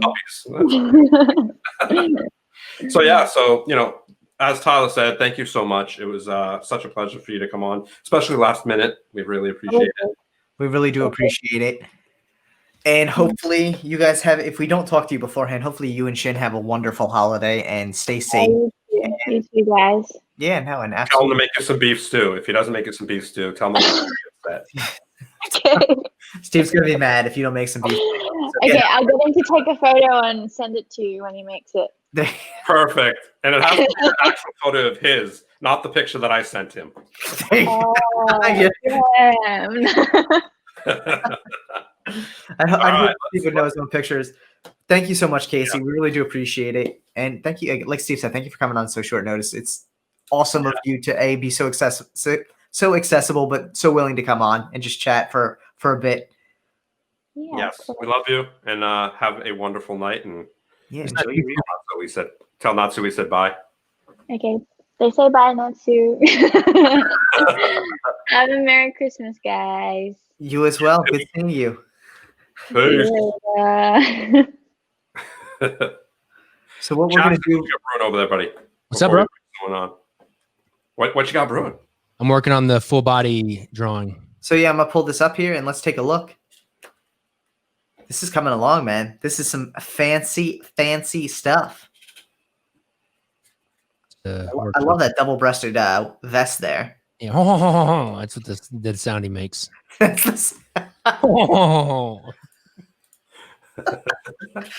Oh God! It's starting, boys. It's starting.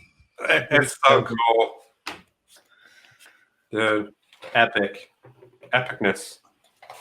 You know what we should do? We should bring really quick before we bring Mr. Alex Chin on. Let's bring Brad and Ito in each to just see where they're at.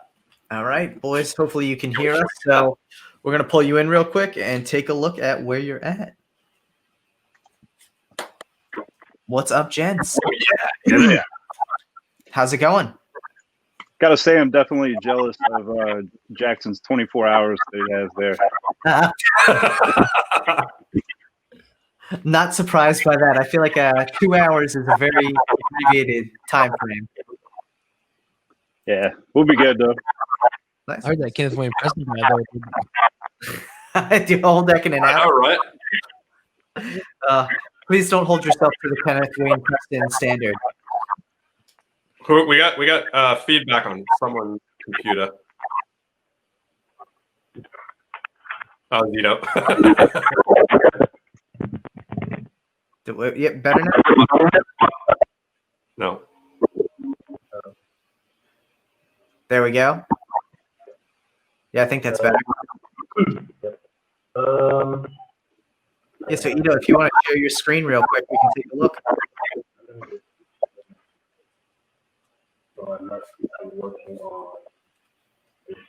Oh, nice. Oh, this is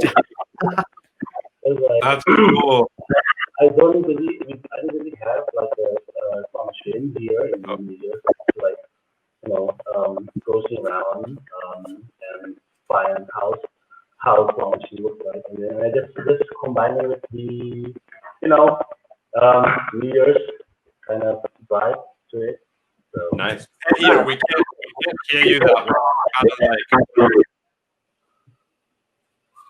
yeah. Yeah, we're getting the mic's not far away. we're getting a lot of feedback. We'll figure. See if We'll, you- we'll definitely figure it out.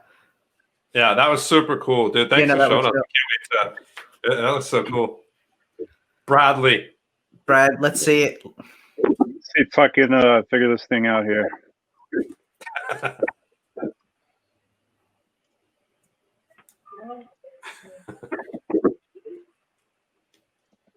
So, Ito is his multifaceted talent is so cool. Like he goes from one style to another style. Oh, cool. Dude, that's looking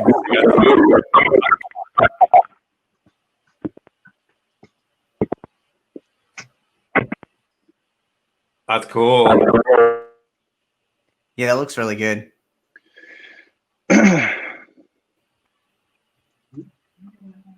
Really, I have no clue what's going to happen on the back here, to be honest. Yeah, dude, that's the cool thing. It's all, I mean, literally, you haven't had much time yet. You know, you have. Yeah. I don't know how you guys do it. Seriously, like creating something so quickly is ridiculous. You know, obviously Kenneth Wayne Preston was a different story. That guy's just Next level. next level. You know, Yeah, thanks for not putting us right after that act. You know, right? it's tough to follow. Oh my god, I love it. Dude, it's so cool. Dude, thank you guys for sharing. And what do we have? We have basically an hour, right? Yeah. So yeah, round. Well, actually, it'd probably be more than that, but we have you guys on for a full hour, so we'll, you guys will still have time to create it. So, Okay, cool. yeah. All right. So we'll drop them out and bring in our next guest, right? Yeah, sounds good. Thank you guys. Can't wait to see where Hopefully you we'll are. be able to work with the audio. When we You know, I think coming through, it's a little bit better now, so we'll figure it out. All right, guys. We'll see you in a few minutes, or about an hour. All right. Cool. Bring it on, Alex Chin. Oh yeah. Mr. Chin, what up, Alex? How you doing, man? Hey, really quick, can you guys hear me okay? Yeah. Okay, all right. I was just excited. There you go. Well, I'm excited to be here. too. Excited noise, Jackson. Oh, where'd he So go? what is this, 12 hours in? Yeah, we are at 12 hours in, so everyone, we have passed the halfway threshold. We have another Okay. 12 hours ahead of us. It will be a delightful 12 hours. But So 12 Alex, hours, like, am I the energy? Do I gotta raise the roof here? sure, why not? Yeah, why not? Why not? You can bring all. You seem very energetic, so I'm guessing that you have not been sitting on a live stream for 12 hours. No, I've just been sitting on a couch watching TV for 12 hours. There you go. I'm gonna tell you that sometimes that's just tiring. You never know. Are you guys are you staying sober the entire time? To like stay I'm gonna put a drink at some point. Jackson's already drinking. Yeah, I mean, am staying sober because I don't drink at all, so I'm kind of. I mean, that's kind fine. of the daddy of the bunch. Yeah. I'm drinking a dirty bastard or a dirty bastard. I have to work on my Scottish accent. Oh wait, is that Jackson's name for the next hour? Yeah, we gotta. So I right. put a chinchilla name because I thought everyone was doing fun names. I saw you put Santa Claus. Oh no, we're allowing our guests to name Jackson whatever they'd like for the hour they're on. Yeah.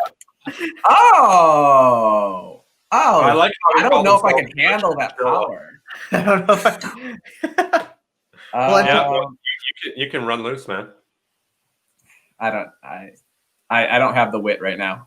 Jack in the box. The bottom right box. Jack in the bottom right box. There we go. All right. Jack in the bottom right box. That's cool.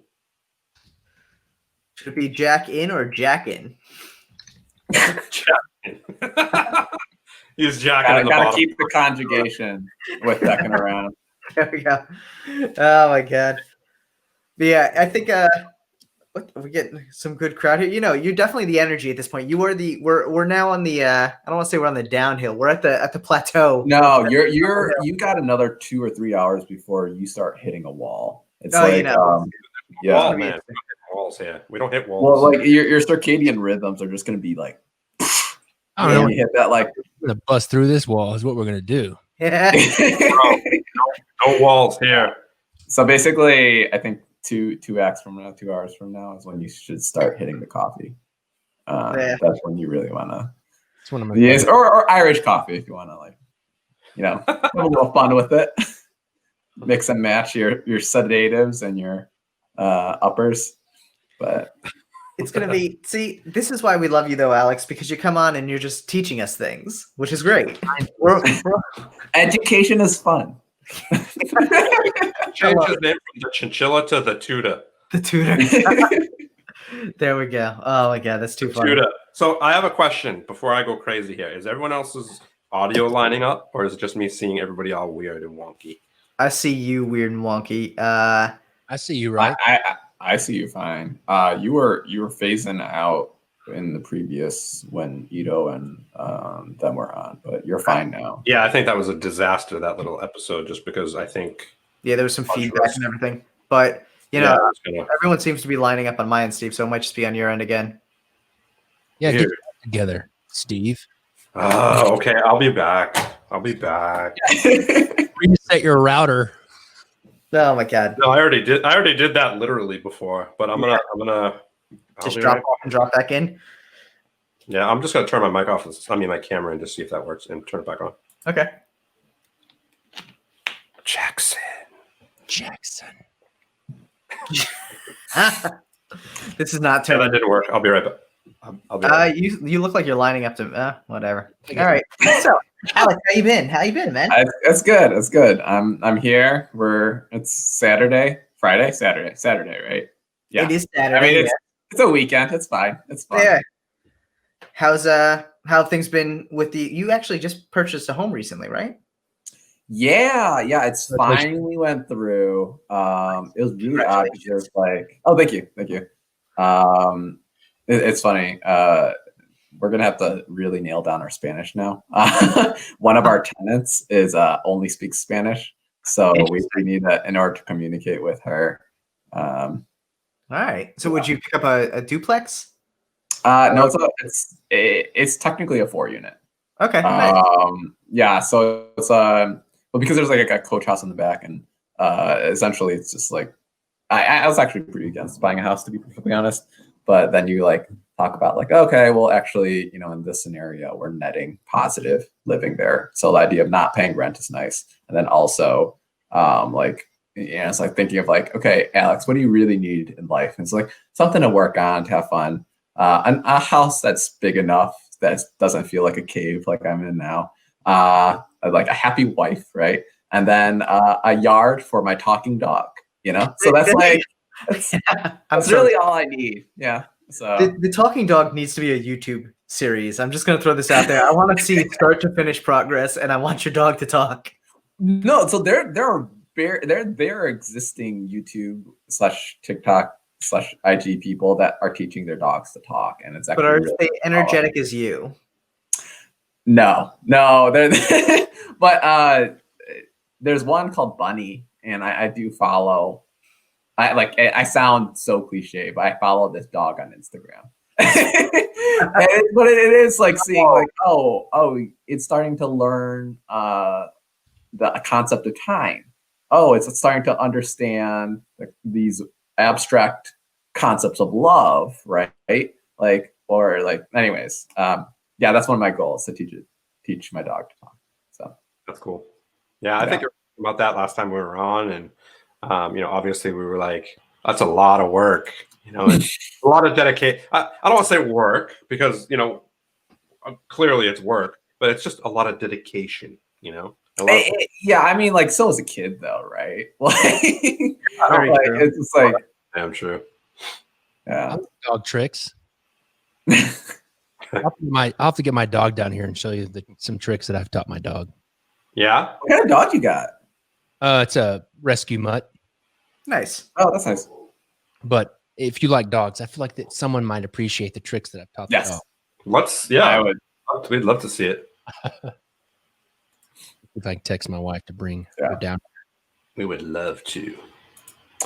By the way, I was really jealous of your guys' game show, like of the deck design thing, because I really, really like game shows. So I actually tried playing with you guys with the slot machine design. Oh, nice. What did you pull up? You can do it while you're on here. Yeah, man. No, I mean I'll commit my time with you guys, but I just did it on the side. Can we see what you have so far? I mean, yeah, I could show it. See it. So basically, I don't know if you can actually see it with the lighting. Basically, the whole concept of slot machines would be the fact that it has to be interactive because it has to gamble. So the idea would be that it would be a side-loading deck with a die window, and in the window is a clear window. And so the concept would be that you have this inner lining of film, and it has a print of various fruits and numbers and all that jazz. But then you have on the back, you have a thumb slot. And so you can actually roll your thumb on the film so it changes what shows up on the front. But the idea is that there's a clear slot. So you probably fit, I don't know if this is 3.5 tall, 7 inches. They're like probably like 14 of these things. You like keep one open slot that's all clear. And that's where like you can actually gamble with yourself if you wanted to. So the back designs, this would have to require plastic clear cards, but you'd have like a halftone pattern of checkerboard. And so on the back, you can have just like a regular deck and just has like all the lemons, the oranges, the sevens and whatever. But on the front, you'd have a way to show the suits. So like if you have like your 5 of spades, you sort of do it in that halftone pattern. But the idea is that because it's clear in the other parts, when you shuffle a deck, you can essentially change the values that show up in here. So every time you shuffle a deck, you can put it into the box and you'd get something completely new. And that's so awesome. If you're really trying to gamble with yourself or making a drinking game out of it, based on how you shuffle, creates your variable reward. So, I don't know. That was my...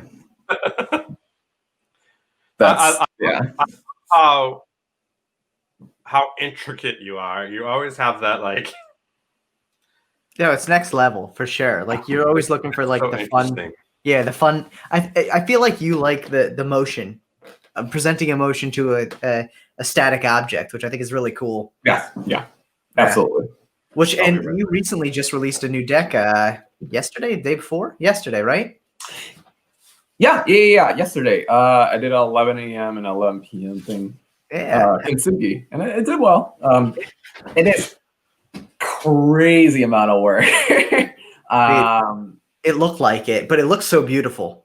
Yeah. Oh yeah. Thank you. It was gorgeous.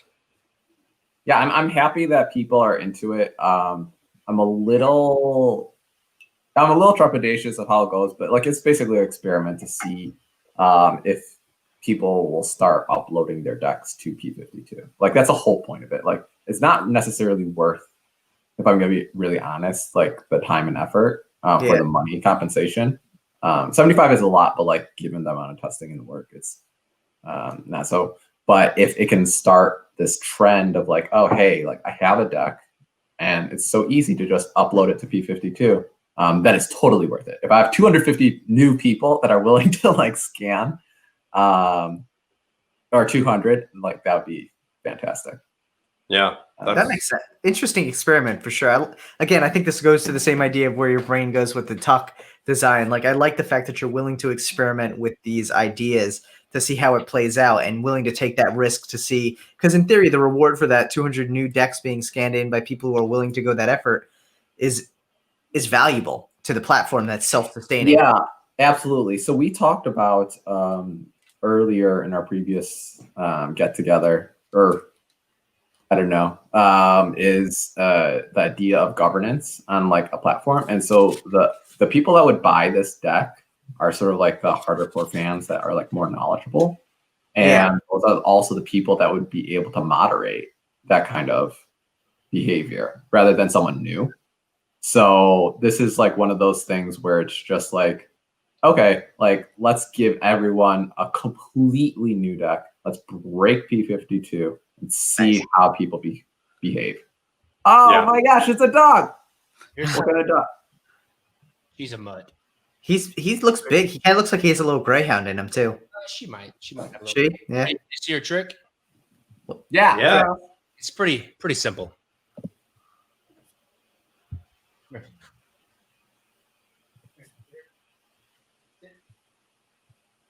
Hey.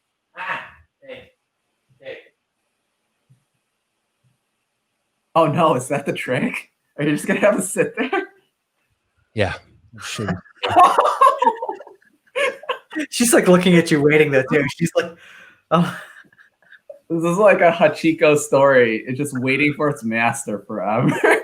24 hours. Yep. That's exactly what's happening. Oh my gosh.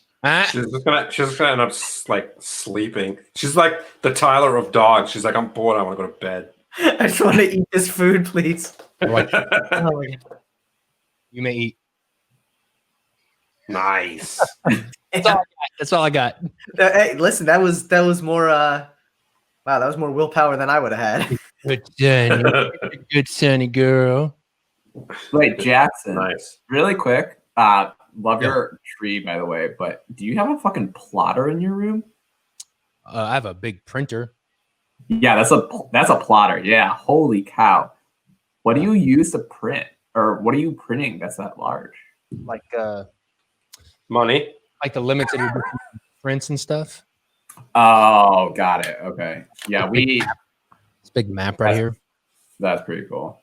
Beth, she uses a plotter to basically do haunted portraits. She's really into Halloween. And so like all of our frames, like every year, it's just like a whole thing. We have to take all the pictures out or like just put them in the back and then just put new Halloween pictures of like, oh, this lion's now a dead lion now. Oh, this now this like it's just like, I mean, obviously now with COVID it's not a thing anymore, but it was a whole song and dance every Halloween. Nice. I will be right back. Uh-oh, he's going poop. He's going poop, ladies and gentlemen. He's the first poop. He's the first. Well, I don't know if he's the first pooper. He's the first one that we knew was pooping. Got to reset the router.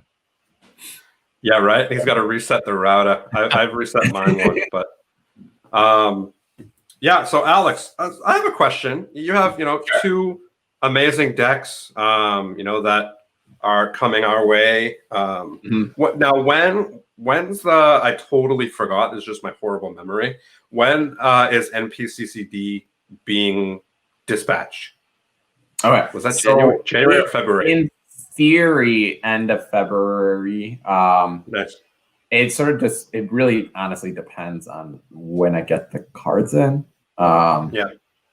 Yeah. So I thought it'd be faster than this, to be honest. But I mean, it's just whenever Bill can send them this way. Yeah. For sure. Yeah. You know what you should have done? You should have told Jackson to put the quickness on it. He could have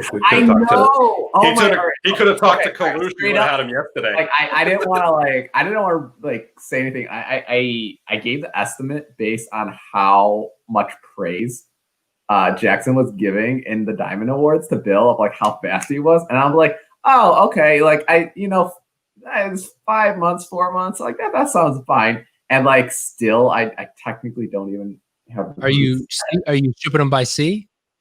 No, I'll fly them, but like I still don't technically. I mean, it could be that I'm used to USPC having a certain process timeline, and like the proofs are usually faster, but then there's a lot of waiting time. And for him, it sounds like maybe he's fast on the back end. So I mean, like I won't question Jackson. it. Jackson, work your magic, bro. Make it happen. Work my magic. Work that Jackson magic. We you know what? You're not a magician, but we know you work crazy magic. I gotta get my own decks. He's like he calls Bill after the show and he's like, "Don't you dare put that chin deck on before." He's got the social capital to do so.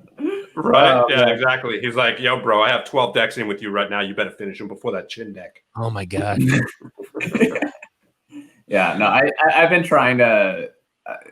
I think the thing is like I'm trying to produce a little bit more. I mean, still P52 is like my baby. Putting all my time and effort into that, but all the decks that I mean, with the exception of maybe like the sushi deck, which is coming out. I mean, I'll ask you, Steve. All right, so I technically, I mean, we're waiting on basically these two decks to come to me so I can ship them out. Yeah. Would you run a Kickstarter without those two being fulfilled? I personally wouldn't. I mean, obviously, you are a very established designer and creator in the community, and everybody who knows you supports you. I think if you threw something on Kickstarter, a lot of people, obviously, that support you in the community side might be a little, I think overall they might be fine with it. I just think having 3 decks out unfulfilled at the same time is a lot. Just personally, it's just a lot of money because it's not like absolutely. 3 decks are $12 each. They're 3 like expensive sets, and I think just having that much money out without those decks in hand is just a little too much. I think. I'm thinking basically if I can at least get the Kitsugi decks out by end of January, then I can just dive right into the Takimasu deck. Yeah, I mean, what the cool thing about it is since you have 2, right? You can start promote it because I think if you're doing a Kickstarter, it's always best to promote 3 weeks to a month beforehand anyway. So that'll give you enough time to just get more eyes on it. Yeah, honestly, I really I should be better at that. I think for Kickstarters, I have my shit a bit more together. Like this Kitsugi deck, I literally was just like Tuesday. It's like, okay, we got to do this, and I promise. Yeah, but it's also I mentioned it.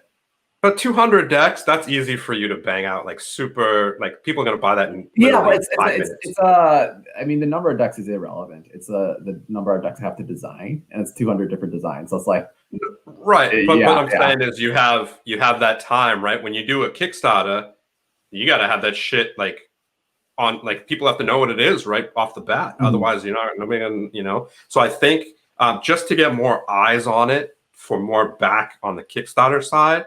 people to see it, to spread the word and all that stuff, rather than just seeing it all of a sudden show up. I mean, even Alex, who has a huge following, Alex Pandrea, has a huge following, teased the deck way before it went live to Kickstarter, and I think what that does is it just creates excitement. It allows people to budget a little better as well, rather than, you might have some people that can't back it just because they just backed 3 that ended before that, and they might be really choosy to back another deck that ends before yours because they really want your deck. So I think just knowing that your deck's coming out and knowing what it looks like gives people better options and better budgeting.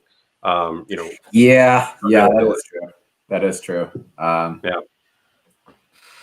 mean, I think it'll be fine. But that one is it's simple enough where I really that one relies a lot on story. But I think that the Facebook ads will be pretty great for that one. Oh yeah, we already know what it's entailed in, right? And Jackson, have you seen the whole amazing addition to Alex's sushi deck? Oh yeah, he's seen that. Yeah. Okay. The cat head. Oh yeah. I've seen that. Yes.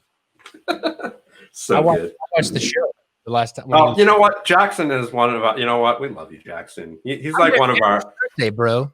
Dude, he's one of our best supporters. We love Jackson. No question about it. How was your poop, Tyler? You feel better? I feel much better. Plus, I poured myself a drink. Ah, there you go. I made an impromptu Moscow Mule because I was feeling like I wanted some little bit of spice. Nice. There you go. Very nice. Yeah. Next is going to be a little bit of a festive eggnog with some rum. Ah, okay. I'm just drinking straight whiskey.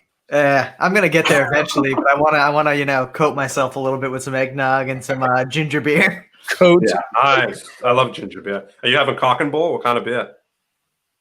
I mean, what kind of ginger beer? Fever Tree. Never heard of it. I started brewing my own ginger beer. You've never heard of it? Yeah. That, first off, that sounds delicious, and I'd love to try it. But you've never heard of Fever Tree? Dude, bottle that up and send us one. I've never heard of it either. I'm a big ginger beer fan. Is it part of your region? So no, Fever Tree is actually the largest mixer company in the country. Like they are the #1 rated mixing company for like tonics, ginger beer, seltzer. So is it mainly a bar?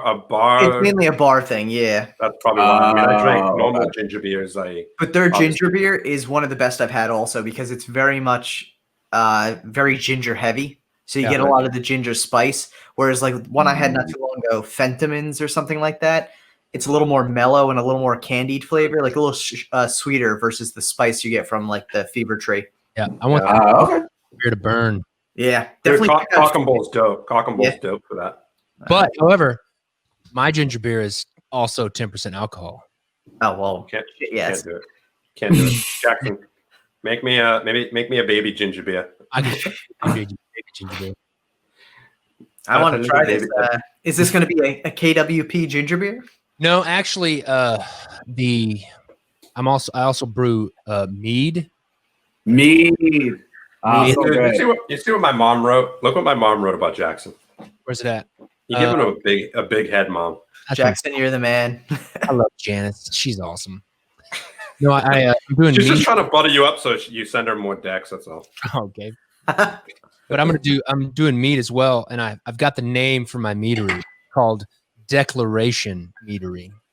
Nice. They're going to be all currency. The labels will be currency based, and all the labels will have presidential portraits, and they'll be called like the Franklin, the Jefferson. Nice. That's dope. Could be cool. Dude. You're gonna have them in big bottles. What are they called? What are those big bottles called? Big bottles. Growlers. Growlers. That's it. Yeah, big growler. No, they're like big. That's a lot for mead. They're like big square bottles. They're big square bottles, like 750. Cool. Dope. Dude, I'm excited for that. Post-pandemic, we'll have to come to Tennessee and try some of this ginger beer, though. And some Dude, are you going to pay for all these trips that we're going to be doing? Sure, man. Deckin Around. We're doing great here. Write it off. We need to pull in some big sponsors to be able to travel as much as we've promised people. I mean, I can drive to Montreal. I can drive to Tennessee, too. That's true. I mean, I can't drive, but I can fly to New Jersey and we could drive. Yeah, you have a very fuel-efficient vehicle. I'm not fucking driving from California. I love Jackson, but not that much. Exactly. Oh my That's for gosh. sure. Hey, why don't we do a giveaway so we can get that out of the way? Shh, giveaway. Shh, giveaway. What are we giving away? Something? No, What? no, you're good, Jack. No, No, you're good. No, you don't have to. I mean, you can if you want to, but you don't have to. Jackson, you want to throw something at someone? All right, let me see. All right, I'm gonna go back to my list here. List it up. All right, we're gonna give away. Are you ready to write that down, Steve? I'm ready. I'm ready. Let's do it. We're gonna do. These are all signed decks. One Federal 2 second edition. Hold up. Fed 52 second. Yep. Maduro, Volume 5 table players. Maduro. Maduro. Volume 5. Tape what?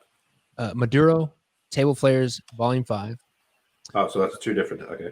And then Robin Hood Standard and a VHS. Dang. So 5 signed. Volume 5. Robin Hood Standard. And VHS.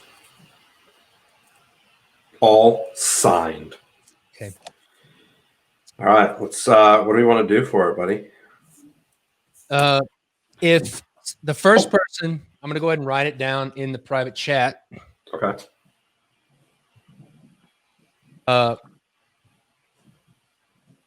First person that guesses this, well, I can't remember. Hey, Alex.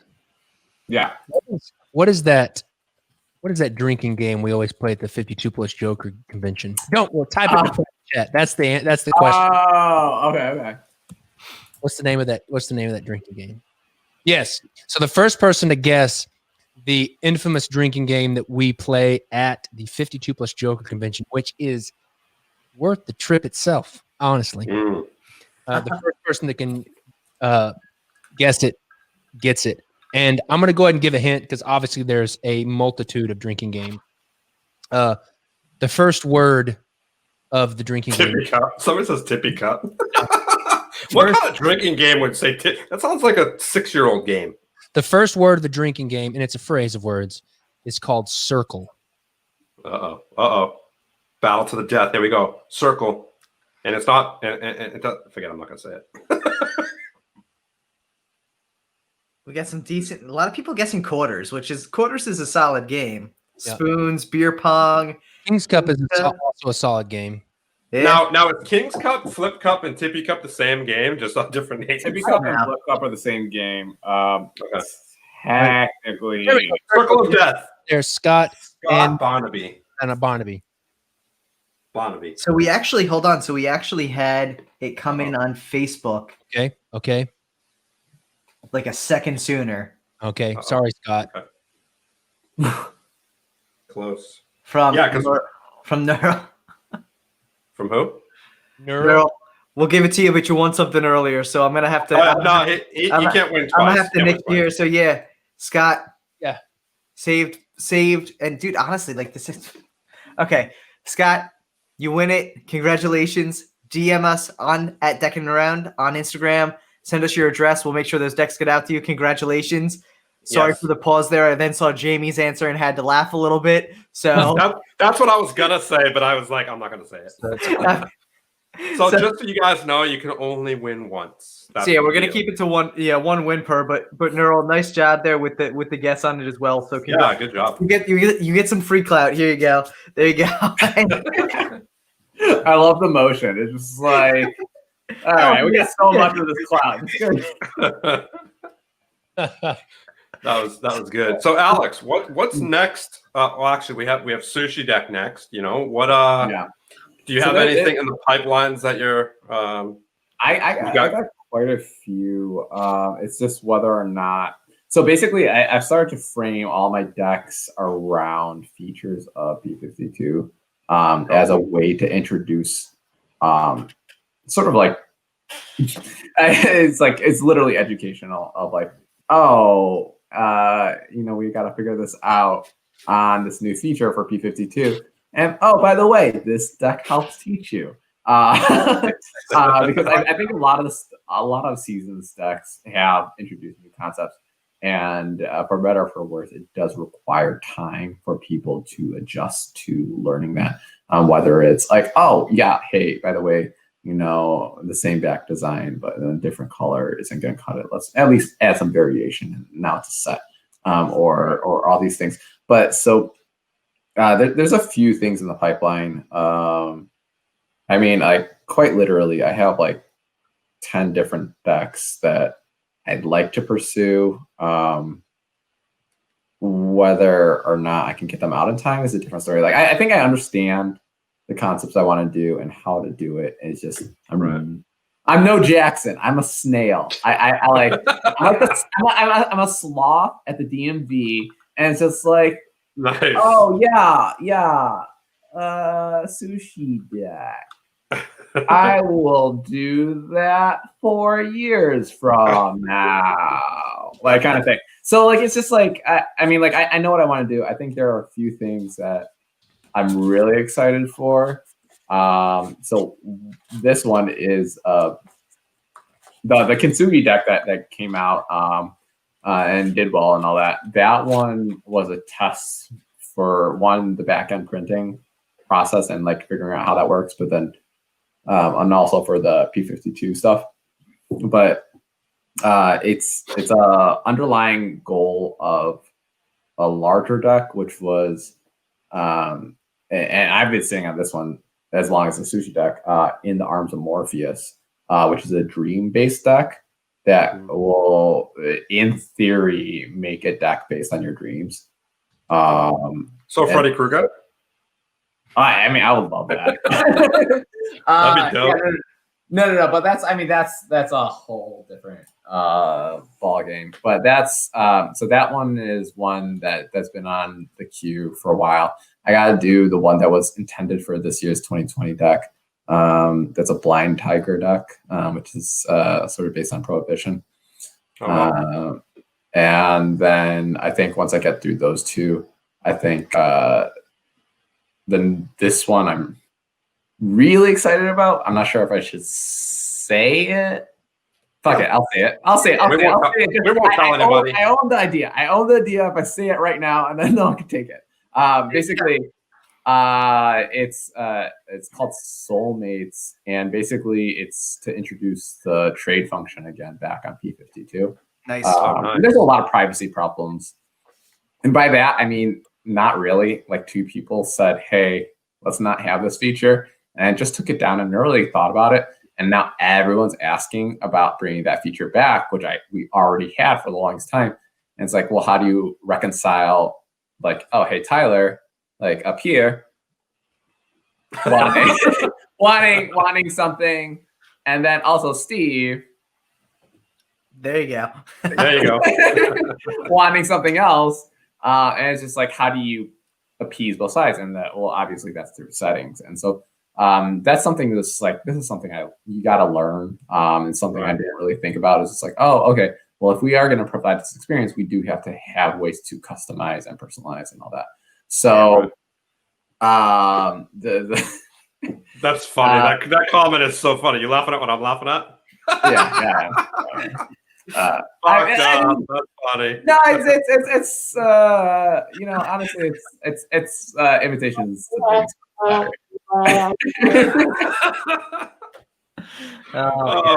Poor Bacopo. You fuck one goat, you're always known as a goat fucker. Yeah, I mean, yeah, they did do the love deck, which is yeah, and all that sort of copied the seasons. It's fine. But the theme I really want to do that introduces trade and matchmaking back again, it's called Soulmates. And Soulmates is a deck based on this Greek mythology of like, when we were a long time ago, we all had 2 heads, 4 arms, 4 legs. And it was because Zeus was angry at us that he split us apart. And the idea is that you have half a deck and it matches another half of the deck. And if you can combine the 2 decks together, I'll have some incentivization, which is like you get some special gold on gold deck or whatever, because that's what everyone wants. Or right now it's black on hollow. Like whatever the no more hollow, please. But basically, it's the idea is that you have found your other, and then you reward it. And so the idea is that the deck itself would sort of fit like a puzzle into the other half.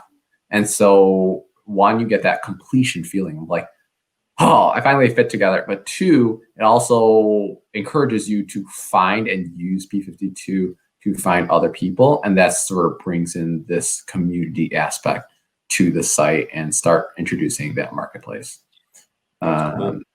So that's one I've been sitting on for a while as well. And that's God, I love just the thought that goes into your decks. It's just crazy. Like you think like nobody thinks like you. It's really cool. And obviously everybody has their own thought process, and the stories behind Jackson's decks are so creative, and there's very few people that have these amazing elaborate stories, and I just love hearing those different creations based on somebody's style. I guess it comes down to, now do you have any collaborations in the works or anything like that? I think it'd be cool to see like a collaboration deck. Yeah. Or so admittedly, I think what it was it Florida? It's when Jackson sat on my phone. We were talking about we almost did a collab and we just never followed through. Now he's too big. Now he won't. But no, we were talking about. I remember it was because I think Bill brought in like a lot of cigars that time, and I think Jackson couldn't handle the smoke. It was a lot of smoke. It was quite a bit. It was just like obnoxious amount of smoke. But we were sitting on the side, and we were talking about doing like, oh, well, at the time, this was a relevant offer. Seasons was big enough, and Federal 52 was big enough. Let's do a combo. And it didn't seem that hard because we both would be able to leverage our Kickstarter communities at the time. And this is like 4 years ago or so, or 3 years ago or so. And that's like the closest I've ever gotten. I've done a few where it's just like I was offered like, hey, we're a speakeasy. We want decks from you. Can you do this? And it's just like, it's not worth my time kind of thing. So, that's the closest. I think in the future though, branding and partner-based branding is quite key. We just saw Colonel Sanders and Lifetime Movies. I don't know if you guys saw that, but I don't know what his name is. Mario Lopez. Yes. Yeah, and I saw that. Is that the lowest point of entertainment or the highest? Like, who's to say? Yeah, it's something. I'll put that out there. Wait. What happened? Mario Lopez is doing a short love story sponsored and like kind of produced by Lifetime, where he is Colonel Sanders, and it tells the love story of Colonel Sanders. Oh. So you want to hear actually a funny story? Story? One of my friends lives with Mario Lopez. You were telling me about this. He's the jiu-jitsu friend, right? He's a jiu-jitsu. He's a professor, jiu-jitsu black belt. He's a friend of mine, and he actually lives with Mario Lopez. Well, you need to ask him why Mario Lopez is doing this movie. Because if someone came up to you and was like, "I'll give you $2 million to play Colonel Sanders," what are you going to do? Yes. I don't know, dude. I feel like that's exactly. Well, it's honestly probably from Lifetime. It's probably like 60,000 from Lifetime, but then another I highly doubt Mario 70,000 from KFC because they have a bigger budget than Lifetime. I guarantee you that dude's making more than 70,000 on this picture. Dude, but it's only a 10-minute movie though, or something, right? Yeah, it's pretty short. Yeah, it's like a short 10 minutes. Yeah. Dude, 60,000 for 10 minutes, I'd do it. But here's what I'm saying though, like you're now Mario Lopez, and anytime you go out, people are gonna be like, "But you kind of did that Colonel Sanders movie," and I don't know how I feel about that. And he'll go, "Yeah, I got $60,000 for a 10-minute video."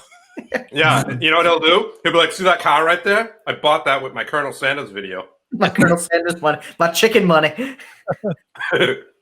No, it's just like when you think about it though, it's smart because the KFC mascot has changed, and they've been really embracing that brand of having a different celebrity do a different commercial each time. And I at first, when I saw that, I was like, that's a stupid branding tactic. But they've done it long enough past like a 4 to 5 celebrity point where it's like you get to see and have this flexibility with your brand identity. So I thought that was interesting. Could I have expected them to partner with Lifetime to make a movie? Fuck no. But like, I mean, it's it's pretty cool. That's funny. Yeah, no, I mean, I didn't even hear about that. I saw a news article about it pop up the other day, and I was just like, all right. And again, a lot of it is them trying to make the brand more relatable, I guess, or more approachable. The only way I heard about it was it on Netflix or YouTube? I can't remember. No, I don't know where it actually was. I think it's on Lifetime. I think that was I think it was a loss leader to bring traffic to their channel. Yeah, because I remember the only way I heard about it was I looked at a thumbnail, and I was like, "Is that Mario Lopez as an old man?" And that was all I thought. Oh my god, that was Dude. just like That dude is. He still looks like he's 25 years old. That's for sure. Oh yeah, dude, it's in the genes. He's got the aging genes. Once we figure out how to hack our telomeres, the joke is I'm gonna live forever. We're just gonna NDA plus, you know, for those of you guys that are into genetic biohacking. But yeah, I saw an interesting article not too long ago, and I don't know how credible it is. I'm sure it's more theory than anything, saying that the person who's going to live to 1,000 is already alive. So okay, yeah. So basically, I get really excited about this. Essentially, at this point in time, the idea is that we don't have the technology to live forever, but we do have the technology to make you live 10 more years. So in theory, if you have the money and the budget to extend and like pay for all these like fringe technologies, you will have the ability to pay for the technology to help you last 10 more years. And by that point in time, because of the exponential curve of how technology develops, you will have something that, you know, will make you last 20 years. And by that point, that can help you last 40 years, et cetera, right? Interesting. Yeah, so it's like, right, like, I mean, Tyler, you've got a background in tech a bit, at least. So like, you know, that's a really common, I don't know, the guy that was the manager for IBM, he did that. And it's basically it's like every 10 years or some sort of rule, output from technology's ability is exponential. Moore's law. Yeah. There you go. So anyways. That's crazy. I don't know if I believe that. Jackson, get on that. I don't know.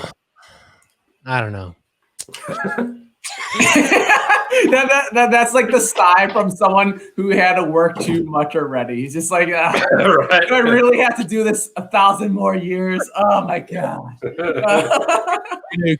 Who wants to live it to 1,000? Good lord! You imagine what people would look like at 1,000. Well, and that's the thing, though. In theory, though, if you figure out how to live to be 1,000, and if you can extend your life early enough, and you kind of like your telomeres don't degrade to a certain point, you could still look the same as you do now, or not much older. Yeah, like Methuselah. Yeah, that is true. Yeah, that is true. Yeah, theoretically. I think like a really classic example of identity and that kind of stuff is I wasn't a Star Trek fan, but like the idea of you know, teleporting from one place to another and getting your atoms dissolved and reappeared. So are you the same person if all of your cells are different, right? And that brings about the ideas of consciousness and like who we are. And I'll roll this back because it sounds like I'm just laughing because I got way too many drugs. I mean, that's fine. But look at what C-Dub wrote. He goes, Betty White's doing that now. Betty White ain't. She is. She is. You ever see the movie Dogma? Yeah. Hell yeah. Okay. Right. I feel like if anyone on Earth were secretly to turn out to be like God, it would be Betty White. Right. Like, that's just my vibe. Like, if it's anyone, it's her. Betty White's nice. In terms of old white women, I really like Dolly Parton. She's actually done quite. Greatest. Oh my god, yeah. She is a really genuine philanthropic. Yeah, philanthropist. Person. Like she like helped bring literacy to her old elementary school. She donates books to kids all the time. She's fantastic. My girls are Dolly Parton read a book club. We have a Dolly Parton plate. Oh yeah, you're in that region. Yeah. Dolly Parton, what? Dolly Parton is amazing. She has a great Christmas movie on right now on Netflix. If you want to check it out, dude. Jackson, I'm not saying no. All right. I did not say she was a good actor. I say she's a good person. Oh, she's amazing. Dude, you see her 9 to 5?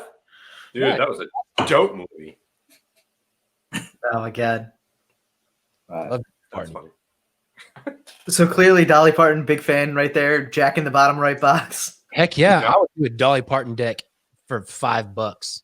Oh my god, dude, reach out, make it happen. If anyone can, if you can get to Brandon Sanderson, you can definitely get to Dolly Parton. Oh, bro, we don't need another dude doing a titty deck, though. That's for sure.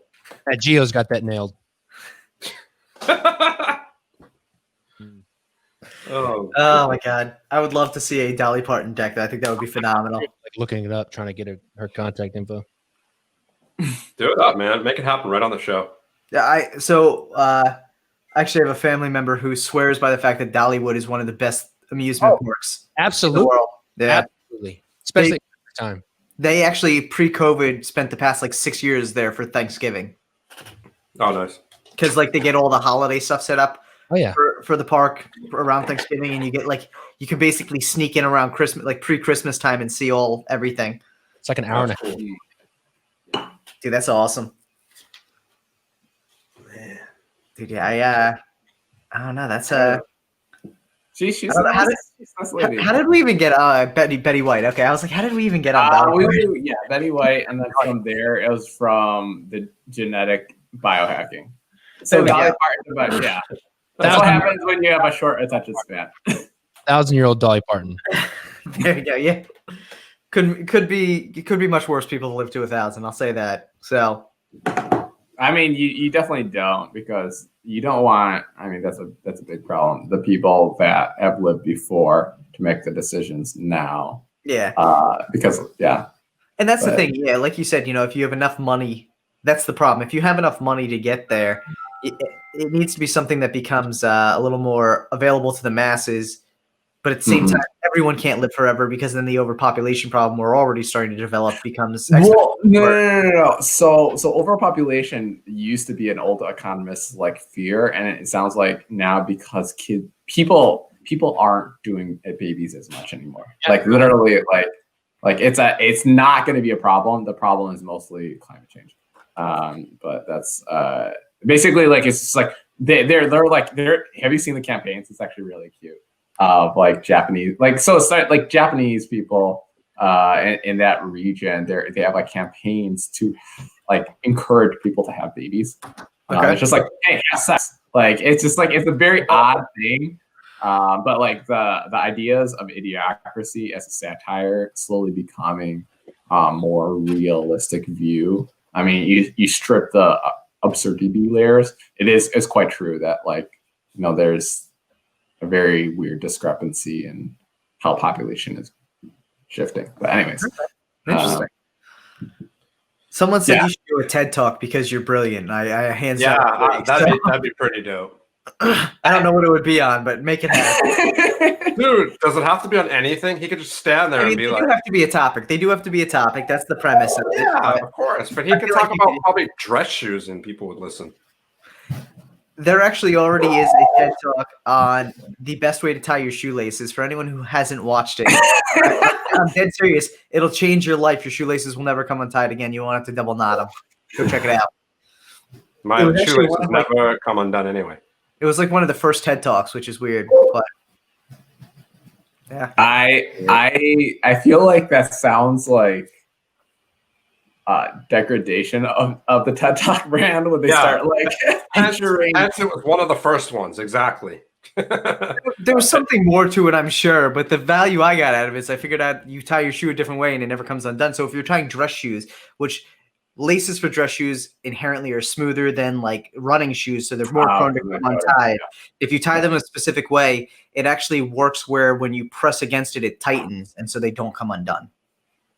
I mean, yeah, that's just knowing your knots, though.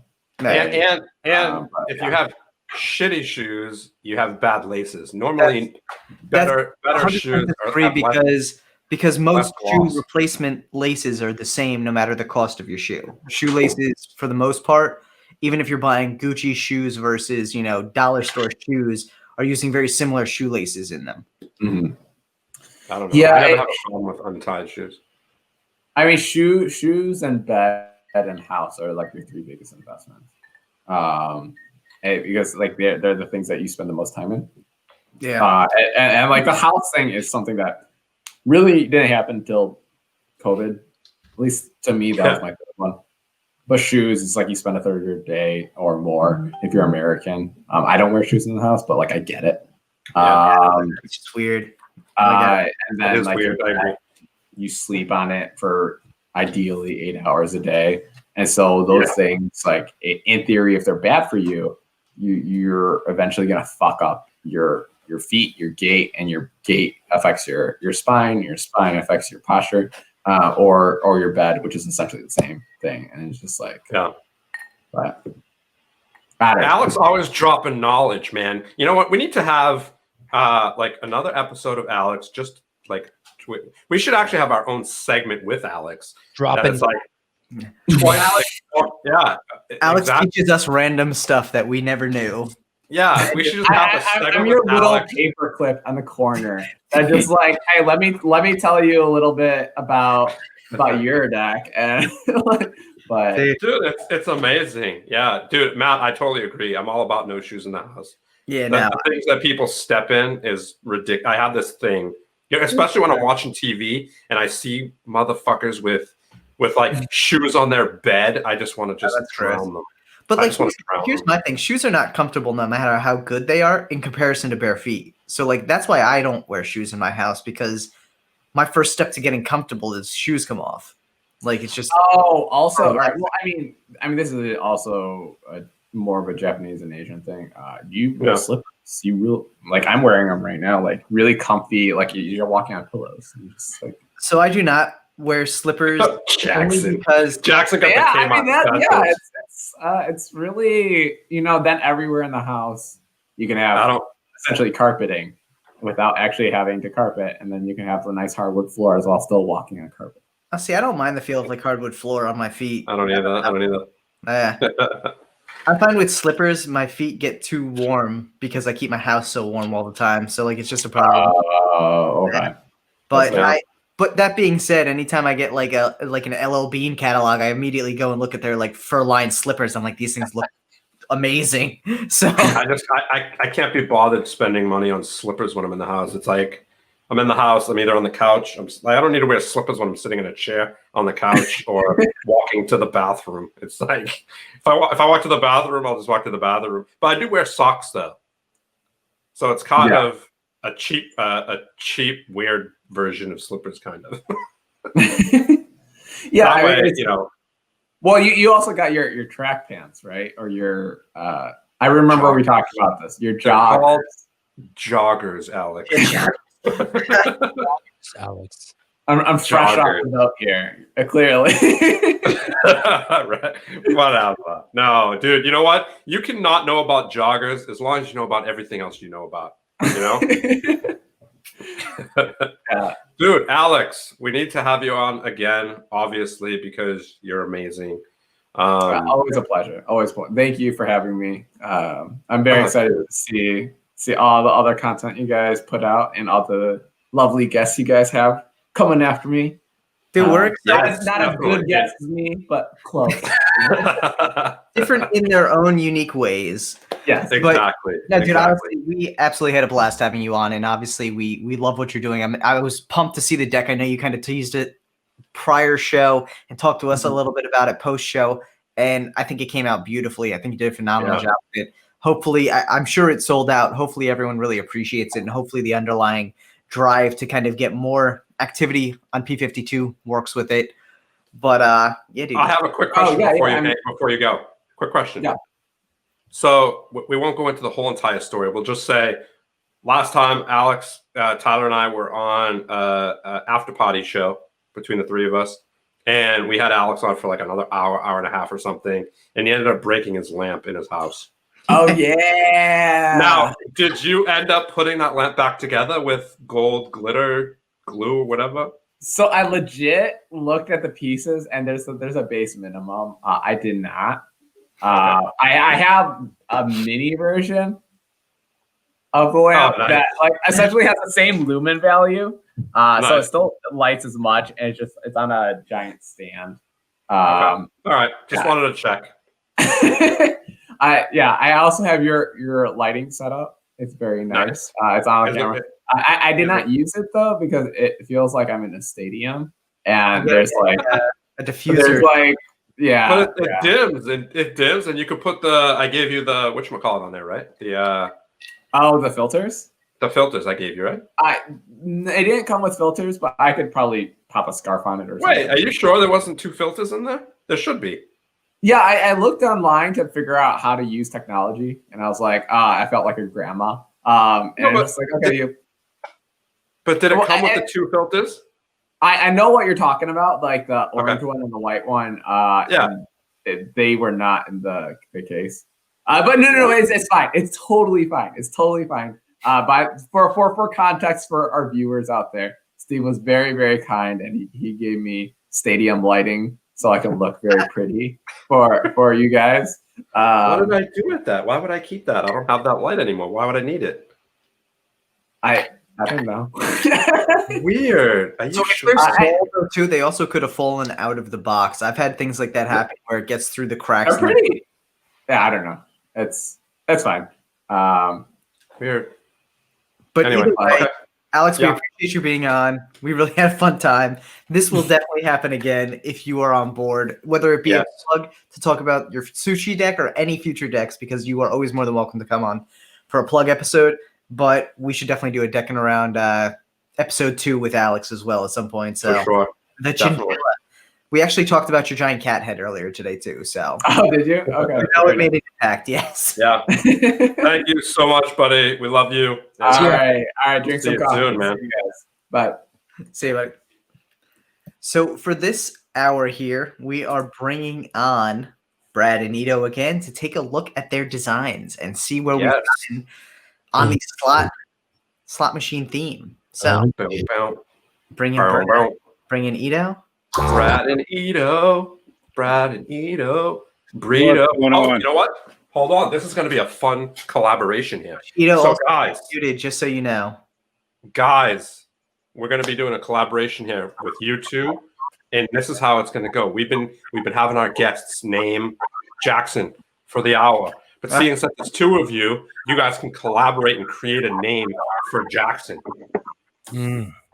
So what do you guys want to call him? I feel like Ito's nicer than Brad. How about since we're doing slot machines, maybe like Dirty Slot or something? Dirty Jackpot. Oh my god, I love it. So what are we going with? I heard Dirty Slot and Dirty Jackpot. What do you guys want to do? You want to do dirty? Go with dirty his. Huh? Go with his. That's fine. No, we'll take dirty from you, and we'll take jackpot from him. So we'll do dirty jackpot. That's pretty good. I feel like it's nicer than it could have been, so I'm proud of you both. I have an idea. Why don't you say dirty jack slot? Oh my god. Also good. Good, but also like concerning as to what it. I don't even want to know. So we're having feedback. We're getting a little bit of echo. It might be on your end again, Ida. Let's see. Let's mute him for a quick sec. Brad, talk. Yeah, can you hear me? Yeah, so it's not Brad, it's definitely Ito. Yeah, Ito, we can hear you. Actually, yeah, it's perfect now, Ito. Yeah, it's good. I think Much whatever better. it was last time when you were plugged in with the headphones, they didn't register or something. Probably I'm using the speakers. So. Yeah, you're fine now. It worked perfect. Yeah, it's perfect. Right. Awesome. Perfect. Can you hear us as well? You're good? Yeah, all good, all good. All right. Oh, perfect. So, Good. so guys, Let's do yeah, hold on. Go ahead. I'm gonna say I'm gonna flip a coin, but I don't have a coin here. So I'm gonna roll. So I'm gonna roll this this beautifully designed Marvelous Dex dice that I have in front of me, Oh, nice. and we're gonna call Ito odd and Brad even, and whatever we come up with, whoever gets it goes first. And we got a 3. So that is you, Ito. You are up. Right. So to be honest, it's not completely finished because my laptop is so slow with this cameras on. So let me just try my best to explain it to you guys. All right, Yeah. the screen, no worries. Again, 2 hours is a short time frame. I think, for anyone watching the show, there's a lot of context around the fact that we've seen what Jackson's done over the course of the past couple hours here. So this is dope. I update a few things. Like someone mentioned that the name is wrong, so I just update the name. And then, well, once again, because I don't really know and play the slot machine ever in my life, so I just have wondering how slot machine looks like. So I add this the toggle kind of thing where you do the slot machine thing, and then the insert coin, and then the one-way spin button. So it looks like two-way deck, but in reality, this white corner thing, it creates this sort of like one-way deck.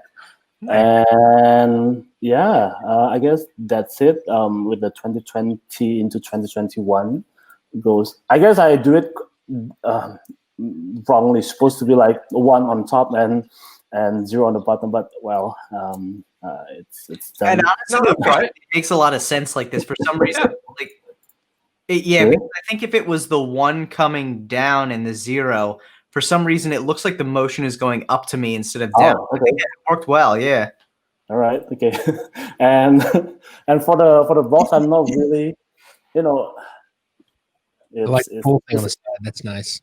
It's a little bit rushing. It's a little bit rushing for me, but you got the idea. It's like with the same feeling on the side of the tuck. We have like this thing, and the lever. Yeah, the lever. Yeah. Yeah, the lever. Yeah, so that's the lever. So yeah, that's roughly what I have for the slot That's machine. cool.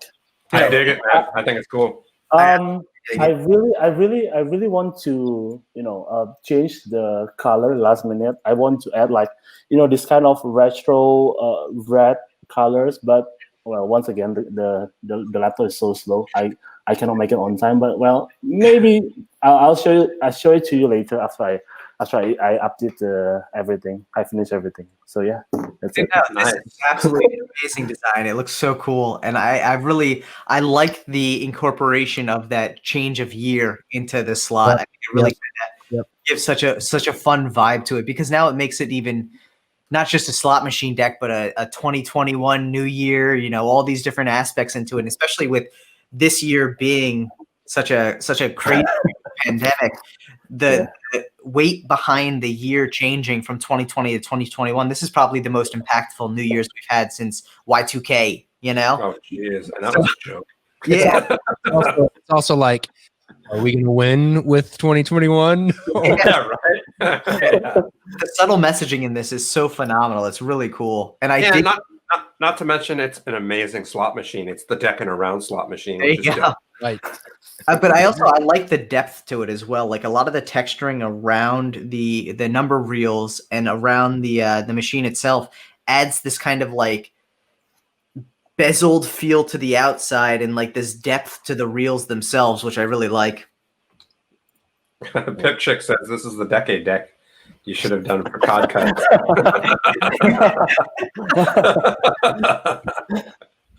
Oh, goodness gracious.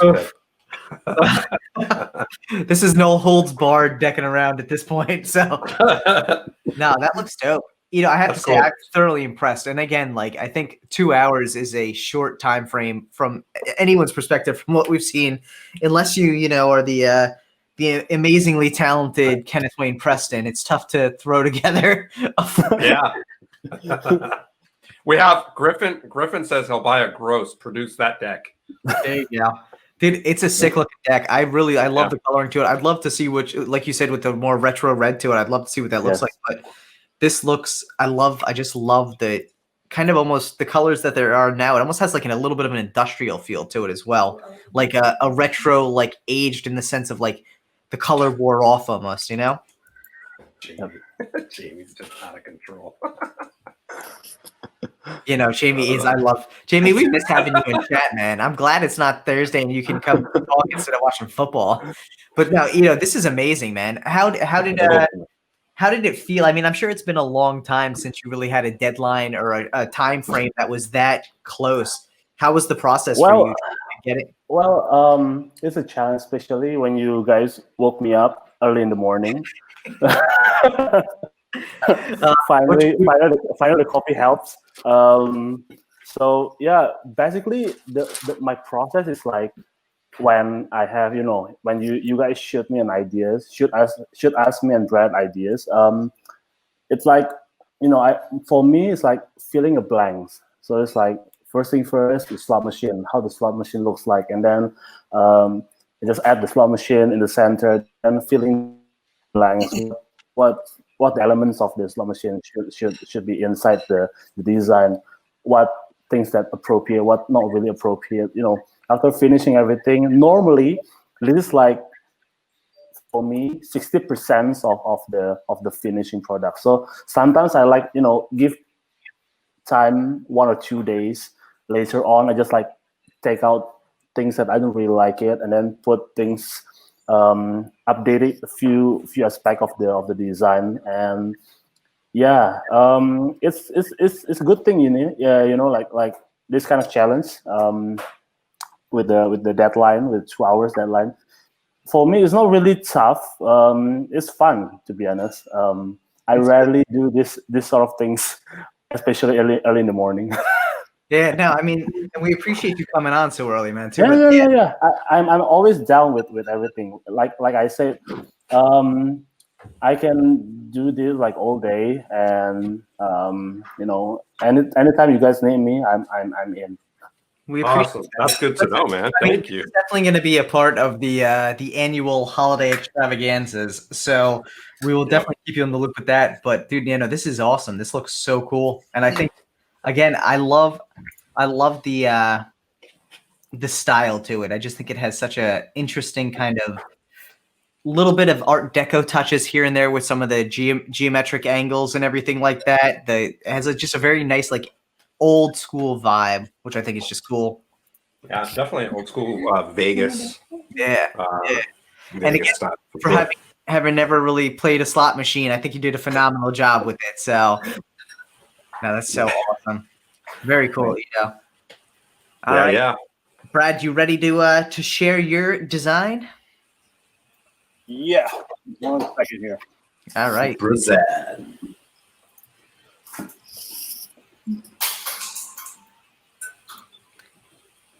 So there you go. To you know, Fiddle and Johnny want to know, will color be added? I don't know. It's like retro red, or you know, that kind of retro colors, red, blue. Nice. But I don't know. Let's check out what Brad's got here. Dang.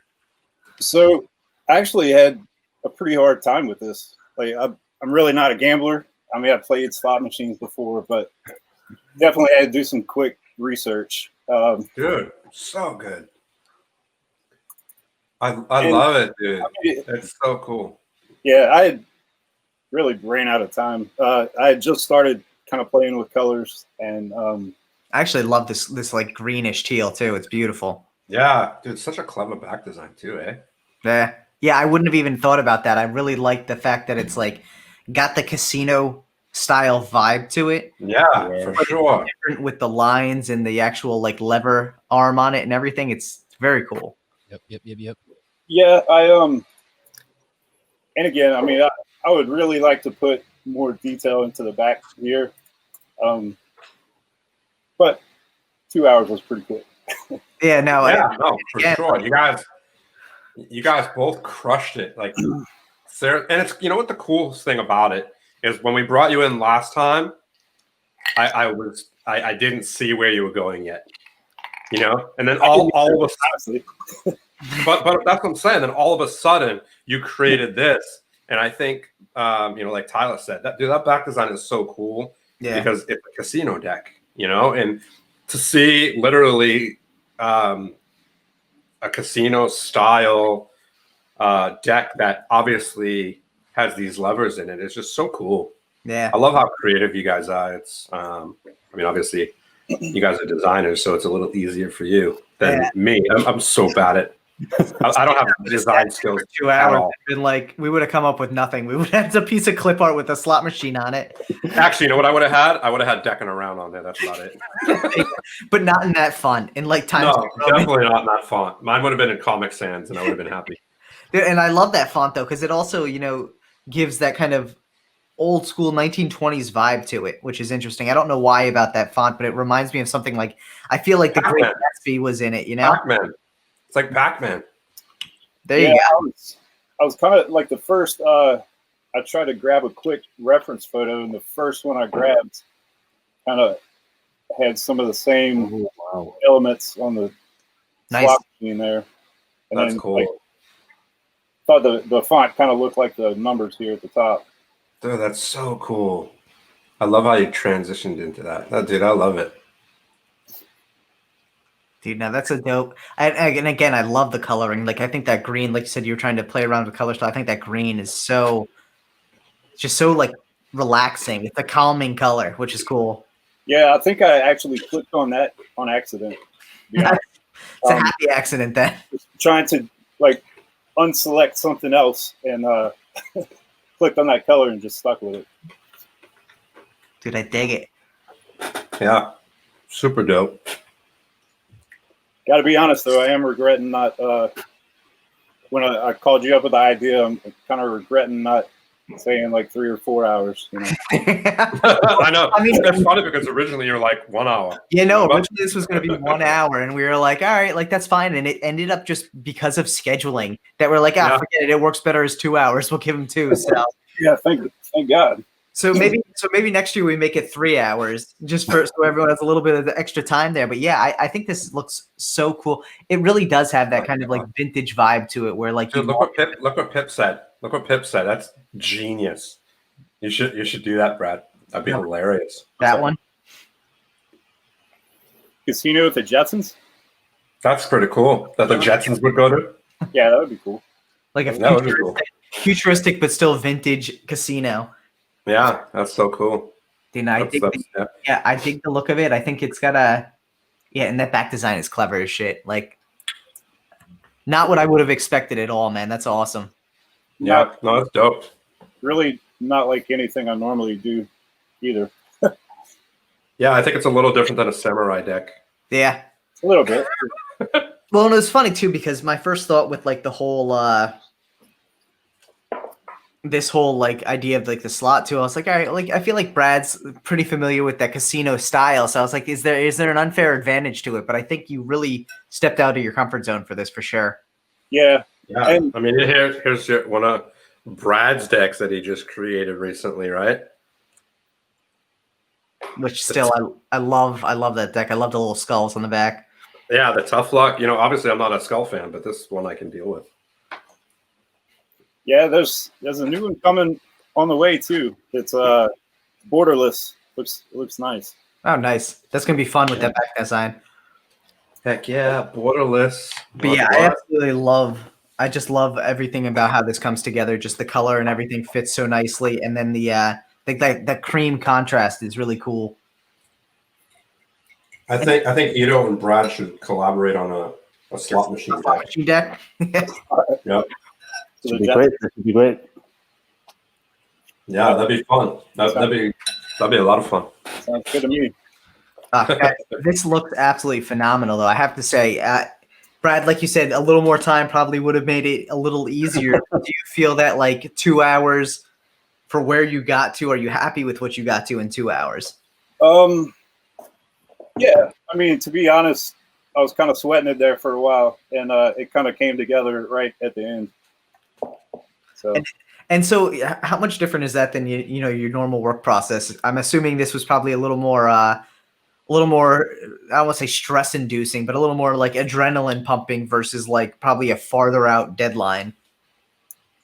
Yeah, and honestly, as far as card decks go, I mean, I really have never had a hard deadline to have to meet. And I don't know. So this is kind of new for me. But,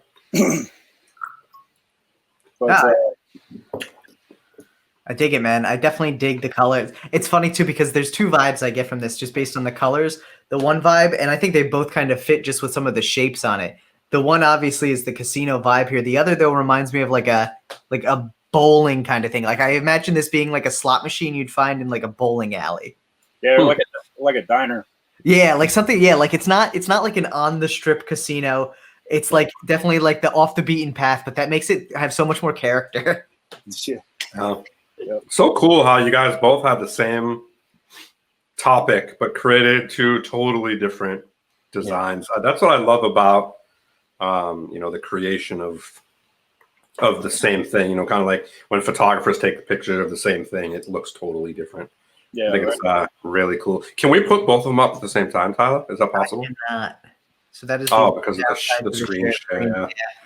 So it I do really like the 2020 rolling into 21 though. Yeah, that's cool. You guys, I'm telling you guys should like totally collaborate and make one and like fuse both your decks. That'd be cool. Or even like again the ideation and the style differences there. I think some sort of fun collaboration there would be interesting to see how it would all come together. Yeah. To me, that's some of the best collaborations are like two totally different styles. Well, yeah, because if you have two people who can do the same thing, you're going to be arguing over small points that no one else is going to notice because you both have that expertise, but two different styles, you bring so much to the table. Yeah. And I mean, if it's two styles that are so like very alike, you pretty much know exactly what to expect from the start. Right. Now, should we do a giveaway? Yeah, we probably should do a giveaway. And I have to say, too, coming into this, my question is, did either of you guys have themes that you were hoping it would be? Yes. Yes, I did. What were you hoping for, Brad? So like I tried to prepare mentally and just pick a topic that was halfway relative and just kind of plan for that. And I was thinking like Krampus. Oh, that would have been a good one, too. Yeah. What was it? Krampus. Krampus. Krampus is Santa Claus's counterpart who kidnaps bad children. What? Yeah. You have to Google it. Yeah, dude. I've never heard of it. Krampus is amazing. I actually have a Krampus t-shirt. Krampus. Krampus is amazing. He's like a Christmas demon. Yeah. What? Yeah. They've made. I don't know about this. So, because I don't think it's like popular in most countries, like, oh, we're gonna steal bad children. Like here, we make it a little simple. We're like, oh yeah, you get some coal, but yeah, the whole like, he would steal and then cane bad children. They got movie right for the Krampus. Yeah, right? Yeah, they've actually made a couple of movies, and some of them were pretty like pretty interesting. Some of them have been terrible, like B-rated horror flicks, but some of them have been pretty decent. So, hi, can we pull these guys up so we can? Oh yeah, cancel out, Brad. Yeah, thank you, sir. Tyler crushing it with this episode, man. Always on, like, just a lot of buttons to click. On it, he's on it all the time. We love it. Yeah, we'll see how it goes at 2:00 when I gotta orchestrate live gameplay. But so Brad, I can definitely see where that comes in. Tricks on you because Steve and I prepare nothing. So So the holidays would have been a brilliant theme. We literally came in being like, we'll see what the chat says. Slot machines. Why not? Like, how about you? Did you kind of come in with any pre-prepared ideas that you were hoping for? Not really, because like sometimes ideas just just came up to me like randomly, like I really want to do since there are one noodles playing card, I want to do another instant noodle type of playing cards. But I don't know if I'm gonna do it or not. But I really want to do it because like who doesn't like in Indonesia? People love instant noodle. Like I want to incorporate instant noodle. So I guess there's one guy did instant noodle playing card, but I just want to have my own interpretation of the instant noodle. But I don't know, we'll see. Because like I did the coffee one, and then what else? I really want to do alcohol type of cards, like a beer playing cards, nice, a wine playing card type thing. Sort of, but I don't want that kind of design that typical like put a label on the back of cards. I want to have like when you saw my coffee playing cards, it's not like as simple as coffee bean on the back of the cards, but it's like a texture of the coffee, right? So I want to incorporate the same thing with the beer and the wine, but I still haven't got the feeling and the ideas what to apply. Yes, exactly that one. Come on, camera. Let's see what we got there. Now this deck is like literally one of my favorite decks that you did, dude. Back design. So that's sort of thing. But the best. So here's the best thing about it. So all the face cards are kind of different too. But this is my favorite right here, the 8 of Diamonds. With the coffee stain. Yeah. That's so good. Yeah, it's just super cool, and all the pips are different. It's just super cool. Some of them have like drips, like coffee drips on them. I still have the original painting of the coffee deck that I did in 2015. Oh really? Somewhere there. The original one, the pips is not that one is.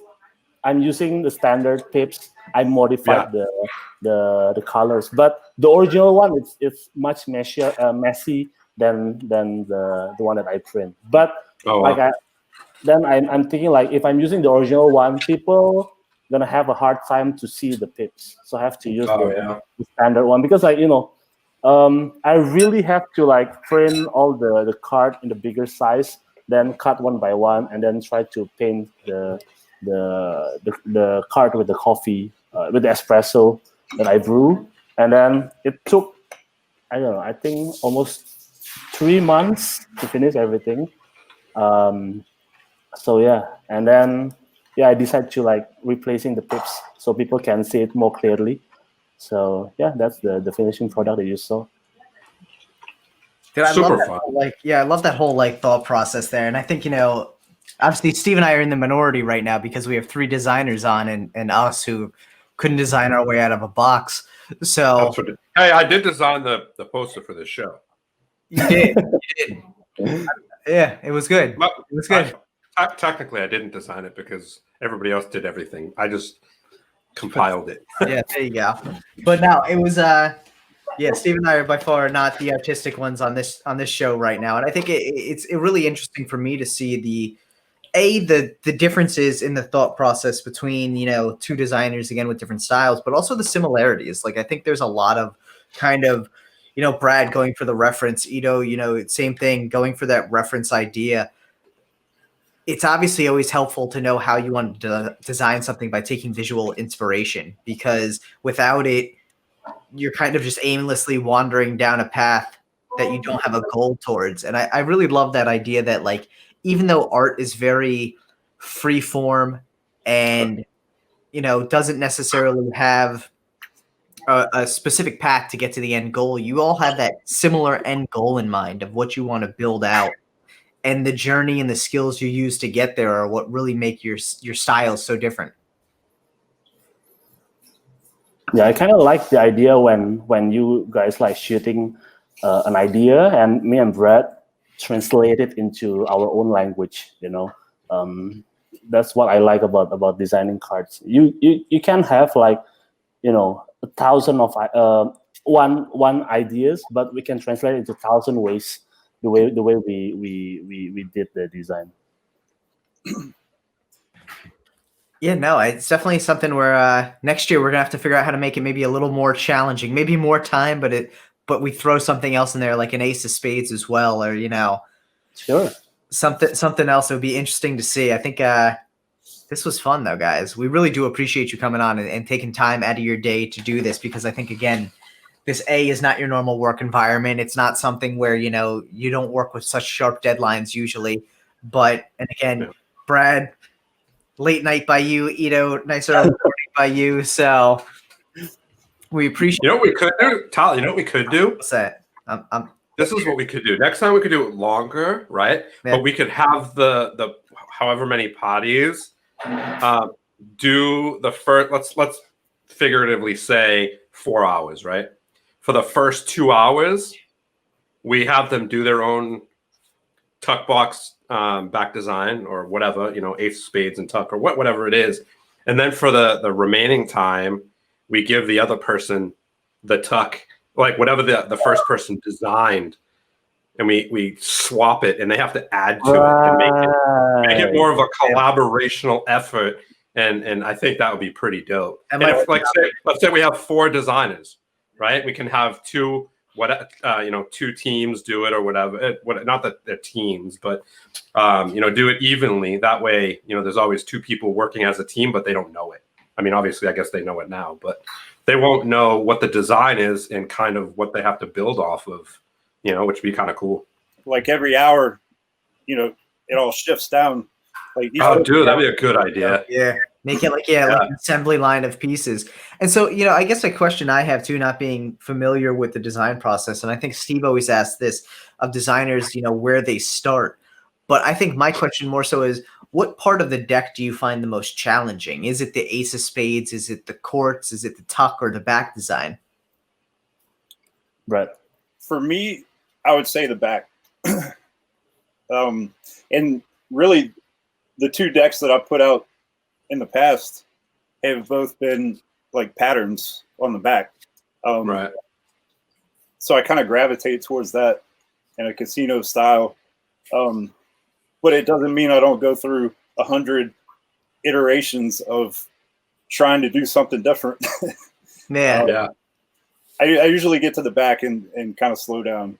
Okay. Yeah. Okay. That's understandable. What about you, Basically almost all aspect is quite challenging. The thing is, it's not about which one is the most difficult.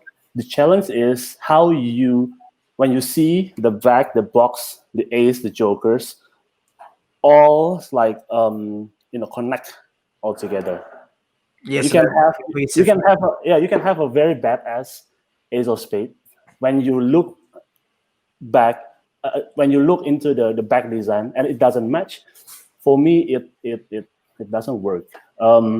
So for me, all aspects of the cards are quite challenging for me. Yeah. The challenge as a playing card designer, how you connect everything. You can have a very badass back design, and then when you open the box, when you look at the ace is just like a very simple, or maybe that nothing to do with the whole design. So it's like for me it's a complete loss. So yeah, everything on the deck of cards are well connected. That's the most interesting deck for me. But if you ask me if I can choose one, probably the box. Because the box is like, it's more like love at first sight. Yeah. If you buy a deck of cards, you're probably looking at which deck have a very catchy box. Yeah. It's always about the packaging, right? Yeah, either the foil, or maybe either the paper, or maybe either the the seal or something. But the box is probably the most crucial thing. So yeah, for me, the box is the crucial, is the main key point of. Sometimes the back design can be super standard, the A's can be super standard, but when it comes to the box, you put an effort to the box, like you put a foil, you put a good quality paper. Sometimes it will psychologically, enhancing the whole experience when you play with the cards. Yeah, no, I mean that makes total sense. That really does make a lot of sense. Yeah, and I agree. I think cohesiveness in the deck is such a crucial part, and I think that's something we see a lot of times too with first-time designers or potentially amateur designers who aren't actually like professional designers. That lack of cohesiveness, and I think it's something that everyone kind of realizes at some point or another. So like you have to, it can't just be, you could have 5 badass parts of the deck, but if they don't tie together, it just doesn't flow. Yeah, there also people are quite there's some people, new designer, send me message on Instagram like, Edo, what do you think about my deck? What do you think about my new design?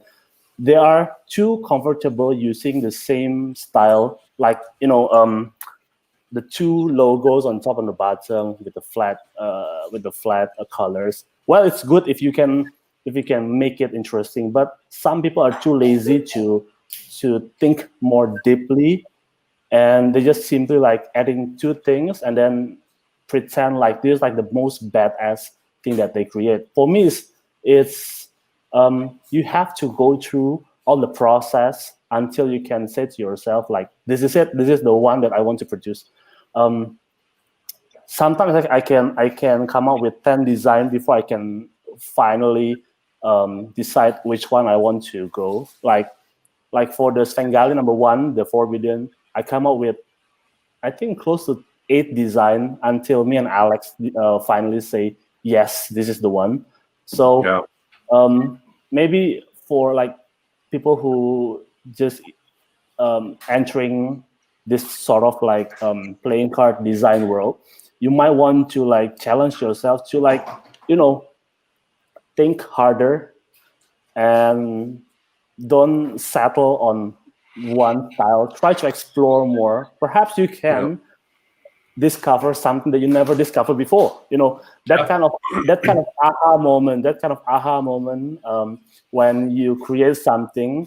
That's what I really aim when I design something. So when I design something and then it doesn't feel right to me, I just keep designing and designing. 2 days ago, I just sent Alex 25 different back design. Jesus. And I told him to like, we need to choose 3 decks for our number 6, 7, and 8. Nice. Right. From this 25 more design, we have to settle on these 3 decks. Alex, we finally agree with 2, and that's it. That's like, and the rest just like, either I throw it away or just put it there. Maybe next year we love one of them. I don't know, but that kind of challenge I like to do. Like sometimes I design 3, 4, 5 back design a day, and then sometimes I design 0 because there's no ideas or nothing comes to my mind. So like for new people who like to want to taste this kind of playing card design world, try to design, explore more, design more, and you will get the aha moment. That's what that's definitely true. And sometimes it takes a lot of I guess renditions to find the one that you want, right? You just have to create, and whatever one speaks to you the most is the one that you go with, And like you said, you might it's a lot easier for photographers because they can click as many pictures as they want, just pick the favorite one. But it's kind of the same idea. It's a little easier to take a picture for the most part. But when you have so many ideas and you're writing them down on paper, and you present them with your partner, because obviously it's not just you. I'm sure you could have came up with more than 3 designs that you enjoy, but when you're working with someone else, collaborating on a project, it's up to both of you to agree, on which ones fit that kind of theme and make it cohesive kind of in a way, Yeah. Plus, my style is, I spoke with my partner, with Alex, for Spengali, like we try our best not to just change color and sell it again, unless we have this sort of special edition deck that we want to change color. But we try our best not to re-release our old deck by changing the colors. Right. Yeah.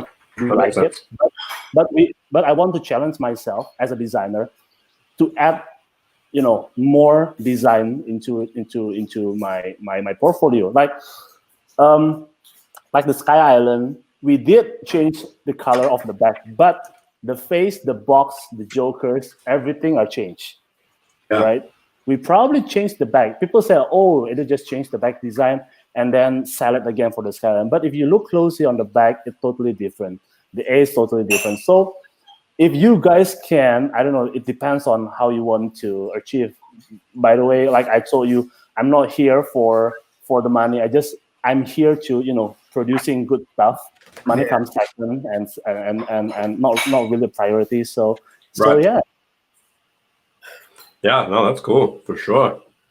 And that's what I think really it is about, is the love of it. At the end of the day, and we've talked about this with Kevin Cantrell on Thursday. We've talked about this with a lot of people who are very successful in this industry and other industries, is if you're chasing the money, you're always going to be chasing the money. You're never going to be satisfied with what you have. You're always going to be focused on the money. And obviously we all consider money in our day-to-day life because we need to survive. But once you have what you need to survive, if you're still striving for more and not doing what you're passionate about, it's not going to bring you that happiness, that enjoyment.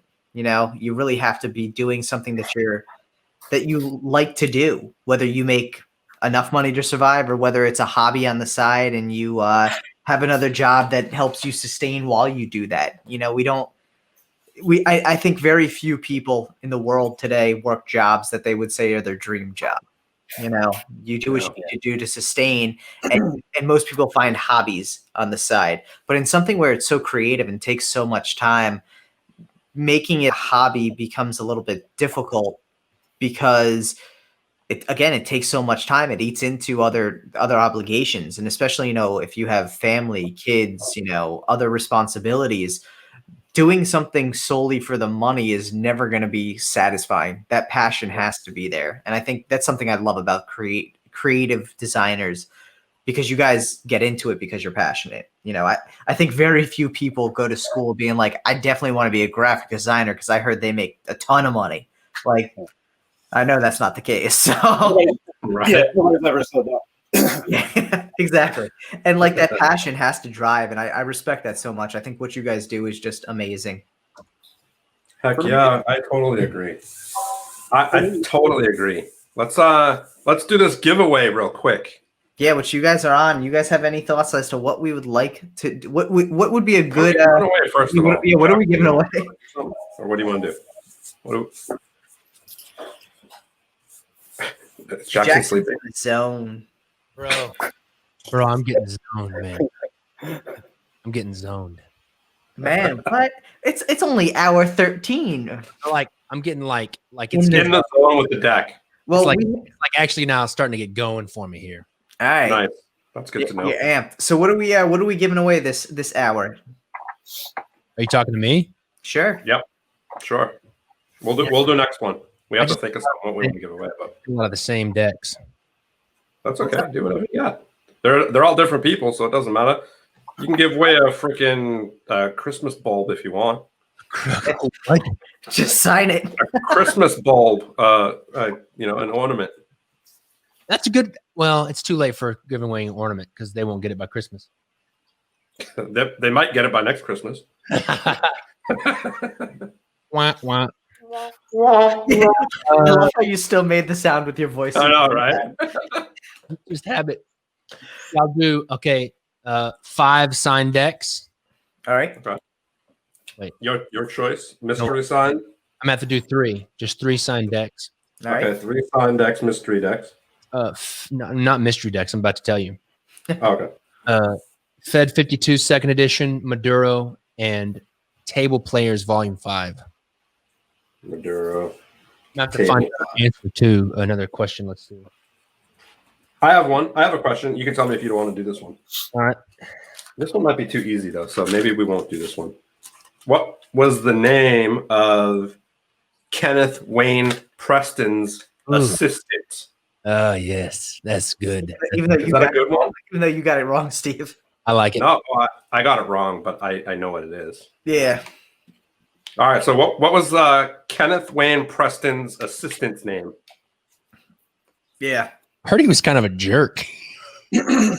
I also You know got what? confused when I saw in chat Dirty Jack Slot. I'm like, who the fuck is this? We got Brittany. We got Bonnie. Looks We like got Bethany. Jamie Morrison. Oh, look at that. That's Bethany. Jamie Hold Morrison. on. I like how Bethany was the first one. That's the one I got wrong originally. Oh wait, hold on. no. Oh There's wait. something before that. Club got it. yeah. 2, 3, 5 Yeah. club. C Club. C Club got it. I mean C Dub. C-Dub, C-Dub. C Dub got it. That was my mistake. Sorry. Foot face. Foot face. C Dub, hit us up. Hit Jackson up. Support at King's Wild Project. Support at Jackson.com. Don't do that one. Support at kingswildproject.com. Also, DM us at Deckin Around on Instagram. Let us know. That way we can make sure you get your prize. Congratulations. Awesome. Guys, you know how many giveaways we've done? A lot. 13. Also, if you haven't liked the video, you should like the video. It's been a bit since we did the whole spiel, so I think Carl, you want to do the spiel, buddy, on all of it? So we're gonna pull up Jackson's deck design. Are you good for that, Jackson? I'm good. All right, so we're gonna pull it up here, so we can all check it out, see where he's at. Ooh. And while Jackson, dude, that coat, that's a pimp coat for sure. That's a dude, that is pimp nasty. He's balling. He's balling. But so while we're at it, Jackson's showing this off. For anyone who's interested in purchasing this deck, you can go to kingswildproject.com, click on the menu button on the right-hand side, and choose the 24-hour live deck. In that, you'll find 2 editions, the standard and the 24-hour live exclusive edition, which is a limited edition deck that'll be hand-signed by Jackson, have a numbered seal, and a tuck variant on the standard edition. Obviously, you will only be able to get that during the 24 hours of the live, which means that you have just over 10 hours left to buy that deck, and that will be your last chance. Otherwise, you'll have to go to eBay to find that thing. So, and we're all going to upcharge it like crazy. So I highly recommend you go there and go to kingswildproject.com and pick up that viewer's version of the deck. That being said, if you're interested in any Deckin Around merch, you can go to the link in the description that says Deckin Around merch right under it. It is merch.streamelements.com/deckinaround. When you click it, you will see hoodies, t-shirts, coffee mugs, stickers, mouse pads, phone cases, and more. We are always looking for ways to expand that, but find something you like, pick it up, and support the show. If you do find something else that you're interested in that we do not have, such as a hat or anything along those lines, let us know. DM on Instagram at Deckin Around. We're always looking to expand what we do offer for you guys, and honestly, we love any sort of feedback you can give us, whether it be about the show, about the merch, about anything we're doing here. This is going to be an annual event, so next year we are always looking for new ways to make this even more exciting as we go crazy on a 24-hour live with Jackson Robinson. Also, I think all in one breath, dude. Honestly, that was amazing plug. Bro. Yeah. I feel like I need to start doing the safety announcements on airplanes. Like, first of all, Pip, you should speak for yourself. Our merch is dope. And you know what? You're not cool if you don't have our merch. So you just sit with that there. You can get a Deckin Around hoodie with Steve and my face on it, which is phenomenal. Dude, There's also a winter bundle up there right now, which comes with a coffee mug and a hoodie, which are going to be winter exclusives for the Deckin Around merch. They are not our logo. They are not Steve and my face. They're a fun little podcast theme thing. Check it out. And I don't know if there was anything else. If you have not liked this video yet, go do so. If you have not subscribed to the channel yet, go do so. If you have not subscribed to Jackson's channel at King's Wild Project on YouTube, go check it out. Jackson drops dope videos all the time, including more opportunities to see him draw live, including opportunities to get his Wednesday weekly updates, which are always an energetic start to my day. So guys, go check that stuff out. And we are really excited for what's coming up for the rest of this. We got another, like I said, a little bit over 10 hours. So this is going to be a fun one. Yeah, I'm going to share Ito's handle and Brad's. If you want to drop that in there, buddy, we could share that so everybody can follow them guys as well. What is it? His colors, Jackson. Jackson, check your phone, bro. All right, sorry. And let me get Brad's here. What am I doing? Check your phone. Sorry. No, it's all good, man. You're busy, bro. You're busy. Bro, I'm zoning now. It's taking me a while to zone, but I'm there. Good. It looks it, man. You're definitely crushing it. Alive, Chris. Chris is checking in on us. We appreciate that. So for anyone who wants to give Ito a follow, Ito is an amazing designer. Obviously, if you don't know, Ito works with Alex Pantroya on the Svengali decks. Ito also has designed more decks than him, Steve, or myself can figure out at any given point in time. Because every time we talk to him, I found a new deck that has Ito's name on it as the designer. So make sure to check out Ito's decks. I guarantee you probably won't be able to figure out all the decks he's designed either. The only person who can is Ito, and it's going to take a lot of work. So we will not be getting that answer anytime soon. Brad designs with Doc's playing cards, Mike McClure, and does some beautiful, beautiful work. He recently released the Tough Luck deck, which I have to say is probably one of my favorite casino-style decks to come out in a while.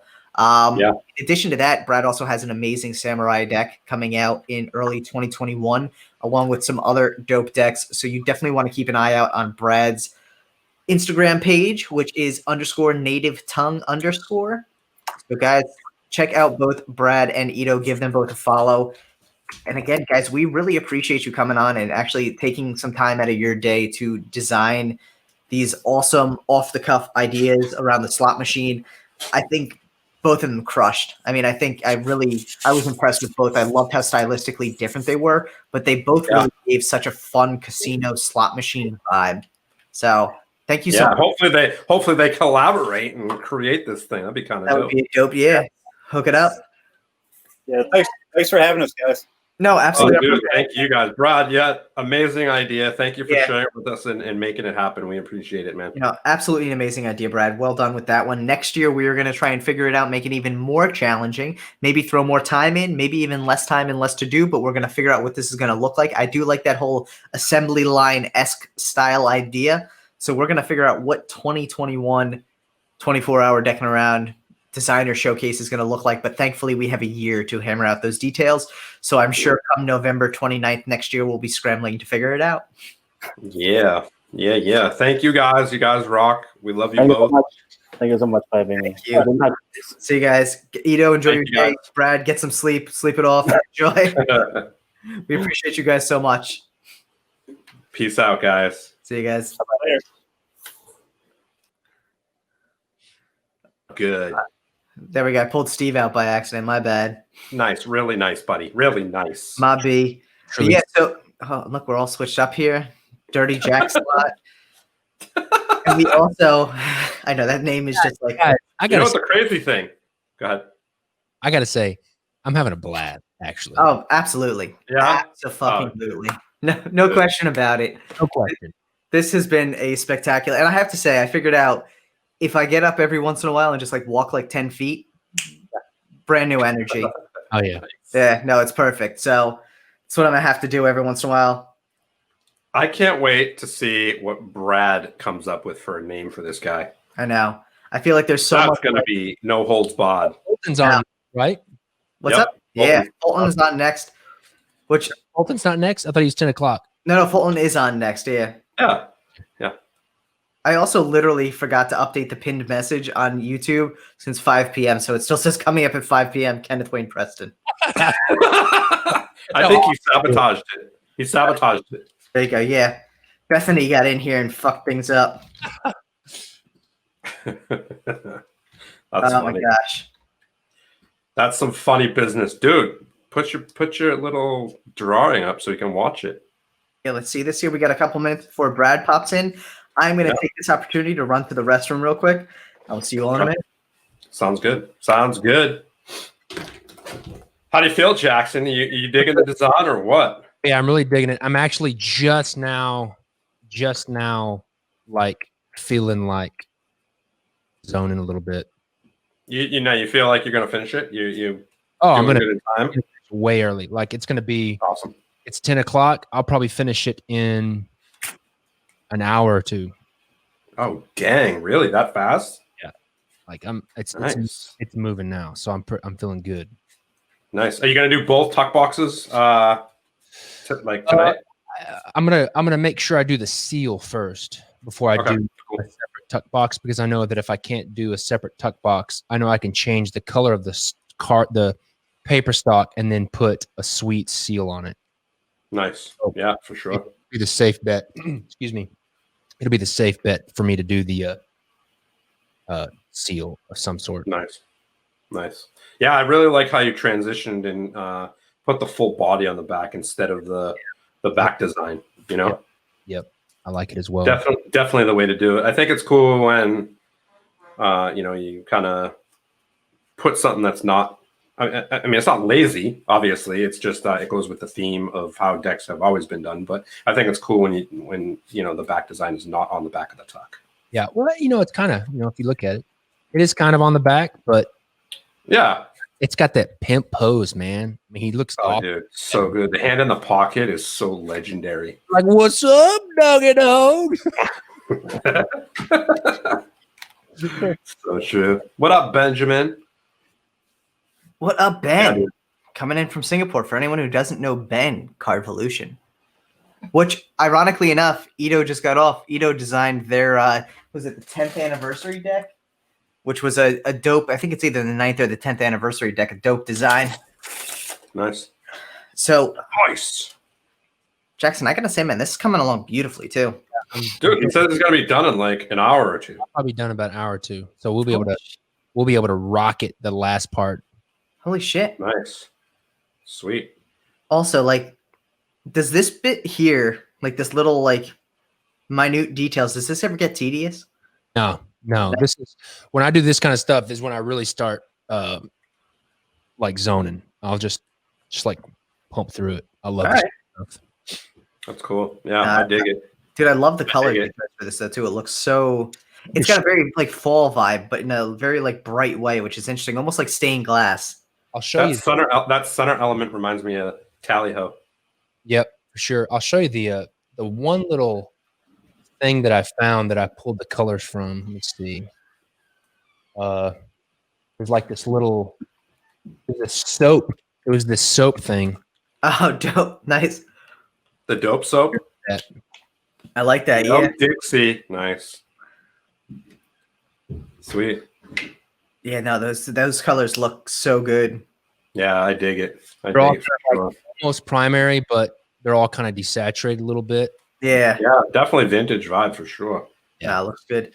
And look at that. We just hit hour 14, which means that we have 10 hours left and counting down on this, which means you have 10 hours left to pick up this beautiful deck and get the edition. So make sure to head over to kingswildproject.com. And on that note, we are going to pull in the one, the only, hey, Leslie, the one, the only, Brad Fulton.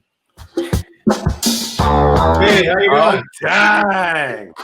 What up, Brad? What's new, guys? Hi. How you doing today, man? Fantastic. How are you? Good, man. You're looking comfortable. I'm very comfortable. Nice.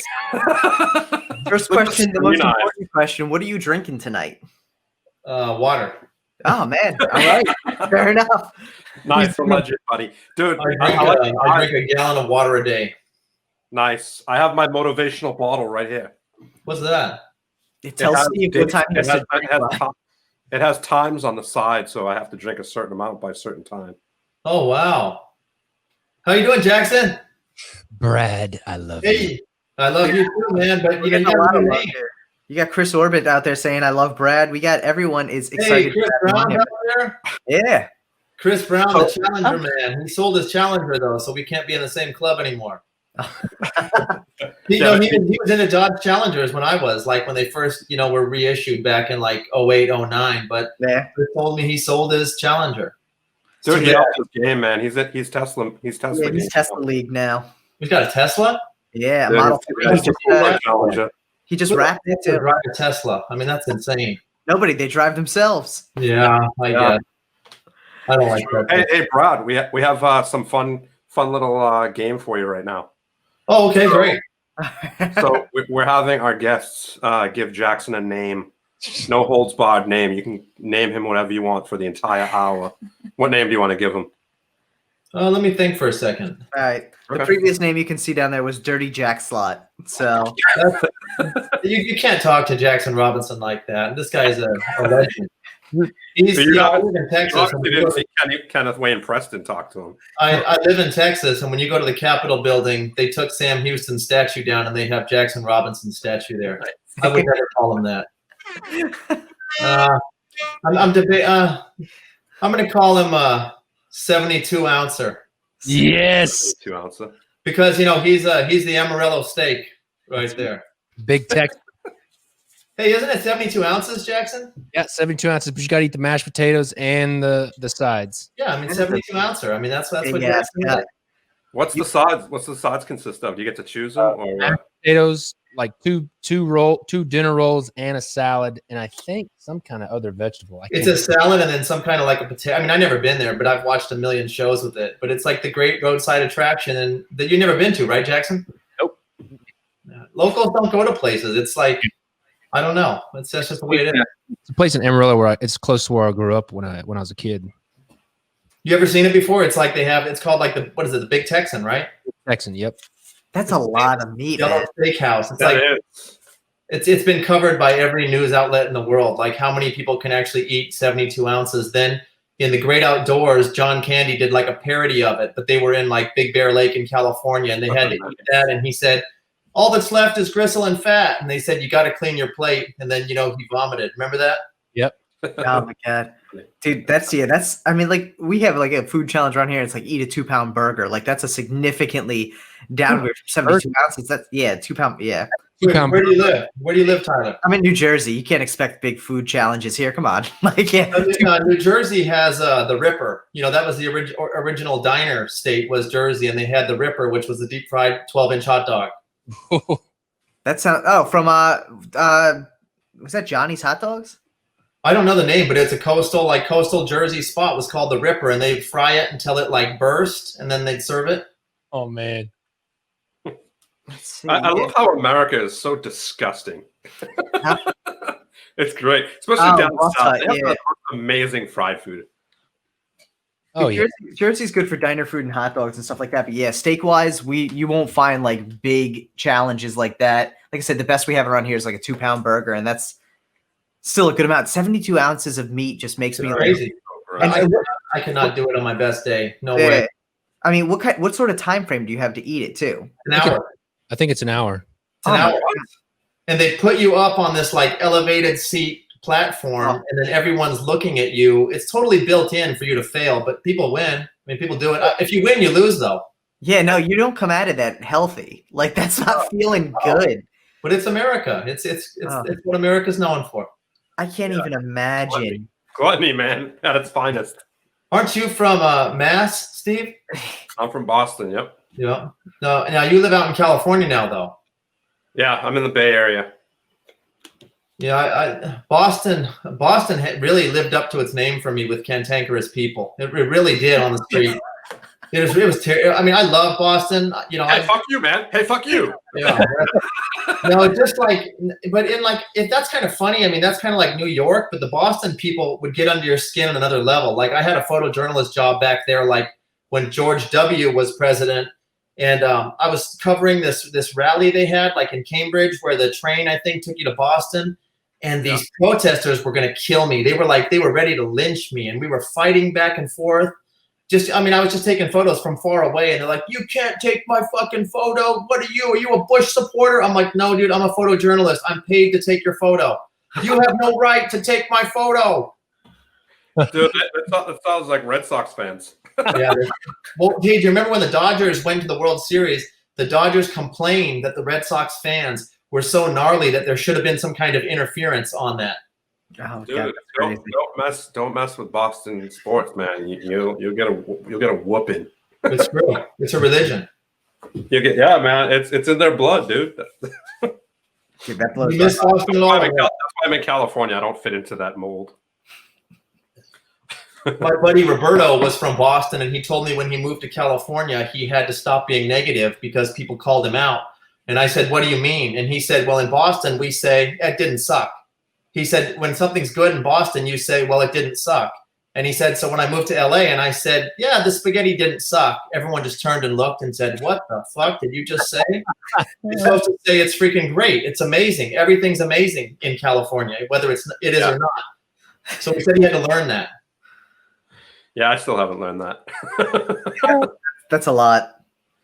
I just learned, instead of "that didn't suck," I kind of learned the word "that's trash." I say that a lot. You learned that in Boston or California? I learned it in California. Oh. on Deckin Around. That's trash. Okay, I know what we're talking about here. Oh my God. So Brad, I find myself saying that word, saying that phrase, "that's trash," a lot more than I've ever said it. Well, I mean, that's the danger of going to a community where there's a lot of artwork being put out regularly. You never know what's going to be good or bad, but this is true. It's a learning experience for all of us, right? Brad, how are you doing, man? How's it feel coming off of the high of another wildly successful Fulton's Halloween deck? Oh, it's fun, man. It's fun. I'm looking forward to my Jackson clip joint. That's what I'm looking forward to. When's that shit getting released? February? Yeah. When is that coming out?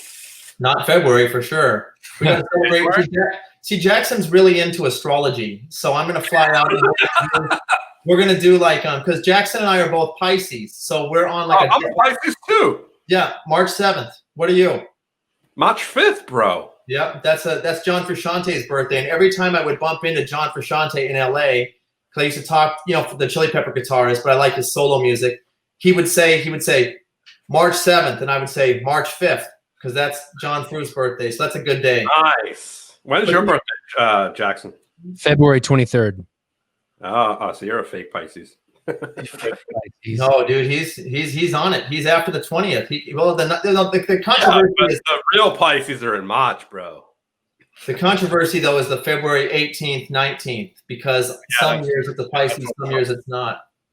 But I know Jackson, he's really into astrology. So February, I'm not releasing a deck because I'm going to be in Tennessee, and we're going to do Ouija board, and then we're going to do crystal healing. Like I learned in Sedona, Arizona, Jackson took me there on a trip once, and Jackson got really into amethyst. Yeah, that's what cleansed him, because when he left the Church of Scientology, he was over cleansing. So we cleansed with crystals. So that's what I'll be doing in February. And we got the gold triangle as well for our heads. I thought it was a foil hat. Yeah, either one is fine. Oh my God, I love it. It's called the hood, guys. It's called the hood. The hoodie. Oh, man, that was a lot of a story right there. I don't even know where to start with that. How are you guys doing 24 hours? I mean, who came up with this idea? Jackson. Really? Jackson and Steve. Yeah, that was awesome. I did not come up. You can blame it on Jackson. Let's blame it on Jackson. I don't want to take the blame. I feel like it probably started with Jackson being like, "I could have gotten 24 hours," and Steve was probably like, "Let's do it." And I was so ready to keep going when we did our show. I know. You both, buddy. I'm sorry I had work the next day. My apologies. Jackson did 6 hours on your show? Yeah, 6 hours and 2 minutes. Were you drinking, Jackson? Yeah. Oh yeah. I feel like you didn't have a ton, but you had like 2 or 3 drinks. Yeah, he didn't have a lot that time. Here's the problem. Whenever we get together, we always just talk. Talk. Well, literally the other day, we were only supposed to be on for a couple of minutes. We ended up talking for like an hour and a half. Yeah, it was like a quick test call. Yeah, we were like just talking about what we were going to do during the show, and then we ended up talking for like an hour. Yeah, I was like, I literally got to eat dinner, guys. And finally, it's like, all right, like let's let Tyler go eat dinner. And then 20 minutes later, it's like, oh shit, we're still talking. But it happens with someone like Jackson who loves to tell stories. It's easy to get into great conversation that has just a good flow to it. You know, it's easy. Yeah. So, and we enjoy his company. So 24 hours sounds like a joy, absolutely, with him on it. He's been actually more quiet, though, I have to say, for after his like 2-hour segment in the beginning. He's been in the zone for this deck that he's designing. Yeah, been what is this deck? Lord what? Lord Dundree's monocle deck of magnificence. Amazing. Now, who is he? He's an old character from a play like in the 1880s, but he was on.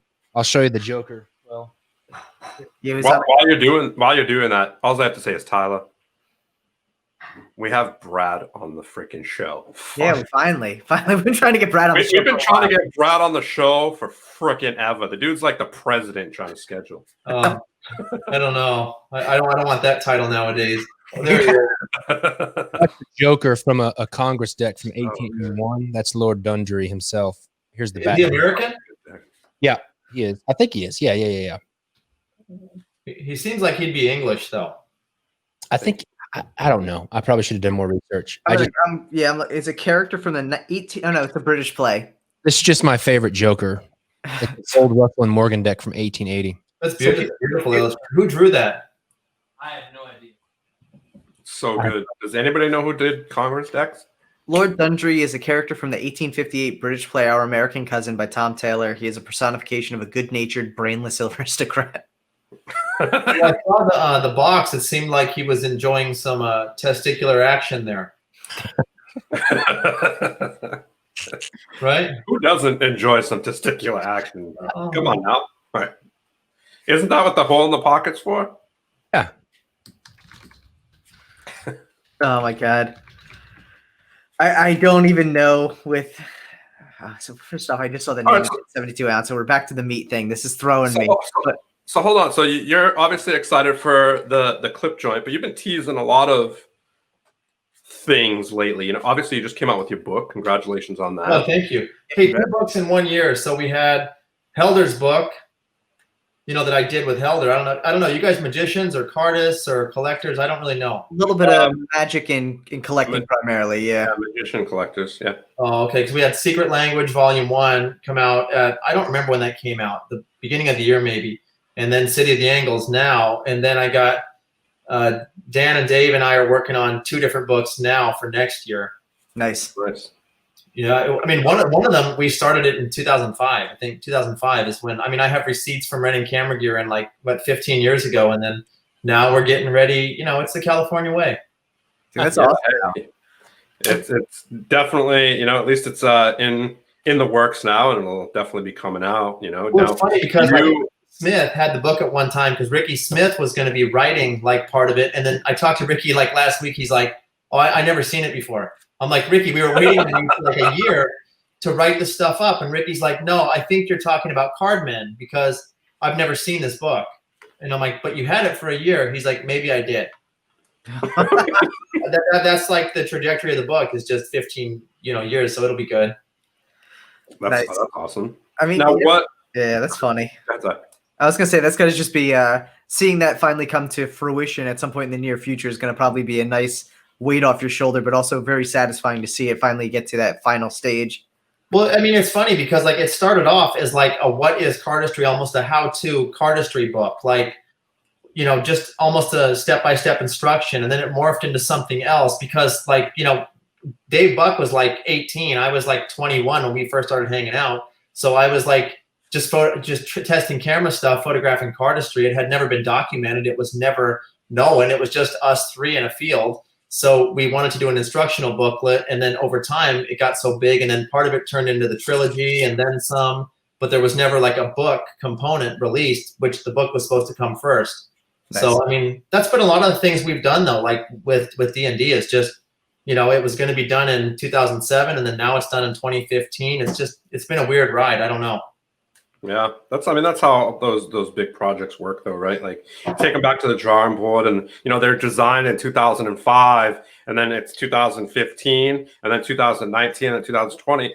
The design has to change, right? You can't have the same design from something that's 15 years old. It just doesn't work. And maybe sometimes it does, but for the most two part, ways. I go back and look at the photos from it, and half of them I think, geez, how did I do that? That's freaking amazing. I don't even remember how. It's like, how do you do that? That's amazing. And then the other half, you're like, oh, did I really do that? Can I blame someone else for that? It's one of the two. It really is. And I find it's funny too, because like that's one of the things we always talk about with creatives on the show is looking back at your past work and seeing that evolution. And it's interesting to hear how you have kind of the two polar opposites of that. Is sometimes you're just amazed by the work you've done in the past, and sometimes you're like, damn, what did I do there? Do you find that a lot of like with those times where you're really impressed with what you've done, do you try and find new opportunities to see if you can recreate that and figure out how you did it? No, because it's all atmospheric. It's like I have this photo of Dan, and Dan's revealing this ace out of like a 3-piece suit, and it looks like the ace of spades is like floating. And even when I took the photo, I'm like, oh, that's it. That's like a once in a lifetime. It's not me. It's not the camera. It's just completely magic, like real magic, to do it. So like you have to be in the mood to do these things. It's all atmospheric. So like I'm very influenced with where I am and what I'm doing to be able to have things look a certain way. I mean, I don't know how to explain it, but there's just no way to go back and do it. Like City of the Angles, I couldn't photograph that today. I mean, LA has changed so much since we first started doing that book that half of those places you can't even go to, or you probably couldn't access it now. It's more of a love letter to, the city where I'm from that I no longer would want to be. So I'm remembering it the way, it always was to me, not the way it is today. So you can't recreate things. No, that's cool. Yeah, I mean, that's the whole point of images, right? Is telling that story from when it was captured. And a lot of people just look at an image and like, oh, that's a cool shot. Yeah. Not knowing the history of it. And obviously, most images that you see, there is no history to it. There's just what you see and what you get. And most people don't attach that history to images so people can be, brought into the story. And I think, there are certain images that you can look at as a whole and it tells the story, but for the most part, you kind of need that story to go along with those images to understand the meaning behind it, Yeah, it's true. I mean, I don't know. I never like really sit around and, yank my own chain, but I look at the trilogy, like I was cleaning out my garage and I found, some of the trilogy box sets and I'm looking at them and I'm thinking, it's kind of iconic to me. Like now I look back at it and I'm like, to me anyway, like I look at it and think, well, that was a real interesting time and place, and you can remember the day, and you get so many people talk to you like, oh, I got into cards because of the trilogy. Like, oh, that box to me was on my desk for when I went to college and got out of card. Right. It's just, I don't know, it's fun. It's fun to look back. I actually just got the trilogy. I haven't seen it yet. And, oh, really? Yeah, I just got it, so I'm excited to watch it. Well, it's amazing though, context to young people, because like Dan Buck and I were in the Art of Play office like 2 years ago, and we were sitting there and Dan said, hey, check this out. I just got this email. And it was some kid saying, hey, I can't find a copy of the trilogy. Do you have one you could sell me? And then Dan wrote back, you can just find it on a torrent or, find someone who has it and copy it. That's real. It's funny because that DVD set is what built Art of Play. I mean, that's the backbone of all that there is today. Came from that DVD, from people shelling out money for that DVD to learn something. Right. And today, if you release the trilogy, where does it go? Does it go on YouTube? Do you just monetize it on YouTube? Does it go away? It won't have the same importance. Yeah. No, for sure. It's kind of like that gem that gets shared, right? Yeah, it's I mean, everything goes back to that. It's like the system, yes. I mean, because you can't have a trilogy without the system, but the trilogy was really the goose that laid the golden egg. Yeah, I'm excited to watch it. I kind of opened it up and just to see what it's about, because obviously the history behind it, and I just opened it up to see a few minutes of it, and it's going to be fun to watch and see what all the hype is about. Because obviously it's created something so big, like an empire, and to see where it all started is going to be cool. Well, yeah, but people don't understand style. That's my big problem with it. Is like, I'm a skateboarder. I've grown up skateboarding since I'm 4. I've, been involved in the skateboard industry forever. And you'll see people evaluate a skateboarder like, this guy's the best because he can do a 900, because he can do a 720 varial. But people don't look at the style. Like, there's some skaters that don't do a lot of tricks, but their style's, inimitable. Like Gino Iannucci or somebody like this who's been gone forever, and you watch their old clips and you're like, okay, I'm done. Like, you can't beat it. So when you talk to Dan and Dave, they'll always say, oh, you should see this French kid now, or you should see this guy from the Czech Republic, or you should see this guy from Singapore. And I'm like, are they better than you were, at your peak? And they're like, oh, dude, they make us look like trash. These new guys are like on another level. And like, I watch the guys and like, they're good. They can do a lot of stuff. And Dan and Dave definitely are giving them credit. But the style's not there to me. I mean, the Bucks and Spencer Clark, if you want to talk cardistry, are just the all-time. And Alejandro Portela, those guys just had a style that was just totally different. I mean, the Bucks were just like speaking in 3 dimensions, with cards. And I would just be sitting there for 12 hours a day, 7 days a week with them, and just look over sometimes and think, what are you doing? It's crazy. And now, everyone can do it. That's like legacy, though. That's where legacy comes from. It's like you listen to, basketball, and people are like, oh, LeBron James or what, whatever. People can argue about Michael Jordan, and I think what it comes down to is it's a different time. Everything is built on, like what specific people did for specific, I guess you can say, communities, cultures, expertise, whatever, like Ansel Adams, perfect example. He's like, everybody knows who Ansel Adams is, right? Everybody. I look at his work and I'm like, it's kind of shitty. I don't like it, but I understand why it's so amazing, right? I like what he did for photography for the time that he was doing what he was doing is ridiculous. Ansel Adams is the most underrated photographer of all time for one reason, because now we see a black and white image and you see a pitch black sky and an overexposed mountain peak, and you think that's normal. That shit was science fiction in his day. If you look at Walker Evans, if you look at any of these other people with, washed out tones, if you look at how far Ansel Adams pushed it into surrealism, he made nature photography surreal, and it's become part of our lexicon. Like Twilight Zone is just part of our lexicon. We use the term every day. But for Rod Serling to create the ironic twist, the literary device in a television show, it's freaking underrated because they were the first people to do this. And it's not, we're all people of our eras. We're all like, you talk to an old guy and he's like, oh, the 76ers, when Dr. J played, that's the greatest team of all time. We all have our era. But it's like video games. Like my era was the 80s, but I go back and play the 80s games and I'm like, man, these are terrible. Like I want to do retro gaming, but it sucks. So I'm not someone who's just stuck in an era to be stuck. But if I look at card guys like Guy Hollingworth, you look at Guy Hollingworth, Helder, Zabrecki, these guys are totally timeless and totally unique. And that's how I think of the Bucks or Jackson. Same with Jackson's decks. To me, I think like to be able to have that kind of output that someone has and then to be able to create their own genre. I mean, no one's really been a historical playing card designer like Jackson. I mean, if anyone else did it, it would be cheesy, but he has the talent and the repertoire to bring it, to a new level. Yeah, no, I mean, obviously that's why he's been so successful.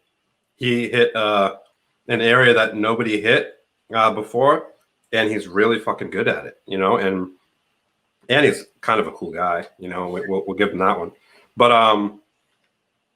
but the crazy thing is if someone else comes out 10 years from now, 15 years from now, and is kind of doing his style and does it a different way, some people at that time are going to be like, oh, he's better than Jackson, and it's all obviously subjective. Everything is subjective. You love Ansel Adams, right? I'm not a fan of his work, but I understand what he did for photography. Obviously, the history of what he's done for photography is like exponential, and beyond anything. But I don't like his work, but, and I think that's where just the subjective side comes in it. I think, with the Bucks, I prefer watching the Bucks over some of these new guys because the way they did their cardistry and the way they presented it is so much more my style than a lot of these new guys. And these new guys might be doing amazing, incredible things, but what it comes down to is just, I think, preference to what people like and what they don't like, right? And I think that's why people need to compare everything. Joe Montana, Tom Brady, blah blah blah blah blah. I think it's just, chat is what it is, right? Yeah, no, absolutely. I think that comparative aspect though allows people to kind of baseline things, I think, to some extent. No. You need to be able to, in a subjective field, have a baseline so that you can say whether things are more to your liking or not. Not necessarily that someone is subjectively better or worse, definitively. It's just a matter of, that taste. And we see it with playing cards though too. I think one of the greatest things about playing cards as a community as a whole is that all of four of us on the show could hate absolutely different decks and love absolutely different decks.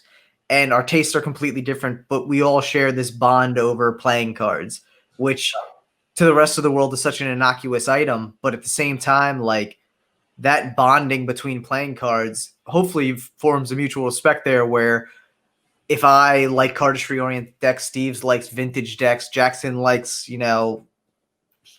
I know Jackson likes cigarette decks basically, and he never mailed me. He never mailed me my cigarette decks. He's saying that he's going to mail me the box, and I said, "Hey Jackson, where's the box?" And he's spread too thin, guys. This guy works too much. I was going to say, and you know what? Yeah, you know what you got to do? Classic Texan, because when you talk to Texans that have a ranch, they're like, I'm building a fence. I'm branding the cattle. I'm milking the goats. I'm doing this. And I'm like, dude, you're doing too much. You got to just slow down, get your kid to milk the goat. You can do the fence. So you know what you got to do, Brad? What? Brad, we have the support at kingswildproject.com. At kingswildproject.com. It'll get done.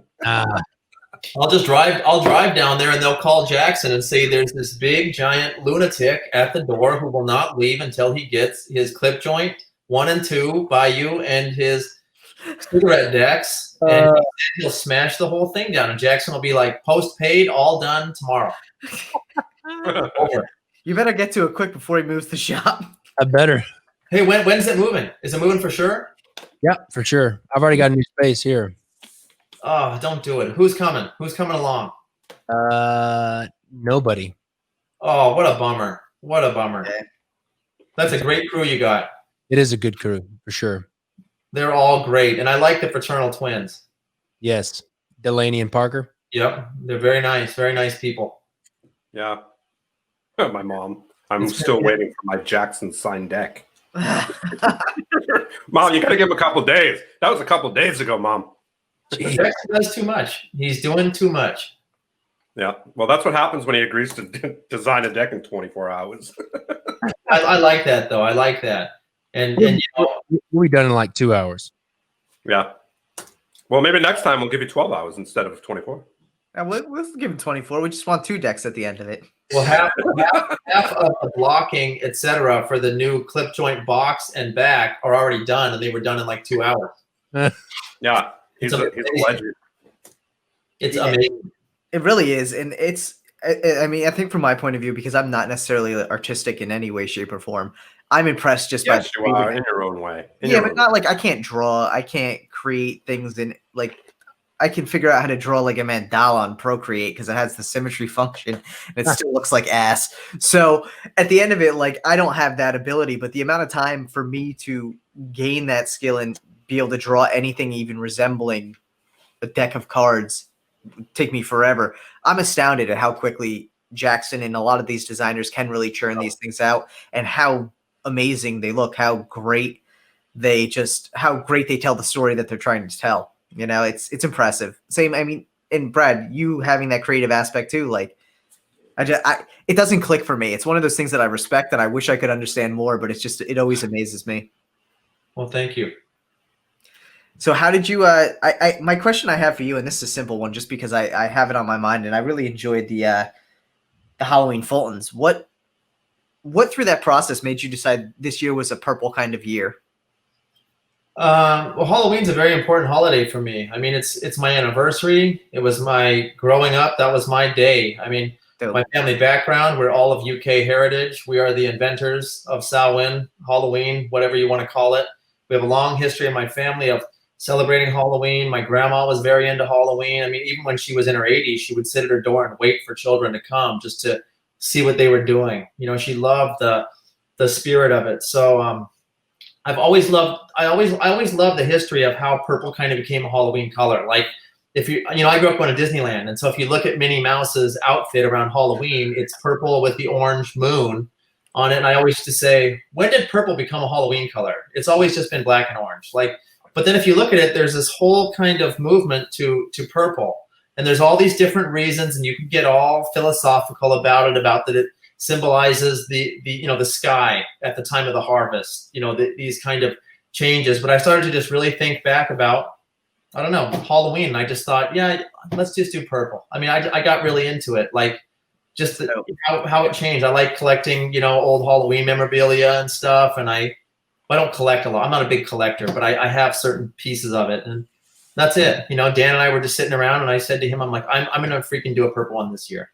Let's do it. And then Dan looked at me and he said, I got the exact purple. I know exactly what you're thinking. Which that purple crushed as well. I mean, I think it was such a spot on purple, because I think over the past 2 years, we've seen a lot of purple decks, not Halloween related, but just in general. And there's so many variations to that purple. Some of the box. What's that? People have done purple boxes a lot in the last couple of years. Yeah, well, you have the purple monarchs. You have there's probably at least 3 or 4 that I can think of in the past probably 14 months. I'm trying to think of what else now was there. So you had purple charmers from Keller. You had purple monarchs. There was one purple which I'm trying to think of what it was. It was like a lighter lilac-y purple, which just didn't work, and I can't remember what the deck was now. I had a purple deck. The gilded equinoxes were that case. There you go. Yeah. So there's been a lot of I feel like 2019, 2020 where a lot of purple colors came into play, and it's interesting to see the variation. I think purple's such a versatile color because there are so many different shades. Yeah, Royal Verge and Pantheon. Yeah, Royal Verge, Pantheon, both purple.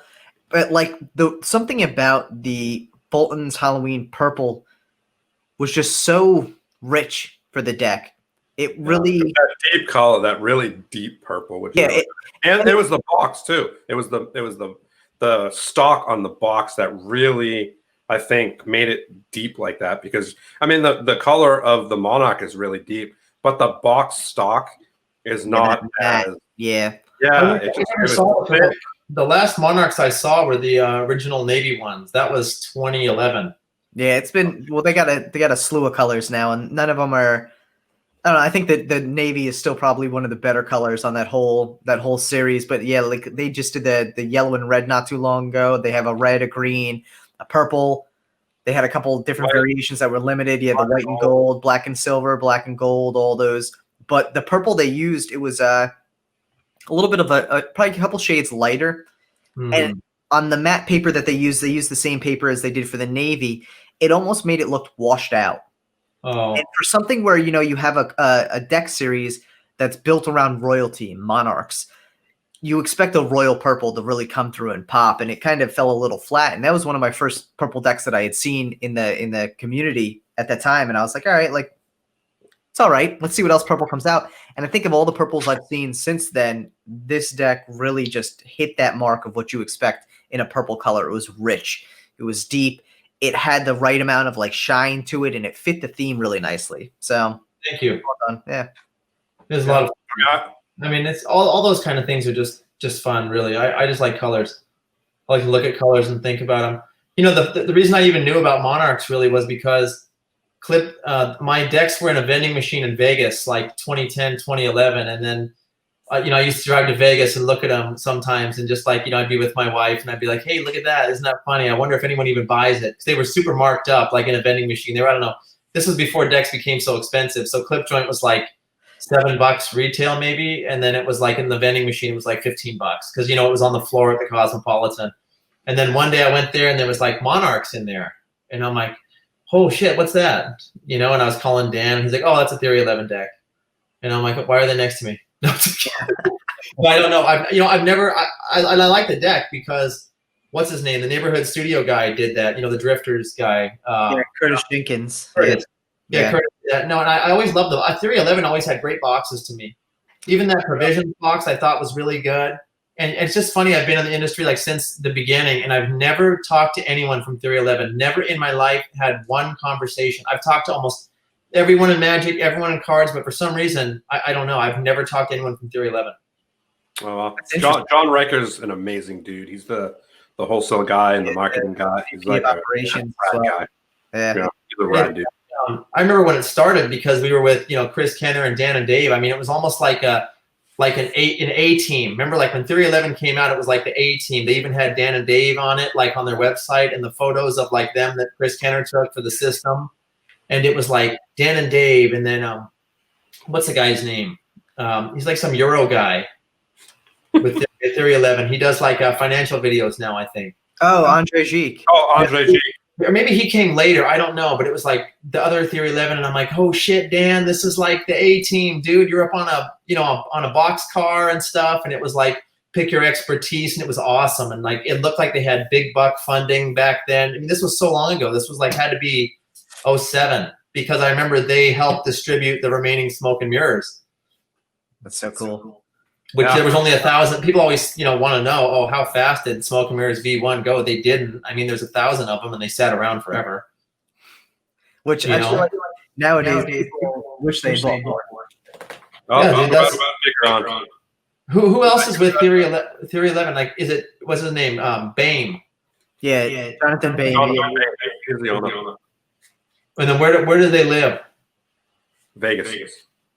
Oh, they live in Vegas? I think Jonathan doesn't. I don't think he lives in Vegas anymore, actually. But maybe he does. He lives in Charleston, South Carolina. Okay, so there you go. They did that deck, the rare bit that was like, I think that's a restaurant in Carolina, maybe, right, Jackson? Yeah. That was a nice box. I liked it. Yeah. Yeah, I mean, it's beautiful, especially the green one. I love that color. Yeah, they just always seem like I don't know, so distant to me. Not them. I mean, not that there's anything wrong with them. I mean, just so far removed. It was like D&D and I were just in this tiny bubble, and we had more of like the Magic Castle, guys come through more than like other playing card guys. But I guess back then, I mean, there was only really Blaine, and then I don't know who else. Yeah, I think Theory 11. They're in a different kind of realm. I think in their playing cards, right? I don't think they're trying to supply the same thing that Dan and Dave is. They're mass scaling their stuff, and that's their goal, and that's why they don't kind of communicate in the community like other brands do, especially Dan and Dave, something like that. Yeah, I'd say they're like elegant worker decks, whereas Dan and Dave have really taken a direction of very artistic decks, especially the stuff they put through Art of Play. And then on the other side, it's very much like still cardistry oriented decks, like logoed out cardistry oriented decks, which fit beautifully with the Dan and Dave label, even though I still think Black Drifters and the Drifters series is one of my favorite decks from them. The new Antlers they just came out with, absolutely beautiful, and the tuck on that is amazing. But yeah, definitely two different market segments, which is funny to say in already what I would consider a relatively small market. Yeah. Yeah. But I don't know if I'm going to get shot for saying this, but I think, a lot of, I think that Dan and Dave are way beyond Theory 11 with tuck boxes. Obviously Theory 11 is known for their designs, their tuck designs, and they, I think, started with the luxury tucks, right? And then you have Dan and Dave, who just have created so much more in tucks that that's how they separate, right? But I think even with Out of Play, for me, I think their tucks are even way beyond their decks for the most part. Right? Their tucks are just so ornate. Oh my God. Not even just ornate, just like the work that is done, or what's the word? The creation of the tuck. They're always creating new things, whether it's the antler deck that looks like it's foil. Yeah. And it's freaking metallic ink, you know? And then you open the deck and it's a monochromatic deck. You know, so I think even though it's dope, I love it. But what it comes down to is I think with certain, and it's obviously not all their decks, you know, but I think a lot of, I mean, we were talking about it with Kevin. We talk about it, you know, a couple times today. I think that the most important thing on a deck is the packaging, right? It's the tuck box, and it's that's what everybody sees first, and that's the first thing that makes people buy the deck, you know. And as long as you open up that deck and the deck is still nice and the deck is cohesive and stuff like that, you know, I think you know, the eye catcher is definitely the tuck box. But when Dave and I were hourly wage workers for Apple Computer, we used to go on lunch breaks and dream of designing business cards, because that was my side company with my wife. I had a design company, a graphic design company. We used to do Flash websites. I was the campus rep for Apple at USC. And we used to do all this stuff. And then when Dave and I would go to lunch, we would dream of designing business cards. And that's all we wanted to do was, you know, then we wanted to kind of do other business cards together. And Dan and Dave, why I'm telling you this is because they're the masters of one more thing. I mean, they're the Steve Jobs of cards, because I would think all day and nobody would have my idea power this day. It was the greatest business card ever made. And then Dave and I would be sitting at a bench in front of 99 Ranch Chinese Market in Irvine, and I'd be buying us these like bootleg Red Bulls that were like just pure taurine that cost 49 cents. And they were these little things, and the logo was a bull, but I didn't know about the taurine stuff. And we'd be sitting there and I'd say, this is the best ever, Dave. No one's ever going to beat this card. And then Dave would be like, let's make it 3D. Let's make it a cube. Let's make it three-dimensional. And I would say, well, you can't for this logistic reason. And then he would say, sure, you can. And he would figure out where to put the die cuts and this. We'd have a 3D card. We'd price it out. It's going to cost $5.50 a card. I'd say there's no way we can do that. No one's going to, because, you know, we were talking to these like business guys in Irvine, you know, to do their cards for them. I'm like, there's no way anyone's going to pay. And Dave's like, then we won't do it. That's what it's going to cost. Yeah. That's just what we did. So I was like, with tuck boxes, you can sit with D&D all day long and you can have the greatest design ever, but they're going to find one more thing. They always will. Yeah, no, dude, they're I mean, Dan, we haven't had much conversation with Dave. You know, we've had Dan on the show a couple times, and when we went to you know, the showroom, we interviewed Dan. But I mean, he's a genius. You know, Tyler and I talk about it. The guy's a genius for sure. And what he does with cards and what he's done for the community is definitely, you know, levels and levels deep. Yeah, so I mean, it's really cool to see what's next. You know, like even the Smokey deck, the Smokey the Bear deck, that tuck box is ridiculous. And all this stuff takes so long. I mean, like that's been 10 years talked about more, because like I was always into, not saying I'm into Smokey the Bear, I was always into this Filson, this men's clothing company, before it was bought by the guys who owned Fossil and became a hipster brand. But Filson was just for big lumberjack dudes from the Northwest. And I always had a wool Filson jacket. And then Dan and Dave, you know, we'd always get to look at Filson catalogs, and then they would always want like a smaller version because they were all cut for like, you know, woodworkers.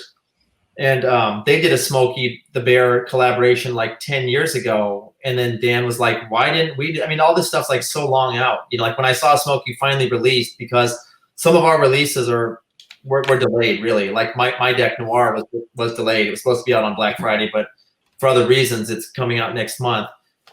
And so, you know, when I saw Smokey the Bear finally come out, I'm like, oh shit, there it is. You know, it's another one of those things where I've been looking at, you know, comps and stuff of it for 10 years, and I look at that box and it's amazing. It really is. It's ridiculous. Yeah, I mean, that deck as a whole blew my mind. I love that box. Yeah. It's definitely something else. You know, when we saw it, we went to the showroom and we were just like, what the F? Like, it's really cool. And you don't really know until you have the box in your hand. Yeah. And you're looking at it, and it's just like Tyler and I were talking about it. It feels like, is it 3 different layers? Is that what Dan was talking about? It's like ink colors. Huh? It's 3 different ink colors on letterpress. Right. Okay. It's just, I mean, it's hard to do that. Yeah. it's just so cool. Like it really is like such a cool tuck box.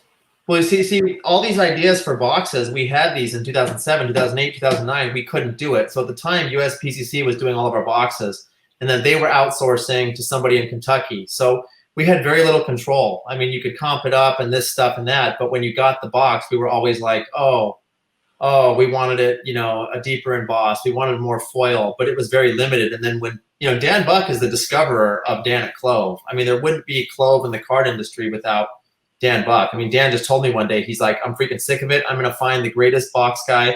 I'm going to train them how to make playing card boxes. They'll want the work, to ramp up their capabilities of doing this. And that's it.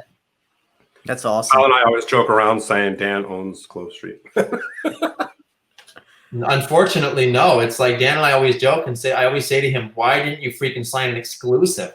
Like, why do we have to wait for 2 weeks? No. Dan, come on, buddy, get an exclusive. And Dan's like, I know. I kick myself every day. Yeah, he told us about that when we were there. Well, no, the two things the Bucks should have an exclusive on are Clove, and they should have an exclusive on Crushed Stock. Those two things. Crushed Stock came out of the Hollingworth project, which I produced. And like Dan and Dave worked day in, day out. What thickness should it be to be like the old studs? How do we do this? On the phone with the playing card company. How do you crush the paper? How do you do this? And then, of course, you cannot have an exclusive with USPCC on cardstock. Right. Yeah. Which for a while, though, they did have a little bit of exclusivity on the Crush, didn't they? Or was it just that it wasn't? I think it's that no one knew how to order it. Nobody knew really what it was.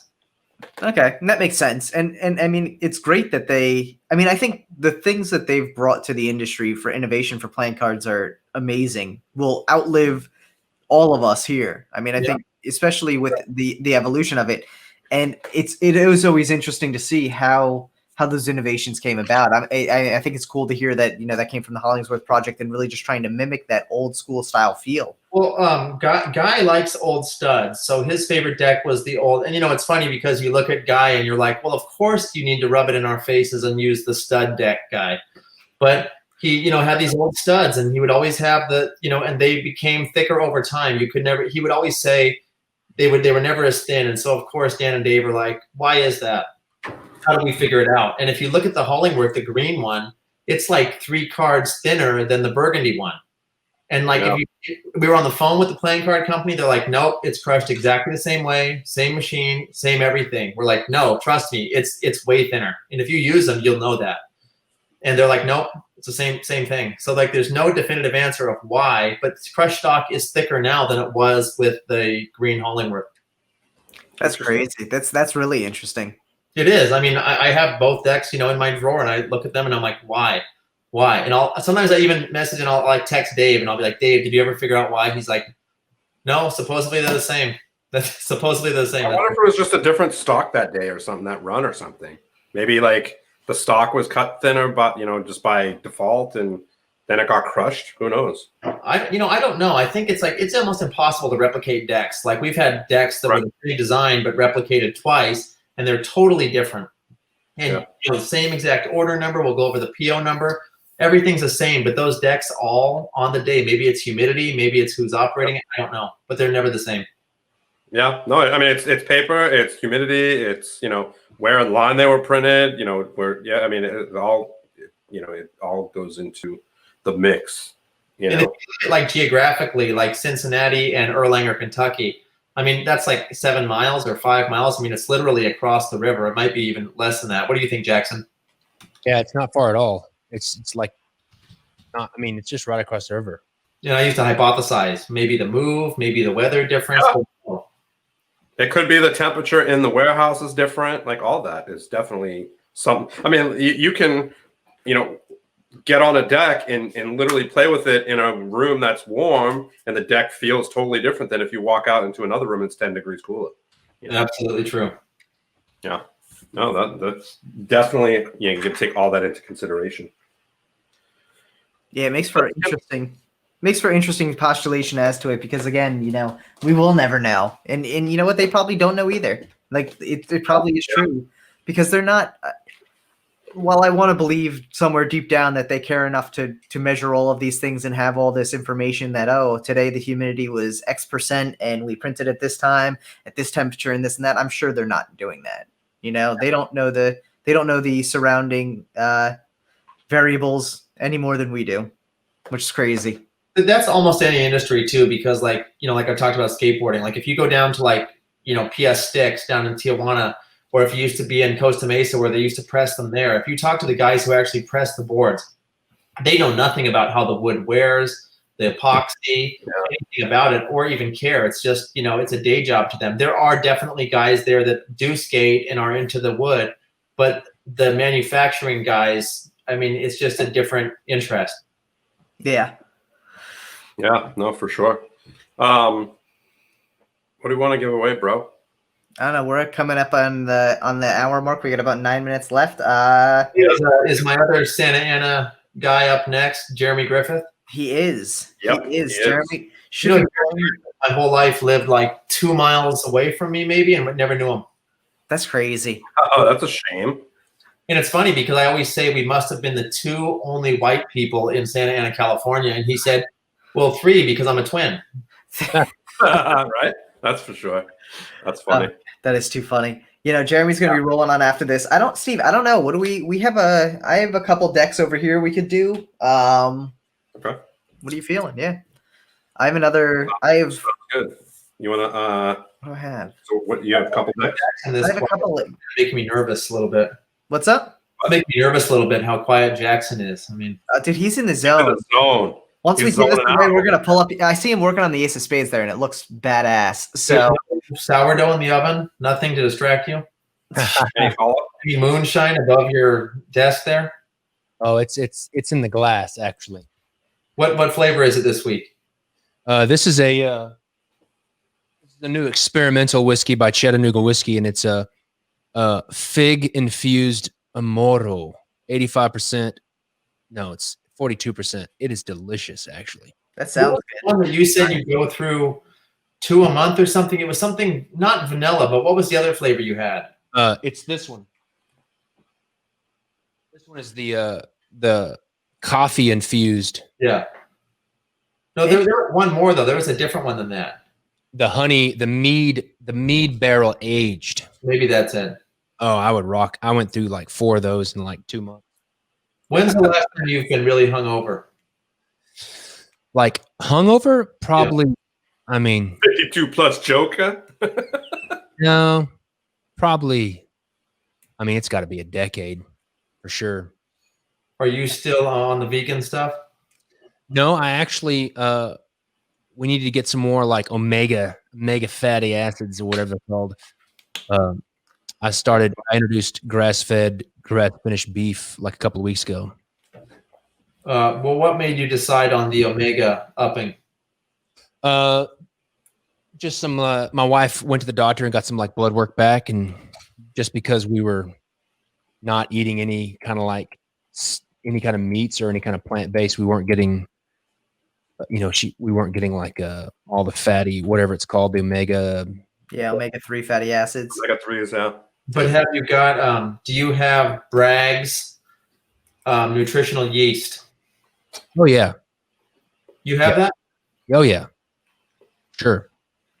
My wife uses that all the time. Need it for the B12. Yep, the B12. I'm shocked you know that. I was trying to stump you so hard right there.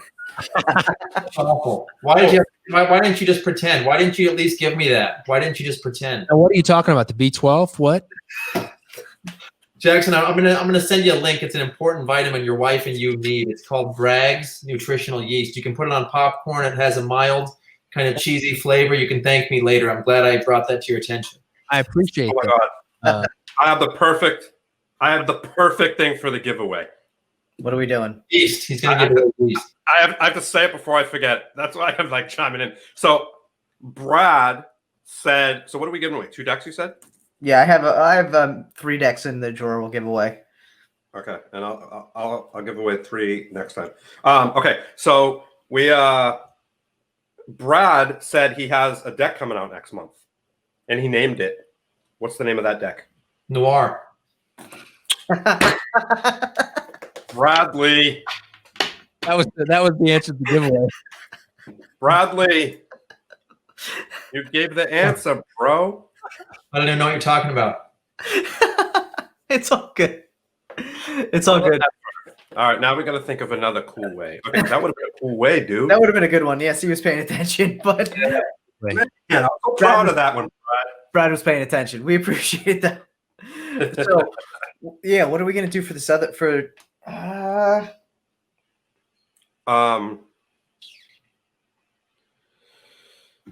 me think. Let's think. We have a couple minutes. Jackson, you want to pull up your image while we think here? Sure. Oh yeah, hold on. Let me switch it over. And I got one, but I want to get the answer before we say it. Oh my goodness. Oh my That's God. crazy. That is beautiful, Jackson. Dude, it's coming together amazingly. Got all the core cards done. Let's see here. I got to go back and I've got them colorized to the color scheme. Let me just put this in this folder before I forget. God damn, that's so good. Here are the that's the. I love your fatty pips. Oh yeah, the fatty pips. There it is with the color palette. But I got to go back. Dude, look at the eye. So I good. got to put monocles on everything. I got to put monocles. Nice. On. Dude, so good. Here's the Joker. So if you look at my shirt, it says, "No matter where you go in life, there you are." That's an old Buckaroo Banzai quote. I just used that quote to my daughter last week. Nice. So here's the Joker. No matter where you go in life, that's the black Joker.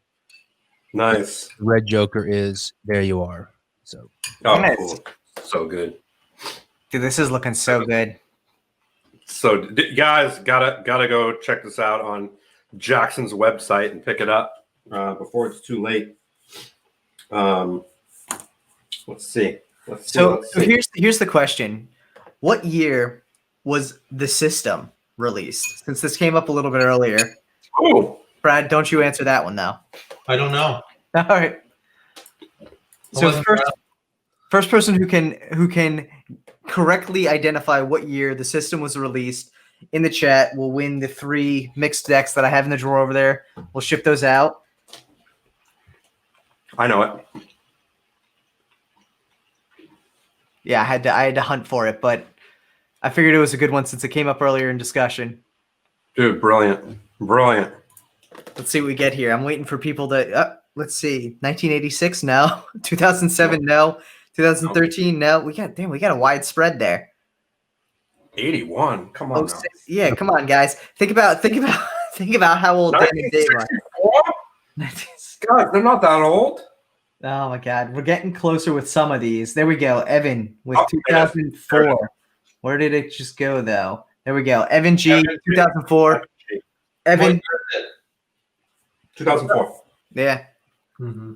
Evan, congratulations. Hit us up on Deckin Around on Instagram. Send over your address. I'll get you those 3 decks out to you probably Monday after I've recovered from this 24-hour dealing here. Nice. Dude, this thing is coming along so spectacular, though, Jackson. Thank you. Brad, brother, Dude, it's been a pleasure. It was amazing finally having you on the show. Appreciate it. Brad,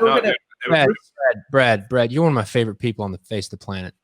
Thanks, Jackson. I feel the same about you. Even though I'm horribly unreliable and don't do what I say in terms of like sending you what I told you I was going to send you, you're one of my favorite people on the face of the planet. Well, I would never hold a grudge against you, 72-ouncer. Dude, and Brad, we're still going to make it happen where we're getting you on a full-size Deckin Around episode because I feel like you've seen and been involved in so much over time. We'd love to pick your brain. So we're going to make that happen sometime. Do it, guys. I'll do it anytime you want. Dude, sometime in 2021 we will get we got the cool in schedule now. You know, we'll make this happen for sure. So, dude, we appreciate you coming on, though. And honestly, it was a pleasure to get to finally chat with you a little bit outside of, the Instagram messages.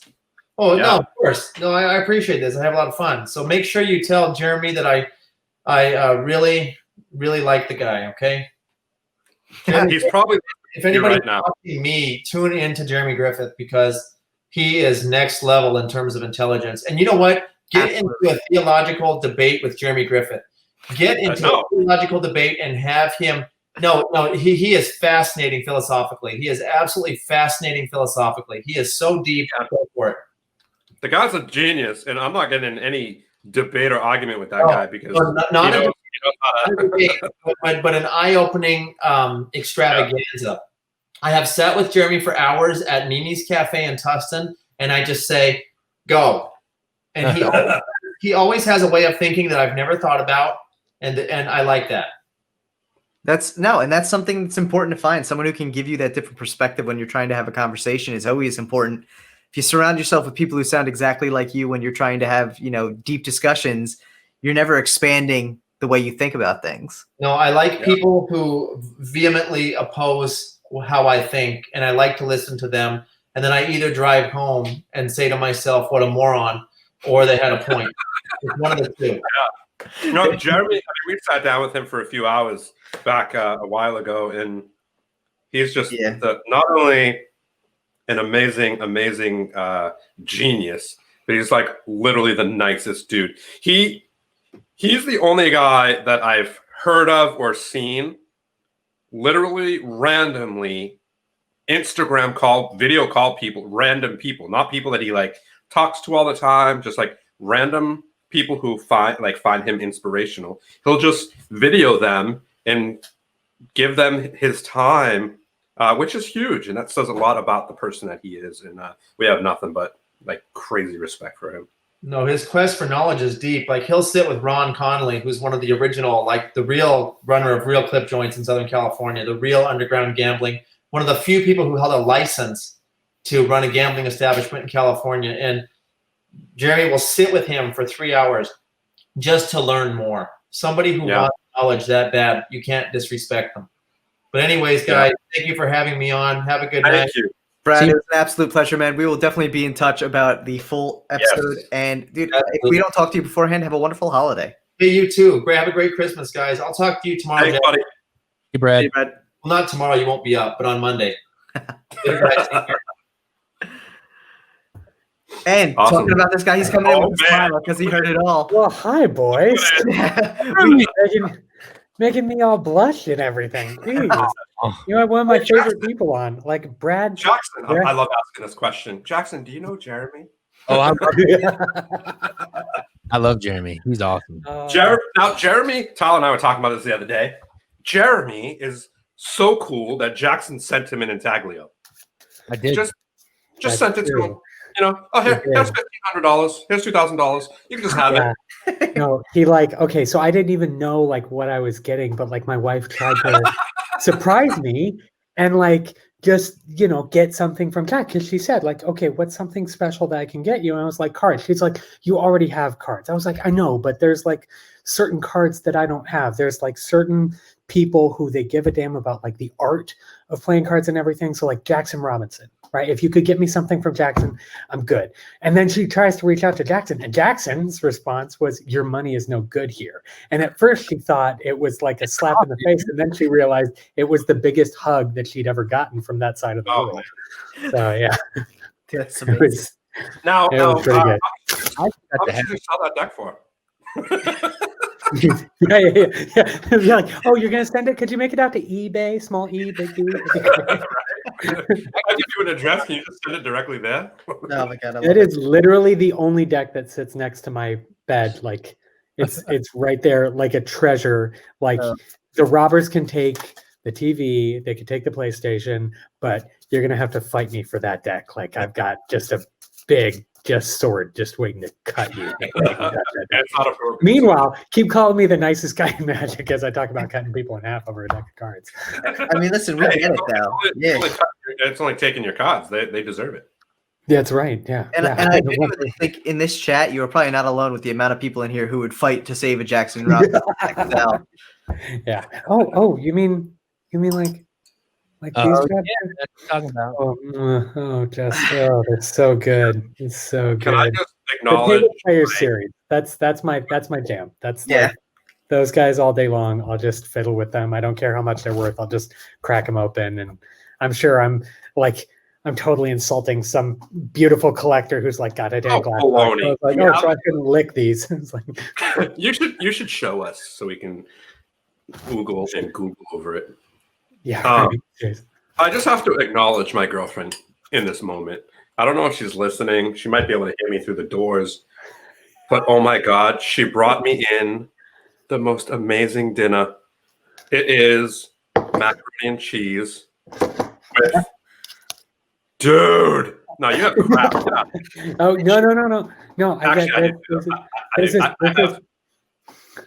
Go ahead. What do you got? I have Amy's. It's the same. I was thinking it's homemade, but it's not. So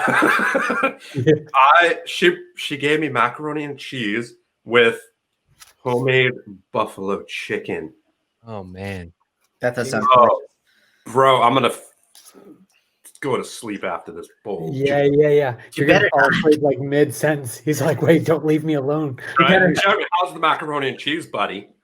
It's okay. So here's the thing: is like my wife is like, like chef and baker extraordinaire. So like, yeah, okay, macaroni and cheese. She just whipped up like in a heartbeat. The other thing that I'm staring at right now is blackstrap rum caramel monkey bread. Oof! Oh my God, that sounds delicious. Yeah. Monkey bread. I haven't had monkey bread in a long time. Yeah. So like, she took like the standard recipe for monkey bread and then started like putting it on like bakery steroids, and now it's a damn work of art. It's really nice. So yeah, but and it's blackstrap rum, which is my favorite type of rum. It's a super weird rum that's like they produce it in blackstrap molasses barrels, and so it's infused and really sweet, and it's almost like a dessert rum. Oh, nice. And she found a way to infuse it into the caramel that she uses for that, and I was like, okay, game changer. It's done. Everyone shut up. We're gonna be rich. Girlfriends, wives, significant others. I mean, I'm not gonna say significant others because guys don't do this, but dude, our women are queens and amazing, and I just couldn't live without my girlfriend. Punching above my weight class with her. Yeah. She is the best in the world. And that's all I got to say. Carry on with your conversation. Yeah, as you were. Back to cards. It's fine. So, Jeremy, it's been a bit, but how have you been, man? The world lit on fire, but other than that, you're doing good though. That's the important. Yeah, we're good. Everyone, family's good. Business is good. Business is good. Everyone is healthy. My boys are larger than life. My wife is a damn hero, and I still get to fiddle with cards on the regular. So I'm calling it a win. And you crush when you're fiddling with them all the time. I've seen some phenomenal videos dropping from you recently, man. That just absolutely blow my mind every single time. That's very kind of you. Thank you. Dude, I mean, celebrate with that thing. Oh. Get some mac and cheese. Ready? Toast, Jeremy. Toast. Yeah. There you go.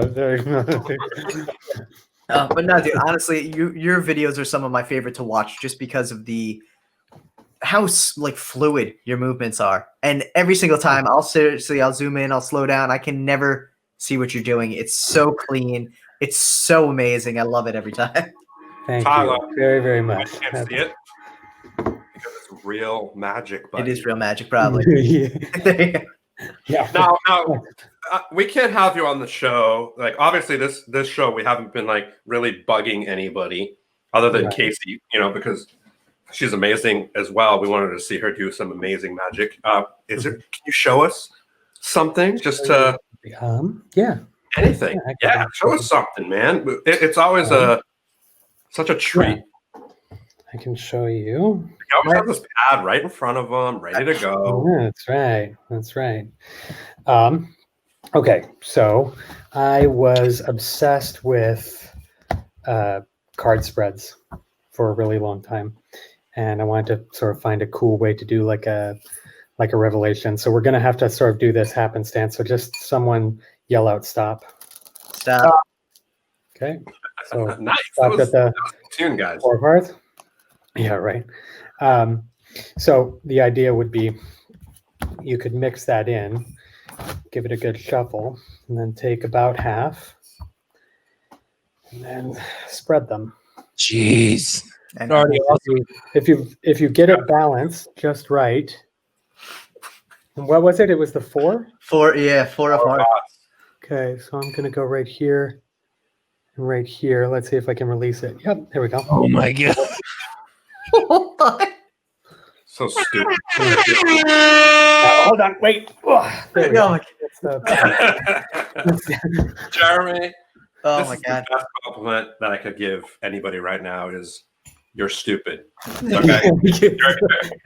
That's we joke around that like the best thing that you could ever hear at a magic convention is "screw you" at some that or some variant. It's like that's like the highest compliment. That says so many things. Like if I say that to you, what I really mean is I've been doing this for 30 years and you're passing me. Screw you. Okay. I'm not. Yeah. You know, that's one thing I noticed about you. Like, you know, Brad mentioned it, and you're always thirsty for knowledge. You know, and you know, without tooting your horn too much, because we toot your horn all the time because we love you and you're fucking ridiculous. But you know, one of the things that just blew my mind about you is the fact that Alex Pantrea did a 5-week course. Oh yeah, yeah. You know, and you took it. Well, yeah. I mean, like, have you guys met Alex? Yeah, I mean, yeah. Like, I mean, he did the show. We haven't met him in person.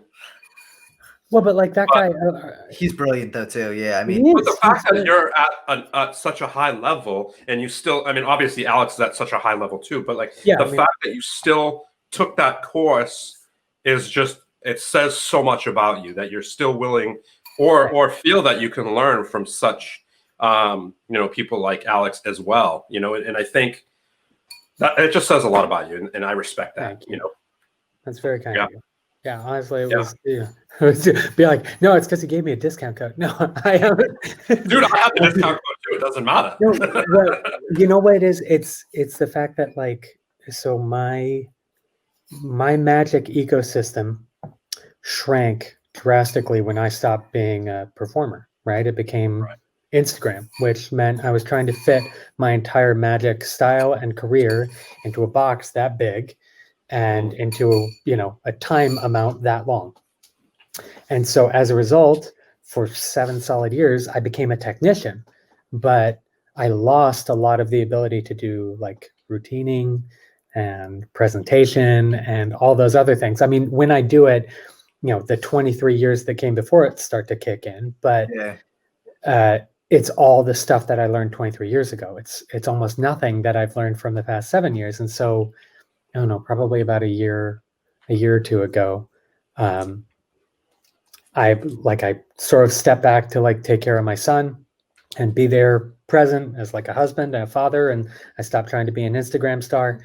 And I realized how much I didn't know or couldn't remember. Like I hadn't gone deep enough for it to stick. And so I started taking all the people that I really respected, you know, people like Babel, people like Eddie McCall out of Scotland, Alex, all these guys who it's like you sit with them and you watch them and you think to yourself, my God, I want to be them when I grow up. You know, like I want to be that. Have you ever watched, like, there's very few people who have Grid Game, which is like, if you scroll through their Instagram, everything just looks sweet and pristine and the same color. And it's just like, just you want to lick their Instagram because it's delicious, right? Yeah. And Alex has had that. Like from the get-go, the guy is just pure style, right? Yeah. He's always walking around. He's always immaculately dressed. And he always sort of like knows what to publish, what to push. And he's very knowledgeable. I think a lot more than people give him credit for. I think you'd have to take the course to find out just how deep that knowledge goes.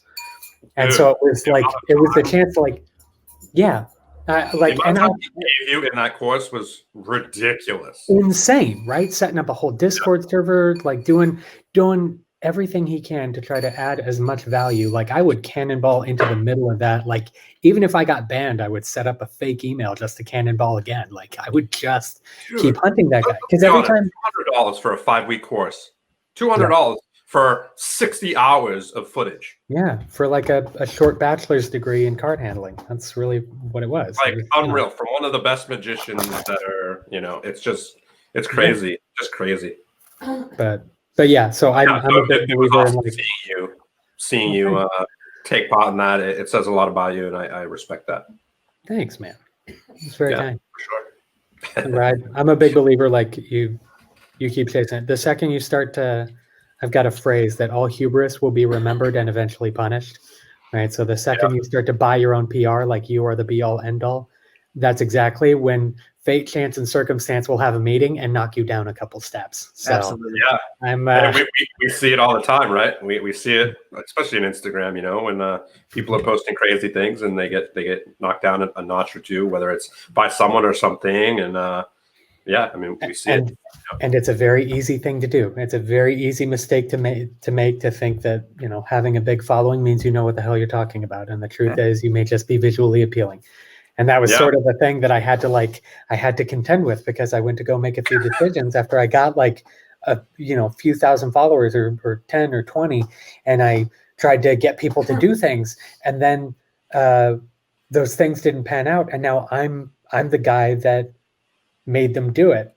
And I was like, okay, nope, turns out doesn't matter. You're still human. Okay, with your cereal and shut the hell up. Yeah, I mean, it's so true. And people do forget that, and it's a shame to see, because I think for people to get to that point, once you've gotten to that level, you obviously have potential, and it's a make it or break it moment where if you don't handle it correctly and you don't start to get a little bit introspective there, all that potential means nothing.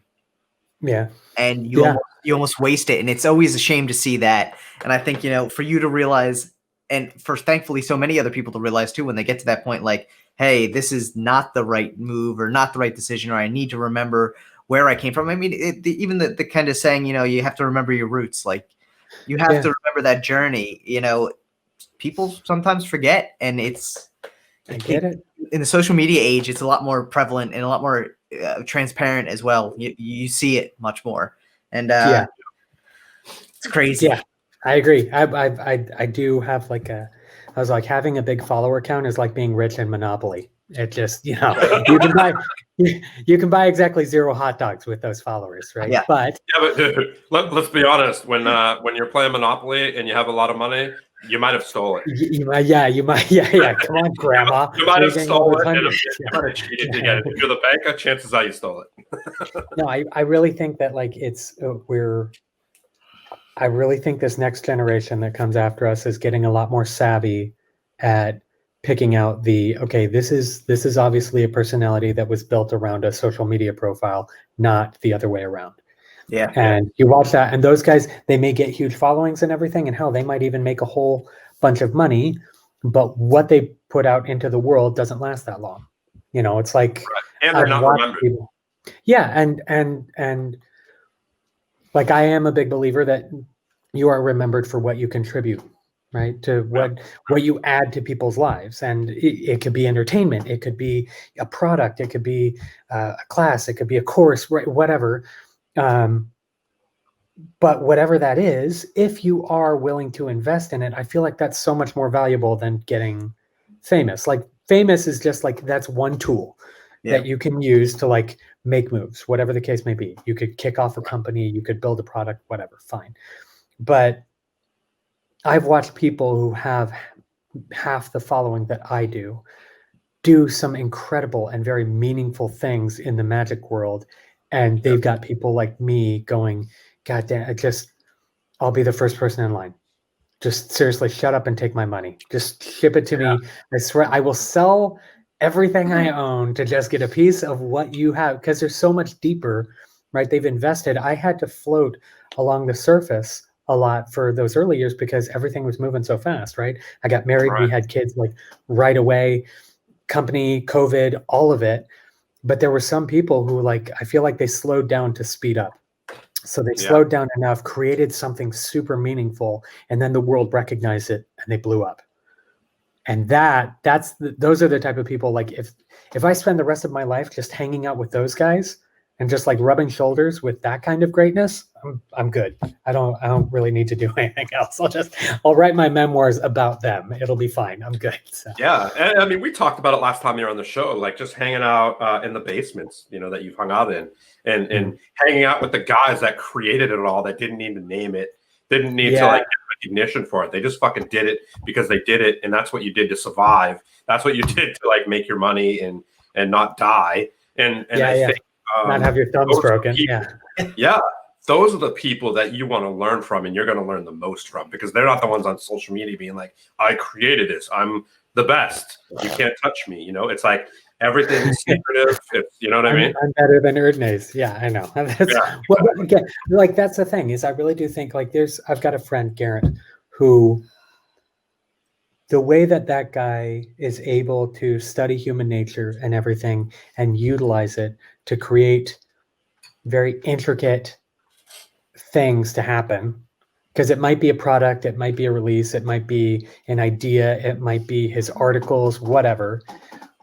But you watch him, how he views humanity and how humanity responds to various things. He's just on a completely different level. It's like when you talk with Brad, right? One of the reasons I like Brad so much is because he's contrarian by nature, right? He's going to look at something, he's going to see like all the common roads, and he's going to be like, like we're walking this road because everyone's walked this road.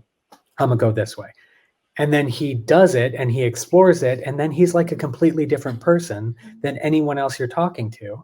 Because if you're talking to him and you're just your average Joe, he can seem eccentric. But if you've been in this a while, you get all like the pieces and parts and you start to see like, okay, this guy dived deep down a road, down a rabbit hole that most people weren't willing to go. It's why all his art, it's why that guy could take, black and white photos and they're deeper than any Instagram filter that I could possibly toss on a deck of cards. Like, God damn it, I was so close. Anyway, I'll stop railing against. No, dude, you know what this show's all about, bro. It's all about the knowledge and about talking about whatever. But before we get into talking about more macaroni and cheese, so we're having all our guests name Jackson for the hour, and we just got questioned when are we naming him. So you have the ability to give Jackson his new name. It could be anything. It doesn't have to be nice. It could be whatever you want. What do you want to go with? Friends by the time I'm done. Okay, I will call him. I shall name you. He shall be the lead Sherpa. The what? Lead Sherpa. Lead Sherpa. Nice. Yep. That's a cool because we're all climbing, but God damn it if that guy hasn't climbed a few before us. Perfect. Oh my God, I love it. So Jeremy, obviously last time we had you on, you've heard it already here that we think you're an absolutely brilliant dude, but what sort of new stuff have you been up to? What's been keeping you busy both in and out of the Instagram community lately? I know it's funny because a part of me is always like, damn, this dude makes great videos. I want to know everything he's doing there. But then after you told me this whole business you have where you guys test like scanners and everything, I'm like, but I also want to know about work because this just sounds like the most interesting job also. Like, hey, let's go try break shit. Like, I feel like that's dream. Like, yeah, my God, I get to be a 3-year-old all day long. I just walk in like a tornado and walk out and be like, there, I broke it. Good luck. Bye. Dude, you need some interns? You need a couple interns? Yeah. Secondary QA people. Yeah, of course. Steve and I will come work with you for free. And if you don't, by God, hire us at the end of that 90 days, that's fine. It's cool. It's something that you could chalk up to your travel journal. It's fine. That's what it's all about, man. And I'll tell you, you'll have fun while we're there. That's for sure. You're damn right. I already do. No, I would say, how long has it been? It's been what? Let's go. Are we talking 6, 9 months? We did your episode a while. It was pretty recent. It was pretty Yeah. recent though. Like we say that it was like at least 20 episodes ago. Episode 20 dead on, so it was 24 weeks ago. Yeah. Really? Yeah. Wow. Okay. That's Okay. That's a year, bro. 6 months ago. Welcome to 2020. Yeah. Right. Yeah. Seriously. Here's the thing I have to say though: for every guest who's come on and we tell them how far back their thing is, it warms my heart to feel that you guys are like, wow, it feels like it wasn't that long ago that we got together and chatted. So I'm glad, I'm glad if nothing else that comes out of it. But it also makes me realize that we need to have all of you on all the time because we love talking to you so much, and there's only so many 24-hour episodes we can do. I know, right? I once told someone something along those lines. I was like, it's really sweet that I'd like to think it's a compliment that I still think that, the last time we hung out was really recent. And he's like, why that's a problem, Jeremy? He's like, you have to go away for me to miss you. Yeah, that's sweet. Thank you. Oh my God. There you go. But no, I mean, well, actually, Steve, I just interrupted you. What were you going to say? Because it sounded profound. No, it's. I was just going to say, it's really difficult when you're doing a show like this and yeah, you meet so many amazing people, you know, and we can't, like, if it was up to us, you know, and obviously we're not doing the show for us, you know, obviously we're selfish in a way because the people we bring on, we also want to meet them, talk to them, learn, experience them, you know, but we ultimately want to bring people on that our viewers want to see and find interesting as well. But it's really difficult because I think even like when we meet new people on the streets or whatever in classrooms when we go to school or work, we always connect with certain people, right? Right. And we've definitely connected more with certain people along the way, you know, so it's really hard when, you know, we can't just be like, okay, this week's going to be 5 episodes of Jeremy or obviously Jackson gets the golden ticket where if he wants to do a 10-hour show one day, we got to say yes. Let him do that. Yeah, it's best you just get out of his way because he's kind of like a Mack truck. You're not going to stop him. Yeah, we figured that out really quick, but no, and Steve's right. You know what the funniest thing is? We're starting to schedule out 2021, obviously for the show and everything. And starting, dude, we're already booked for February. But part of me wants to be like, I almost just want to like go back to the beginning of 2020 schedule and start bringing them all back and be like, hey guys, how you been? Hey, how you been? What you been up to? We've talked to so many great people, and it's been such an absolute joy. And part of the show and the idea of bringing the human side of people to screen so people can get used to it. I feel like even after Jackson's 6 hour, we scratched the surface barely. Like there's so much depth to everyone we've had on the show that it's like, how do we continue to get that out for everyone to see and really show this human side of everyone who people look up to within the community? And it's like, all right, like we basically got to do like a show every day at this point. Like, and there still wouldn't be enough time. Well, there's still like there's a whole slew of that. Like I found this one out.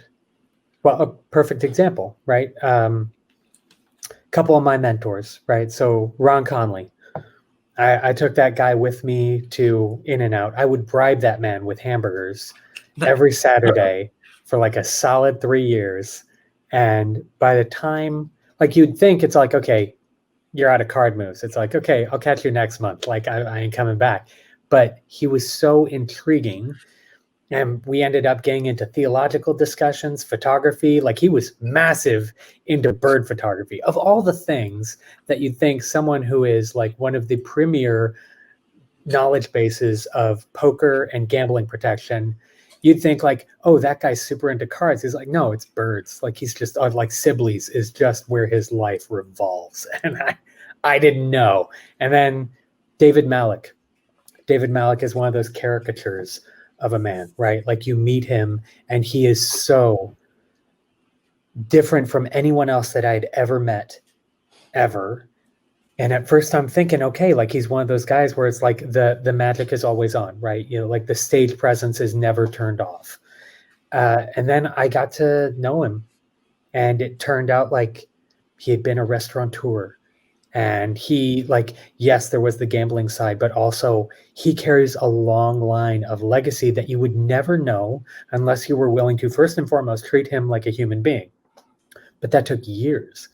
You know, and you guys are bringing people on. That's one of the difficult parts about this. Honestly, I can say one of the big reasons why I have a fairly good following on Instagram was because it started off as kind of like a showcase profile, right? I was curating all of the best people that I could find. I do these credit where credit is due posts early on. And it was all like every Sunday, like clockwork, I would do a post and a short little bio blurb about someone that I really respected. And what was funny is that by virtue of that, it introduced me to all of these people. So when I met them at the convention, it's like, oh, you're the credit where credit is due guy. And it meant that I got to sit with them. So like at one point, I did a credit where credit is due for like Malik and Ron Conley and all these guys. So I went to Magic Live and then I got to follow Ron Conley as he's like about to lecture with Steve Forty, or we go have lunch with Bill Malone and like 3 other weird card cheats from around the world. And I'm sitting there and the only thing that I had to do was treat them like a human being and give credit where credit was due. That's it. right? Yeah. I didn't do anything else to add to their lives, and they were gracious enough to let me sort of tag along. Now, did I look like a scared puppy the entire time? Yes, but it got me to meet all of these incredible savants. And then as a result, I got to meet the next generation. I got to meet the people who were in my age range, who were also doing the same thing, because those guys are the only people who knew them. And then I got to meet the generation after us, who, you know, that 15-year-old out of Japan who can kick my ass at the deck of cards. Like, it's amazing. I love that stuff. So what you guys are doing, I feel like it's sort of like in the same vein. You guys are going on, you're bringing people on. Yes, there's a limited time frame. And in general, everyone that I've met has depth beyond anything that you could ever pull out of them in an hour. Yeah. You'd get the highlight reel, right? But you wouldn't find out like the deep, true, nitty-gritty reasons until you've been with them for a few days, right?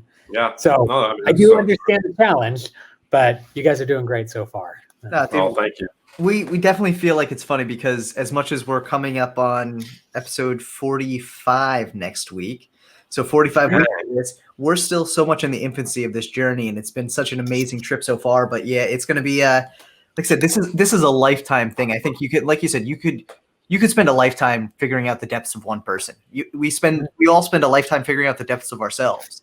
I was just going to say, yeah. So to then factor in spending part of that life also trying to figure out the depths of other people, it's a infinite task, but it's so enjoyable. It really is. Like once I think that's one of the things just about community in general is once you realize that it's not about you, it's about the whole, all of us who make up that community and our different experiences and what we can contribute and how we can give back to make that community better. It really opens this interesting door where you're like, wow, like I don't care. Like I'm not interested in what's best for me or what I'm going to do today. I want to know about these other people and learn these things.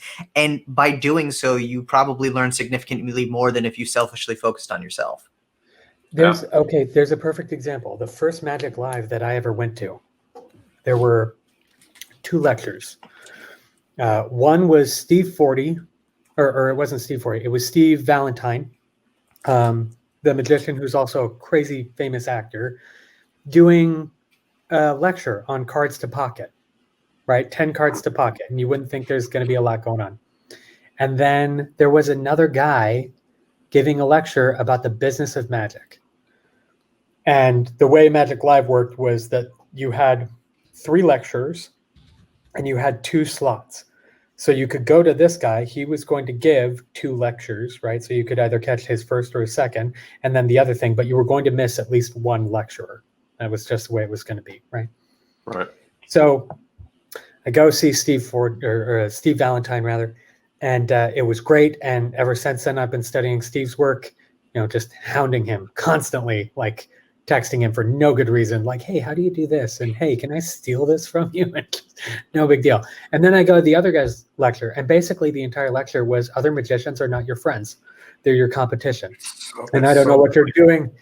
But again, like that's this guy's worldview, right? And for him, if you were in any other space, that would make sense, right? Like if you were in the retail, like production space, like say you were in shoes, right? The guys who go to shoe conventions aren't showing each other like 2021's next designs because they know deep in the background that's competition, right? And someone might steal it because they just don't care, or someone might overhear you, or whatever the case may be. And in Magic, in a couple of instances, I get it. It's, if it's your lifeblood and you have to perform, and this show you have spent the past 20 years creating, you would protect it with your life. Fine, Right. I get it. Yeah, for sure. But I come from a very privileged point of view where I don't have to make a living at this. And that was on purpose, right? So now, if I go to a jam or I go to a convention and hang out in the lobby, we're all on equal footing. There is no competition. There's not even co-opetition. There's none of that. And it's much more collaborative, right? Like there's no antagonism. You're not out to get anyone, even secretly, even in the very back of your brain. It's just, hey, this is what I'm working on. Can you help me? Or, hey, that was beautiful. Are you okay if I put that on my Instagram? And they're like, yeah, sure. It's great. And it's so much more collaborative. And that's the type of Magic community that I want to be a part of. because that's the one that I feel like makes the world a better place. We all have had enough going on for 2020. I don't need to put up with a guy going, screw you, I don't want to know about your card magic and stay away from my cards. You know, like I just don't. I want to talk to the people who are trying to make a dark year brighter. Yeah, no, for sure. And here's the thing, though. It's like, I think, like you said, it's competition, right? And it's like in people's mentality, they're like, this is my thing. I don't want to share it. I don't want to give it away. And it's kind of like those like war dogs that are like, TikTok magic is stupid. It's giving away our secrets and blah, blah, blah, blah, blah. And it's like, bro, without TikTok magic, your secrets are going to die anyway. Like this is how people get interested in magic. This is how the legacy carries on. Like a lot of old school people in every community, whether it's rock climbing, jujitsu, like things that I'm involved in, the old timers are always upset at the newcomers because they're changing the game. You know, they're bringing new bright ideas that are prevalent in the new times, right? It's like they're shifting it to whatever the platform is that makes the most sense for their, you know, like I'm watching guys half my age going on TikTok, and at first I figured, you know, how could you do anything meaningful in 15 seconds? And then I remembered that's exactly how I got my start. I was doing 15-second videos on Instagram, and then I got all hoity-toity about TikTok. I was like, well, pardon me, there's a thing of crow over there that I clearly need to eat right now. So but that's okay. So I don't want to belittle the older generation though, right? Because there is a place for tradition. I feel like that's like what do they call that? The democracy of the dead, right? That the people who came before and added to the body of knowledge that you now get to call your own, that they still get a say even after they're gone, right? And we do that by virtue of how we respect them, how we credit them, and everything. But the one thing that I've always seen is that it's very difficult to convince that generation to do the same thing to the next, because we base it off experience, right? The older generation will always have more experience. Whereas the younger generation, they always have, in my mind, more vigor, more creativity. They always have so much more life and vitality to add to it, even without the experience. And if you're willing to float the line between the two, you have a very, very full experience of what the magic world has to offer. But if you choose a side, you're going to lose out on about half of it. Yeah. And I think a lot of people, you know, when they are, I mean, let's be honest, doesn't matter what category you're in, whether it's music or whatever, magic, doesn't matter. A lot of the new generation don't care about the old generation, right? And I think that's where a lot of disrespect comes from. You know, even it could be anything. You know, and I think what it comes down to is just be a good person, have good morale. Don't steal someone's idea, use it for your own. Like give credit where credit's due, and I think that really gives respect to the people that came before you. You know, you acknowledge people. You know, I don't have to like Ansel Adams to know he's a phenomenal photographer and what he did for photography. Like I get it, and it was brilliant. I just don't like his work. You know, and it doesn't mean that he's not a genius. You know, but it's not like I'm going to catch hell for this, but that's the way I feel about Andy Warhol. Like I don't get it. You know, but like, I don't either. I agree. Agreed. I get it. It's not a pipe. It's a picture of, okay, fine. I got it. But but at the same time, I don't want to like,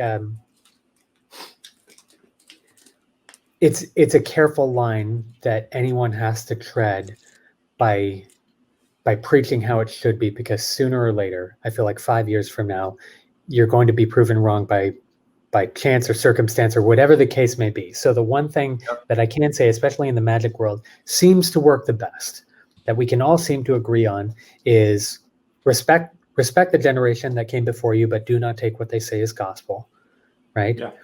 Give a voice to the generation that comes after you, but don't take what they say as the absolute next thing that's supposed to happen, right? Everything that I do is very, very much old school. Like, okay, it's the music and it's on Instagram and that's a very modern thing. But if you're looking at my hands, I'm not doing anything that wasn't in publication in like the 1940s, right? There's a running joke that if you can't find what I'm doing, likely it's unpublished Marlowe. That's just the way it's going to be, right? But that being said, I've watched people who were, God, I went to the Blackpool Magic Convention, right, in February. And, you know, Blackpool is where dreams go to die. But the convention itself is actually amazing. You know, it's 10,000 magicians all descending on one tiny town in the UK. And God forbid that place. it's you go hang out at the Ruskin, which is packed and sweaty, and you're drinking an awful lot of beer. But then you get like a 14-year-old who comes up and goes, "Hey, I just started magic 2 years ago. What do you think of this?" And you watch what they're doing and you realize, like, you know how we have that saying, like a kid has like an old soul, like they're a lot deeper than you'd figure that they should. Some kids in magic are just old souls. You can tell like their hands were passed down from like their grandfather who was actually a card cheat, you know, and you get to see that, and then it gives you hope for like what comes after, right? But and this at the same convention, you get to sit down, like I sat down with Eddie McCall. And I count that as one of the coolest things that I've ever gotten to do, because Ron Conley told me about Eddie McCall, he's a Scottish card handler and like a magician out there. He has a YouTube channel now. He does a vlog, which is great. Nice. And the thing that he's known for is these very clean shuffles and palms, and they're old school. And it's not that they're anything new. It's that he's the best in the world at a few of these. And you get to sit with him. And this is all happening in the same day. So if I could do that for the rest of my life, that's what I'm doing. I want to watch this play out. I want to see the guys who came before me, and I want to watch the generation that comes after me grow into something that I can't even keep up with. And that, for me, like if I get to be a piece of that, I'm calling that a win. I'm calling that my contribution. If I get to give credence to both sides, then that's it. That's all I need. So, yeah. Anyway, Yeah. there you go. But there's my sermon. Let me get off my soapbox for a second. I mean, it's so true, though. You know, and it's like, it's kind of just paying homage to the people that came before us. You know, regardless of what it's in, and even Jackson collecting, old Congress decks that he respects, and he's looking at a Congress deck with Lord Dundry in it, and here he is creating his own deck based on this character, and he got inspiration from another deck, so that's kind of him paying home. It's not like he took it and was like, oh yeah, I took this idea and I saw this character and I just did a deck about it. He showed the deck. He said what it was from, and he respected where he found it, and it's not everybody does that, unfortunately. They just want to take it as their own and use that, and that's unfortunate. But I like to think most people don't do that. I like to think. I think that's where you see. That's where you catch the depth of people. You see the pedigree of their work by virtue of how much not only they invested into generating it, but how much they invested into the story that surrounds it. That, I think, is a big deal, right? You watch, okay, perfect example, right? Jackson. Hey. I'm here. Hey. Okay, all right. So the first big deck that you ever generated, right? Right. How many decks have been spawned from that single deck? All of them. No. But I mean, like, I know the business was created largely, like, you got that big push from that series for sure. Right. So now, no, but you said you have like over 250 decks, right, Jackson? That's got to be. I mean, if you're counting all the different editions, like 300, I guess. Right. Maybe. Which is more than most Magic companies. As far as I know, Jackson is the premier developer of custom decks, where he is like the main entity for it. I think that's a true statement. Hands down. Nobody touches them. Okay. Yep. All right. So, but you trace the line backwards, and at no point did he ever think, you know what? I'm just gonna go over the weekend and just sort of slap some stuff on the back of a card and maybe draw a smiley face on the king, and then I'm just going to release it. Like at no point, I'm not getting that vibe off of him. Like every deck. Oh, really? Really? That's a Kenneth trusting kind of mood, not a Jackson. Yeah. I guess you weren't here earlier. Yeah. You weren't here at 5 o'clock, buddy, were you? No.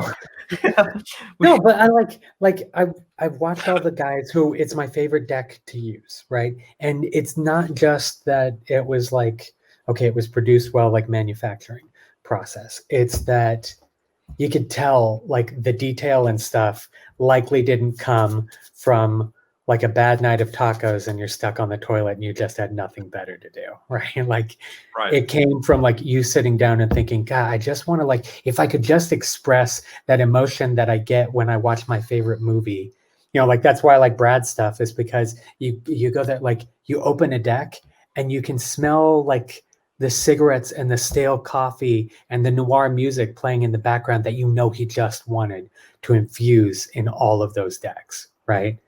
With Jackson, like every time I open one of the decks, they always feel historical. They always feel like infused with a story, a caricature, something beyond just the manufacturing of playing cards with cool pictures on them, right? Yeah. But Chris Chelko, right? For him, it was legacy, right? He's got this huge legacy of all of these people that you look at Whispering Imps, which is the one he's most known for, and I've got the big stack of them and everything.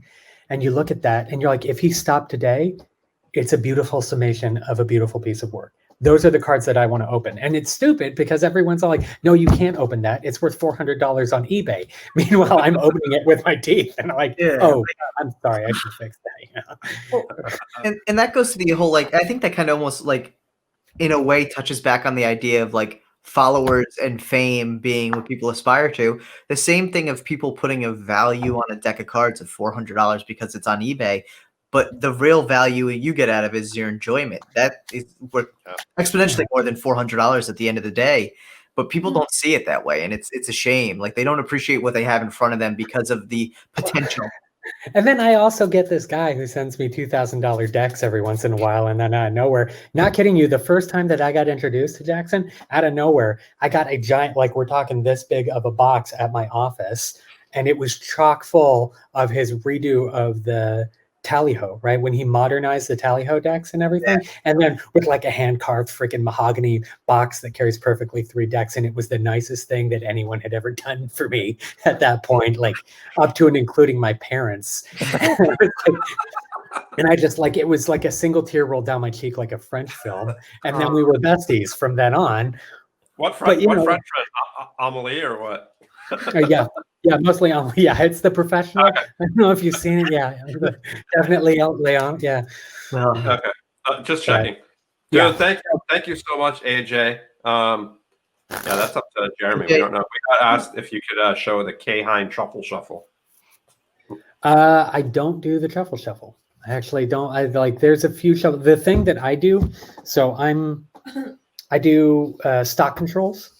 So if you guys ever watch me shuffling and everything is purposefully controlled, right? So perfect example would be like if I want to control top stock and bottom stock, right?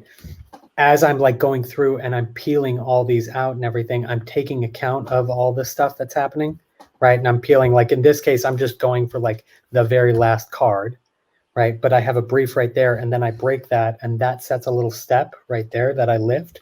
So now when I shuffle, I pull back the last 2, right? And now those are the 2 cards that I had in play before. If I wanted to do like in the hands, thanks, man.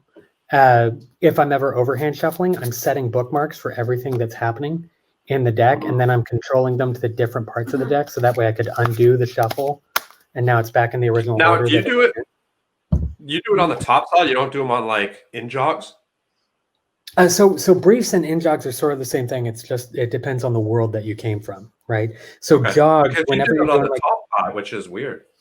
Yeah, so I do it on the side, right? I would like for me, this is called a brief. To the magic world, it would be called like a side jog. But the only reason we call it a brief is because it may not be just one card sticking out. It might be like a number of cards slightly smeared, right? But if you learn to control this, then you could like uncut your way out of the shuffle, and now you're back in the original order. And that was the stuff I wanted to chase, because for me, that was the stuff. Like Truffle Shuffle is amazing, but I had this like Truffle Shuffle along with like bottom dealing and doing various things from If an Octopus Could Palm.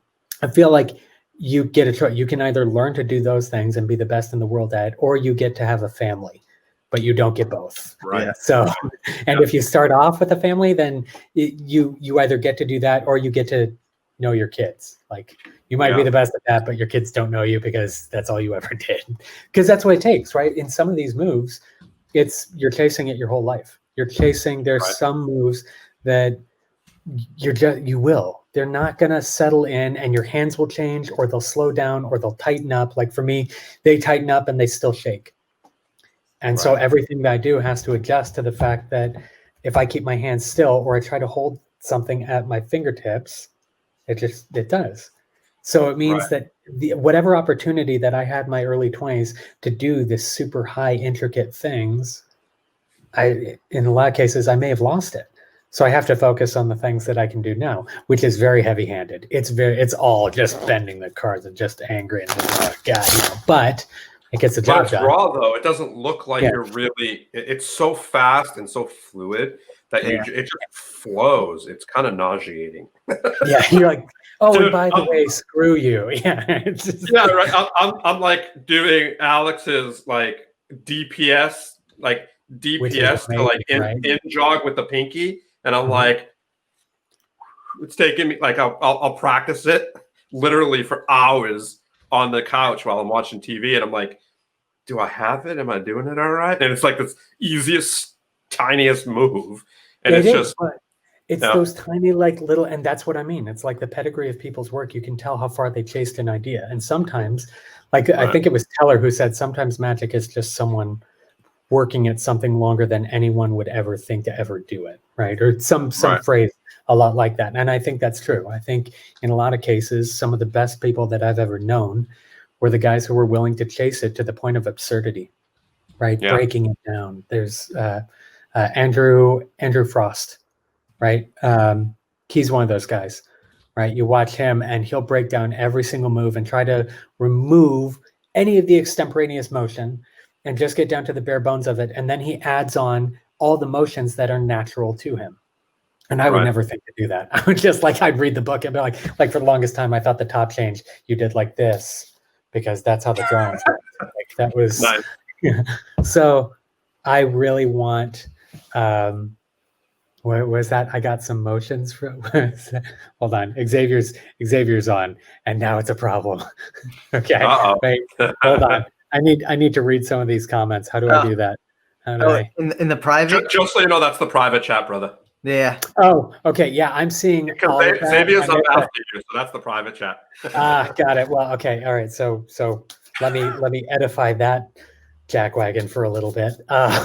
So that okay. Ask him to do Xavier's Rise, and this is one of those things, right? Like you watch it, and it's something that's happening in a space that big, and it looks like a damn miracle. Right. I mean, he's one of those guys that just like yourself are so freaking gifted and makes you just say, "What the f is going on?" Like I just don't. Why are you? Who hurt you? Right. Right. Why are you so damaged? I mean, it's beautiful, but you're clearly like. Not to mention his magic, but wait till you see his freaking setup when he comes on video. Like. It's ridiculous. He's definitely a go big or go home kind of guy. Yeah. He's so pissed at me right now for the way that I look. Like he's like just invest in a neon light or two, Jeremy. Jeez. Right. Jeremy is a black belt in many things, but he's a white belt in his camera setup. I am definitely. And what's funny is I have some of the best Sony equipment that you could possibly own. And I use exactly 0 of it for vlogging. So like at some point, X, know that I'm taking a private lesson with you at like how to actually record things. That would just be great. That would be wonderful. No, but X is one of the guys like you finally get to sit down with him, and it's one of those guys who he's actually one of the reasons why I don't do YouTube, because we met up in LA, and it was him and this massive demigod of a man named Augustin Tosh, who is just a huge ball of energy. And we were walking around LA, and we were like on a rooftop bar, and we're just sitting there. And he asked me this very pertinent question that I'm so pissed at him for asking me. He was like, "What are you trying to say? You know, you've got their attention. What are you trying to say?" And it was this very and I tried to laugh it off, and he didn't laugh. I was like, damn it. Okay, he's serious, and we're having a very deep conversation. Oh, okay, this is gonna hurt.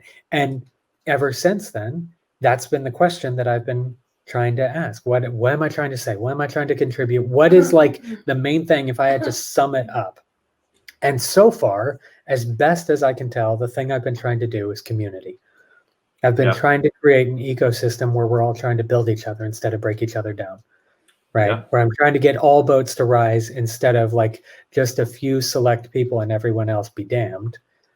I wanted to create the type of place because I believe that there was enough, that magic was big enough to make all of us better. Yeah. So X, there's your answer. That was what I was trying to do. Yeah. Well, here's the crazy thing. One thing, obviously beside his, his skill at what he does in, in magic and sleight of hand, it just his creativity is great. The one thing that I really love about him is he's straight. He's straight. He's very straight, but the way he delivers it is so huge. You know what I mean? Yeah. But he cares. He's so caring, and he has which is why if you're willing to stick around, he'll be one of the best people that you could ever hang out with. Because literally, I messaged him. He never heard from me ever, and I was like, "Bro, we would love for you to come on." He's like, "Yes," and he's on it. No questions asked. He's like, "Yes." I'm like, "We would love for you to come on the 24-hour show and want to have your own show." He's like, "Yes," and he's just so. He's the yes. He's totally willing. And it's cool to see. When you have all these different kind of sections of yourself that are high level. You know what I mean? Yeah. And he's the guy who he'll take you as far as he possibly can, but he expects you to come with papers, to come with your own work, to come with the fact that you're not just going to take the secret and go away, and you're not just going to try to get something for free. I don't know, he had a phrase a while back, and I remember hearing it from more than one friend, cracks in the foundations, right? If you're going to do it, build well. And then he'll sit with you for as long as you need. Most people don't know that about X, because he can seem, really straightforward and assertive and, foul-mouthed.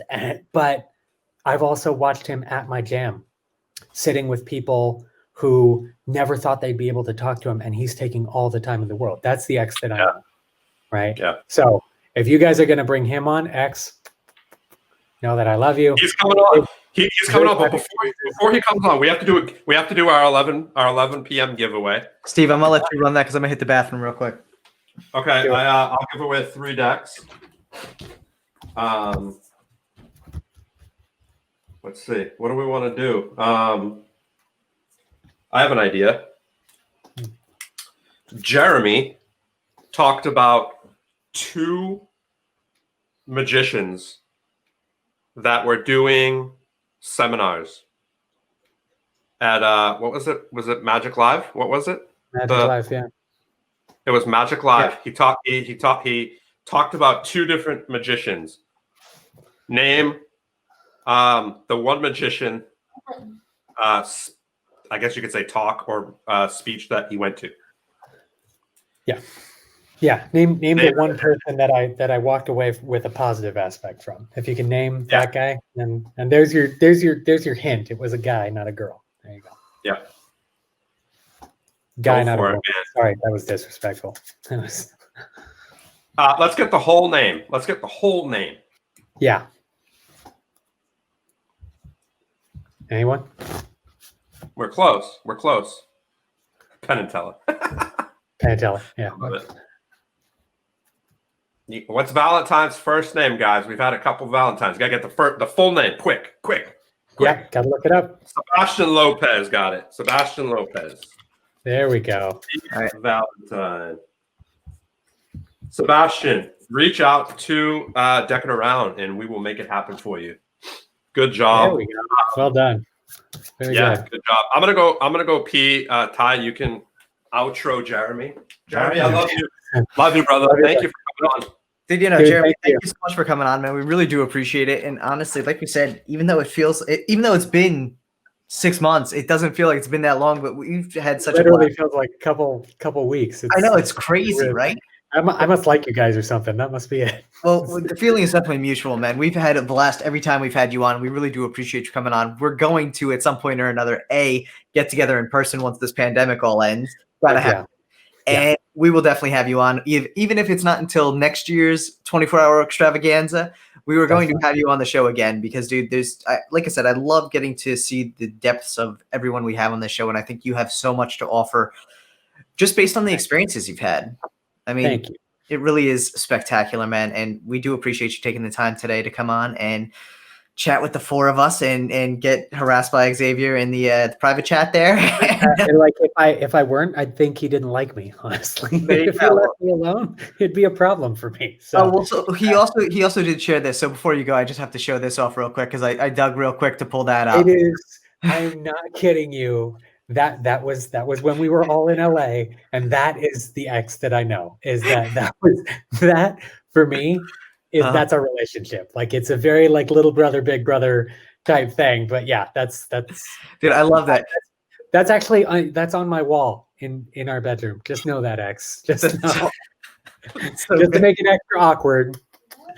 That is so good. That is so good. Well, I mean, his follow-up comment to when I found it and said this was all I hoped for, he was like, "That's the night he had my babies," and I was like, "All right." Yeah, that's when we fell in love. Yeah, that's really. I absolutely love it, without a doubt. But dude, thank you so much for coming on. We really do appreciate it. And as always, we can't wait to talk to you soon. It would be my pleasure. I'll catch you guys later. Jackson, I'll catch you soon, buddy. All right. Enjoy the family time tonight, man. Happy holidays. Happy holidays. Take care. See you.